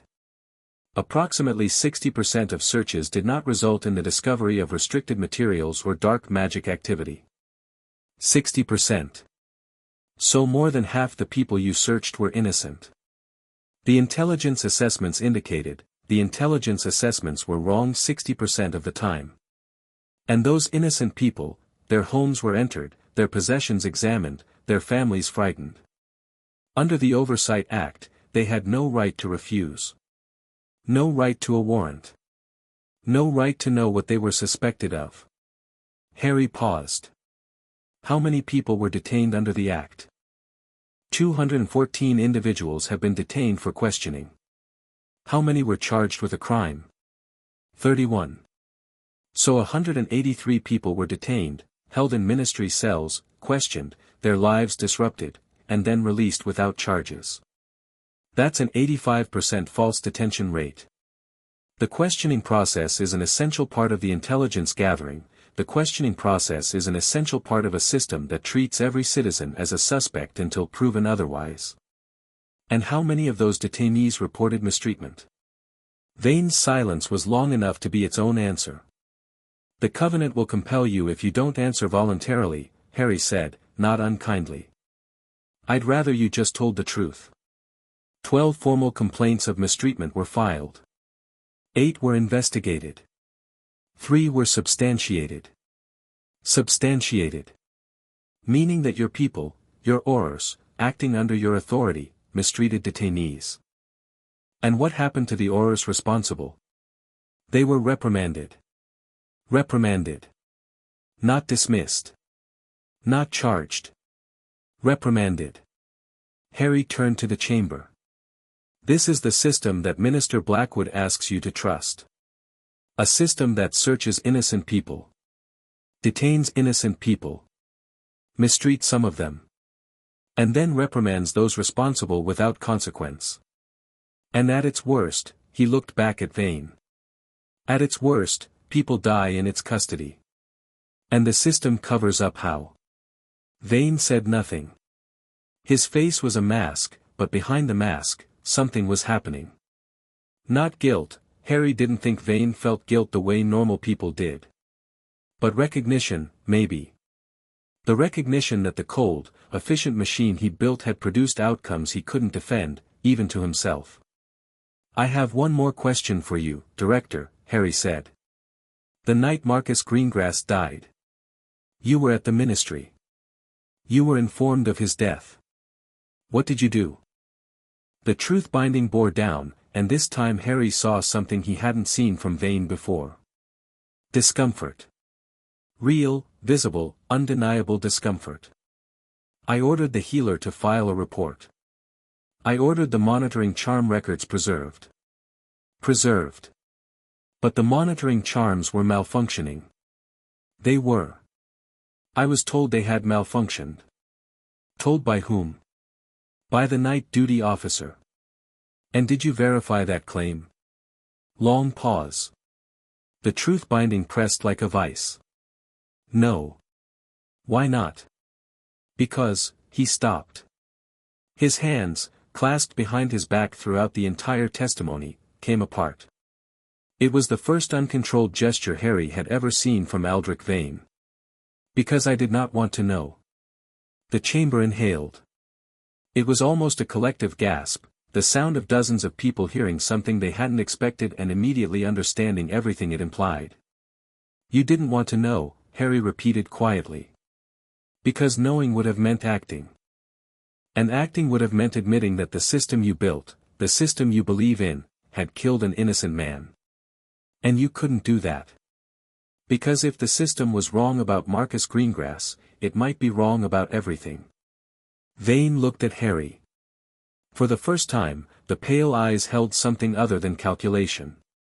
Something raw and complicated and almost human. The system isn't wrong, Vane said, but the conviction that had been there an hour ago was fraying at the edges. The system works. It has to work. Because if it doesn't, if we can't keep people safe, then what's the point of any of it? Keeping people safe doesn't mean anything if you destroy their lives in the process. Safety without freedom isn't safety. It's a cage. Vane had no answer for that. He stepped down from the witness platform and returned to his position behind Blackwood, and his face was the same controlled mask it had always been, but his eyes were different now. Darker. Turned inward. A man confronting the gap between what he believed and what he'd done. The tribunal continued through the afternoon. Harry called more witnesses. Susan Bones testified about the raid on her family home, 12 hours in the night, her grandmother's portrait screaming, her younger sister crying in the hallway while ministry officials went through their belongings. Seamus testified about the Christmas attack that Vane had mentioned, confirmed it was real, confirmed the surveillance had helped prevent it, but noted that the same surveillance had also intercepted his private letters to his mother and flagged them because he'd used the word resistance in a sentence about his grandmother's flu. The laughter that swept the chamber at that was bitter, but it was real, and it mattered. Neville testified about the surveillance at Hogwarts. He brought McGonagall's statement, the headmistress herself, furious, precise, utterly devastating. In my 40 years at Hogwarts, I have never been so ashamed of the ministry's relationship with this school. Placing listening charms in spaces where children learn, argue, confess their fears to friends, share their first crushes, it is a violation of everything education is supposed to protect. It is unconscionable, and I will not forgive it. The chamber was quiet after that. Several Wisengamot members who had voted for the Oversight Act were staring at their hands. And then Harry played his final card. I call Hermione Granger. Hermione walked to the witness platform with 12 volumes of evidence floating behind her in a neat line, like ducklings following their mother. She arranged them on the platform's surface, opened the first volume, and began. She didn't speak with passion. She spoke with precision. Every charge backed by documents. Every claim sourced to ministry records, financial audits, internal memos, or testimony. She walked the chamber through the systematic construction of the surveillance state, step by step, decision by decision, showing how each individual measure, reasonable in isolation, accumulated into a system of total control. She showed the financial data, public funds diverted to the minister's personal security detail, campaign contributions from companies that received ministry contracts, the cozy revolving door between the DMLE and the private security firms that manufactured surveillance equipment. She showed the pattern of suppression. Journalists warned. Editors replaced. Stories killed. The slow, deliberate narrowing of public discourse until the only voices left were the ones that agreed with the ministry. She showed the human cost. Families disrupted. Careers destroyed. People who had spoken out and been punished for it, not with Azkaban, not with violence, but with the quiet, devastating weapons of bureaucracy. Lost jobs. Frozen accounts. Children denied admission to programs. The death of 1,000 cuts that was almost worse than outright tyranny because it left no visible wounds. She spoke for 2 hours. When she finished, the chamber was devastated. Not because Hermione had been dramatic, she hadn't been. She'd been relentless. Systematic. The kind of thorough that left no room for doubt and no shelter for denial. Blackwood's lawyers attempted a rebuttal. It was painful to watch. They tried to challenge the evidence, but the truth-binding made it impossible to misrepresent facts. They tried to argue context, but Hermione had already addressed every possible context in her testimony. They tried to argue necessity, but the human cost she'd laid bare made necessity sound like an excuse rather than a justification. One by one, they fell silent. The afternoon light was fading, or whatever served for afternoon in the underground chamber, the bioluminescent glow dimming slightly in a rhythm that matched the world above. The tribunal had been in session for nearly 8 hours. The chamber was exhausted, wrung out, the emotional equivalent of a battlefield after the fighting stops. Blackwood rose for his closing statement. He looked different than he had that morning. Older. Smaller. The polished minister who had walked in with his mask and his certainty had been stripped away, layer by layer, by 8 hours of truth. What was left was a man in expensive robes, standing in a room where he couldn't hide, facing the consequences of choices he'd made from a place of genuine fear. "I did what I thought was right," he said, and the truth-binding let the words through, because they were true. "I looked at a world that had been shattered by a dark lord who rose because no one was paying attention, and I decided to pay attention. To watch. To listen. To catch the next threat before it could destroy us." He paused. Looked around the chamber. "Maybe I watched too hard. Maybe I listened too closely. Maybe the tools I built to protect people ended up hurting them. His voice faltered. The truth-binding was stripping him of pretense, and what was underneath was more complicated than Harry had expected. Not a villain. Not a hero. Just a frightened man who had tried to build walls against the dark and hadn't noticed when the walls became a prison. "I don't know how Marcus Greengrass died," Blackwood said. "I should know. I should have demanded to know. I didn't, because knowing would have meant that the system I built had failed in the worst possible way, and I couldn't face that." He looked at Daphne. "I'm sorry. That's inadequate. I know it's inadequate. But it's true." Daphne met his gaze and said nothing. Her silence was more devastating than any words could have been. "I believed I was saving the wizarding world," Blackwood said. "I believe I may have damaged it instead. But I stand by the principle that we need to be vigilant, that we need to be prepared, that we can never again allow complacency to kill our people." He sat down heavily. "That's all I have." The chamber was quiet. The Covenant's light pulsed slowly, like a heartbeat. "The petitioner will make a closing statement," the voice said. Harry stood. He walked to the center of the chamber, to the space between the prosecution and defense platforms, the neutral ground where the Covenant stone blazed with ancient light. "Minister Blackwood is right about one thing," Harry said. "We need to be vigilant. We need to be prepared. We can never again allow a Dark Lord to rise unchallenged. The failures of the past were real, and the cost was measured in lives." He turned slowly, addressing the entire chamber. "But vigilance doesn't mean surveillance. Preparation doesn't mean control. And the answer to the ministry's past failures is not to build a new system of oppression and call it safety. The answer is to build a system that actually works, one that protects people's rights while protecting their lives. One that is accountable to the people it serves. One that cannot be captured by fear or corrupted by power." He raised his ringed hand. The 3 rings blazed. The Covenant stone responded, its light intensifying, the ancient runes burning with white fire. The Covenant of Founding was created for this moment. For the moment when the system fails and someone has to stand up and say, "Enough." Not to seize power. Not to impose a new tyranny. But to remind the magical world that it deserves better than what it's been given, and to create the space for something better to grow. He lowered his hand and looked at Blackwood one final time. "I don't hate you, Minister. I think you meant well. But meaning well isn't enough. Not when people die. Not when children are spied on. Not when freedom is traded for the illusion of safety. The Covenant demands more than good intentions. It demands justice." He stepped back. The Covenant stone blazed one final time, and the chamber fell into absolute, total silence. And then the magic spoke. Not with words this time. With something deeper. A vibration that ran through the stone, through the walls, through the floor, through the bodies of every person in the chamber.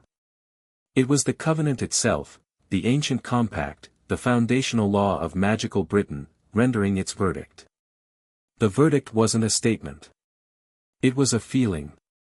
A certainty that settled into every person present, undeniable and absolute, like the knowledge of gravity or the certainty of sunrise. The ministry has been weighed. The ministry has been found wanting. The charter is revoked. Harry felt it happen.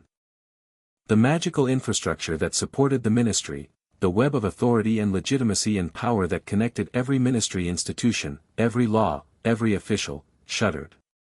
Frayed. Began to unravel. In London, in the ministry building itself, the effects were immediate. The great seal above the minister's office cracked. The magical lift stopped.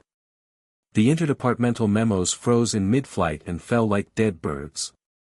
The monitoring systems went dark. The wand tracking network collapsed. The surveillance charms on every home, every business, every common room in Hogwarts winked out simultaneously, like stars going dark. It wasn't violent. It wasn't chaotic. It was simply a withdrawal, the magic that had legitimized the ministry stepping back, pulling away, leaving an empty shell where a government had been. In the chamber, Blackwood felt it. His face went white. He pressed his hand to his chest as though something had been torn from it, and perhaps something had, the authority of office, the magical bond between a minister and the institution he served, severed cleanly and completely. His lawyers felt it too. The Wisengamot members in the gallery felt it. Everyone felt it, because the Covenant's verdict wasn't just a legal ruling.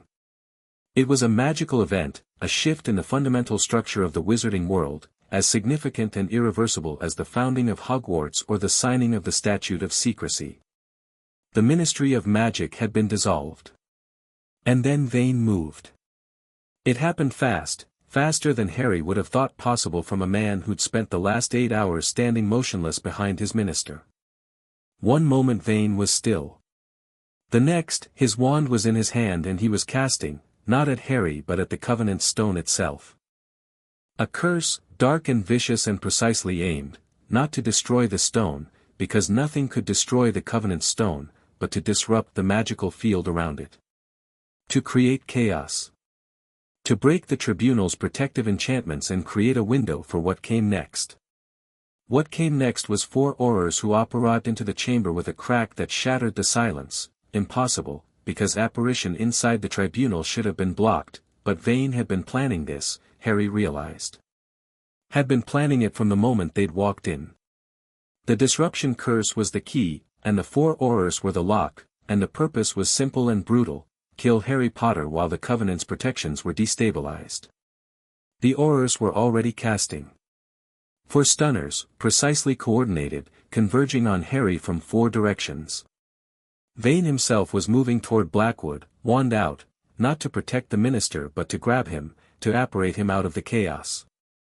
But Harry had spent a year fighting a war, and before that, he'd spent 6 years at Hogwarts where someone tried to kill him with clockwork regularity, and the Covenant's power was thrumming through him like a hurricane, and he was not surprised. He was angry. The stunners hit his shield and shattered. Not a protego, something older, something the Covenant put there, a barrier of white fire that absorbed the incoming spells and annihilated them. Harry raised his hand, just his hand, not his wand, and the 4 Aurors were flung backward, hurled against the stone walls with enough force to crack the rock behind them. Not dead. Not even seriously hurt. But done. Vane was faster. He'd abandoned the grab on Blackwood and was casting at Harry now, a chain of spells that Harry recognized, Auror combat sequences, precise and devastating, each spell covering for the next in a pattern designed to overwhelm any single defender's shield. Harry didn't use a shield. He stepped forward into the spell chain and let the Covenant's magic flow through him, and the spells died in the air around him like sparks hitting water. Vane's attacks, dark cutters, bludgeoning hexes, an Auror-grade containment charm that should have locked Harry's limbs in place, all of them dissolved against the ancient power that surrounded him, not because Harry was invincible but because the Covenant was active and the Covenant was angry and Aldrich Vane was attacking a founding lord in the tribunal chamber itself, which was the one thing the magic would not permit. The Covenant stone blazed, and the ground shook, and Vane's wand was torn from his grip by an invisible force and slammed into the stone wall hard enough to snap it in half. Vane stared at his empty hand. Then he looked at Harry, and for the first time, Aldrich Vane looked afraid. Harry walked toward him. Slowly. Each step resonating through the chamber, the Covenant's power rolling off him in waves that made the air shimmer and the stone sing. The entire chamber was watching, Blackwood frozen in his seat, the Wisengamot members pressed against the walls, Harry's allies on their feet. He stopped 2 feet from Vane and looked him in the eyes. That, Harry said quietly, was a mistake. Vane said nothing.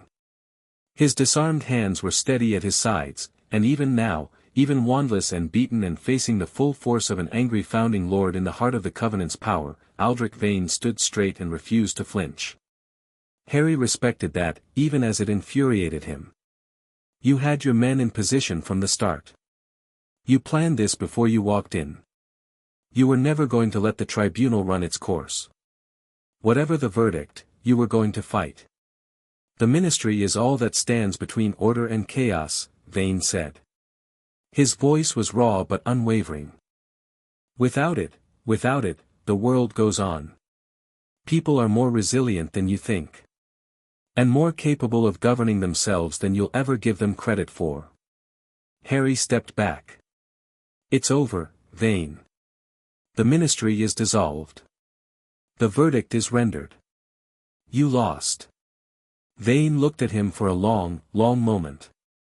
Then he looked at Blackwood, who was sitting in his chair with the stunned, hollow expression of a man watching his life's work crumble, and at the broken halves of his wand on the chamber floor, and at the blazing Covenant stone that had just undone 500 years of institutional power. Then arrest me, Vane said. If you've replaced one authority with another, at least have the honesty to use it. I'm not arresting you. The Covenant dissolved the ministry. It didn't criminalize being wrong. Harry turned away from him. Go home, Vane. Think about what you want to do with the rest of your life. When the new council is formed, there will be a place for people who want to protect others. Even people who got it badly wrong the first time. He walked back to the center of the chamber, past the Covenant stone, which had settled into a steady, quiet glow. The crisis was past. The attempted coup had failed. The verdict stood. Harry looked at Blackwood. The former minister was staring at nothing, his hands limp in his lap, his carefully constructed world in ruins around him. Minister, Harry said, and used the title deliberately, one last time. It's over. Blackwood blinked. Focused on Harry with an effort that seemed to cost him everything he had left. What happens now? He asked, and he sounded old. Now we build something better. Harry paused. And you're welcome to help, if you're willing. The new council needs people who understand governance. Even the ones who got it wrong. Blackwood stared at him. Something moved behind his eyes, shock, disbelief, perhaps the faintest stirring of something that might become, in time, a different kind of hope. He didn't answer. He just sat, and the chamber slowly, carefully, began to breathe again. Harry climbed the staircase out of the tribunal chamber and into the evening light. The sun was setting over Glastonbury Tor, turning the Somerset landscape to gold and copper and deep, shadowed green. The crowd that had gathered at the base of the Tor had swelled, thousands now, not hundreds, witches and wizards who had felt the Covenant's verdict in their blood and had come to see it confirmed. When Harry emerged at the summit, they saw him. The rings on his hand blazed in the last sunlight. The wind caught his hair. He probably looked dramatic, he thought, and he probably should have cared about looking humble and approachable, but he was too tired and too relieved and too fiercely, overwhelmingly grateful that it was done. The crowd began to cheer. Not a polished, organized ovation, a ragged, emotional, human explosion of sound that swept up the Tor and washed over Harry like a wave. Relief and joy and fear and hope, all tangled together, the sound of people who had been living under a weight they'd barely acknowledged suddenly feeling it lift. Ron was beside him. Hermione. Neville. Daphne, with her father's pocket watch catching the light and tears on her cheeks that she didn't bother to hide this time. George, grinning so wide it looked like it hurt. Luna, writing something in her color-changing notebook with serene concentration. Lee, his transmitter already running, broadcasting the moment to every magical household in Britain. Harry stood on the summit of Glastonbury Tor, with the Covenant stone glowing beneath his feet and the oldest magic in Britain humming in his veins, and looked out at the world he'd just changed. It wasn't over. He knew that. The dissolution of the ministry was the end of one chapter and the beginning of a harder one. Building was always harder than breaking. But standing here, in this light, with these people, with the ancient power of the Covenant thrumming through him like a heartbeat, he felt something he hadn't felt in a long time. Not triumph. Not satisfaction. Hope. He reached out, without thinking, and took Daphne's hand. She stiffened for a moment, just a moment, and then her fingers interlaced with his, and they stood together on the hilltop while the crowd cheered and the sun set and the old magic settled into the new shape of the world. "We did it," she said. "We started it," Harry corrected. "The hard part's coming." "I know." She squeezed his hand. "I'm ready." Below them, the crowd was still cheering. Above them, the first stars were appearing. And somewhere beneath the Tor, the Covenant stone pulsed with steady, patient light, marking the end of the old order and the beginning of whatever came next.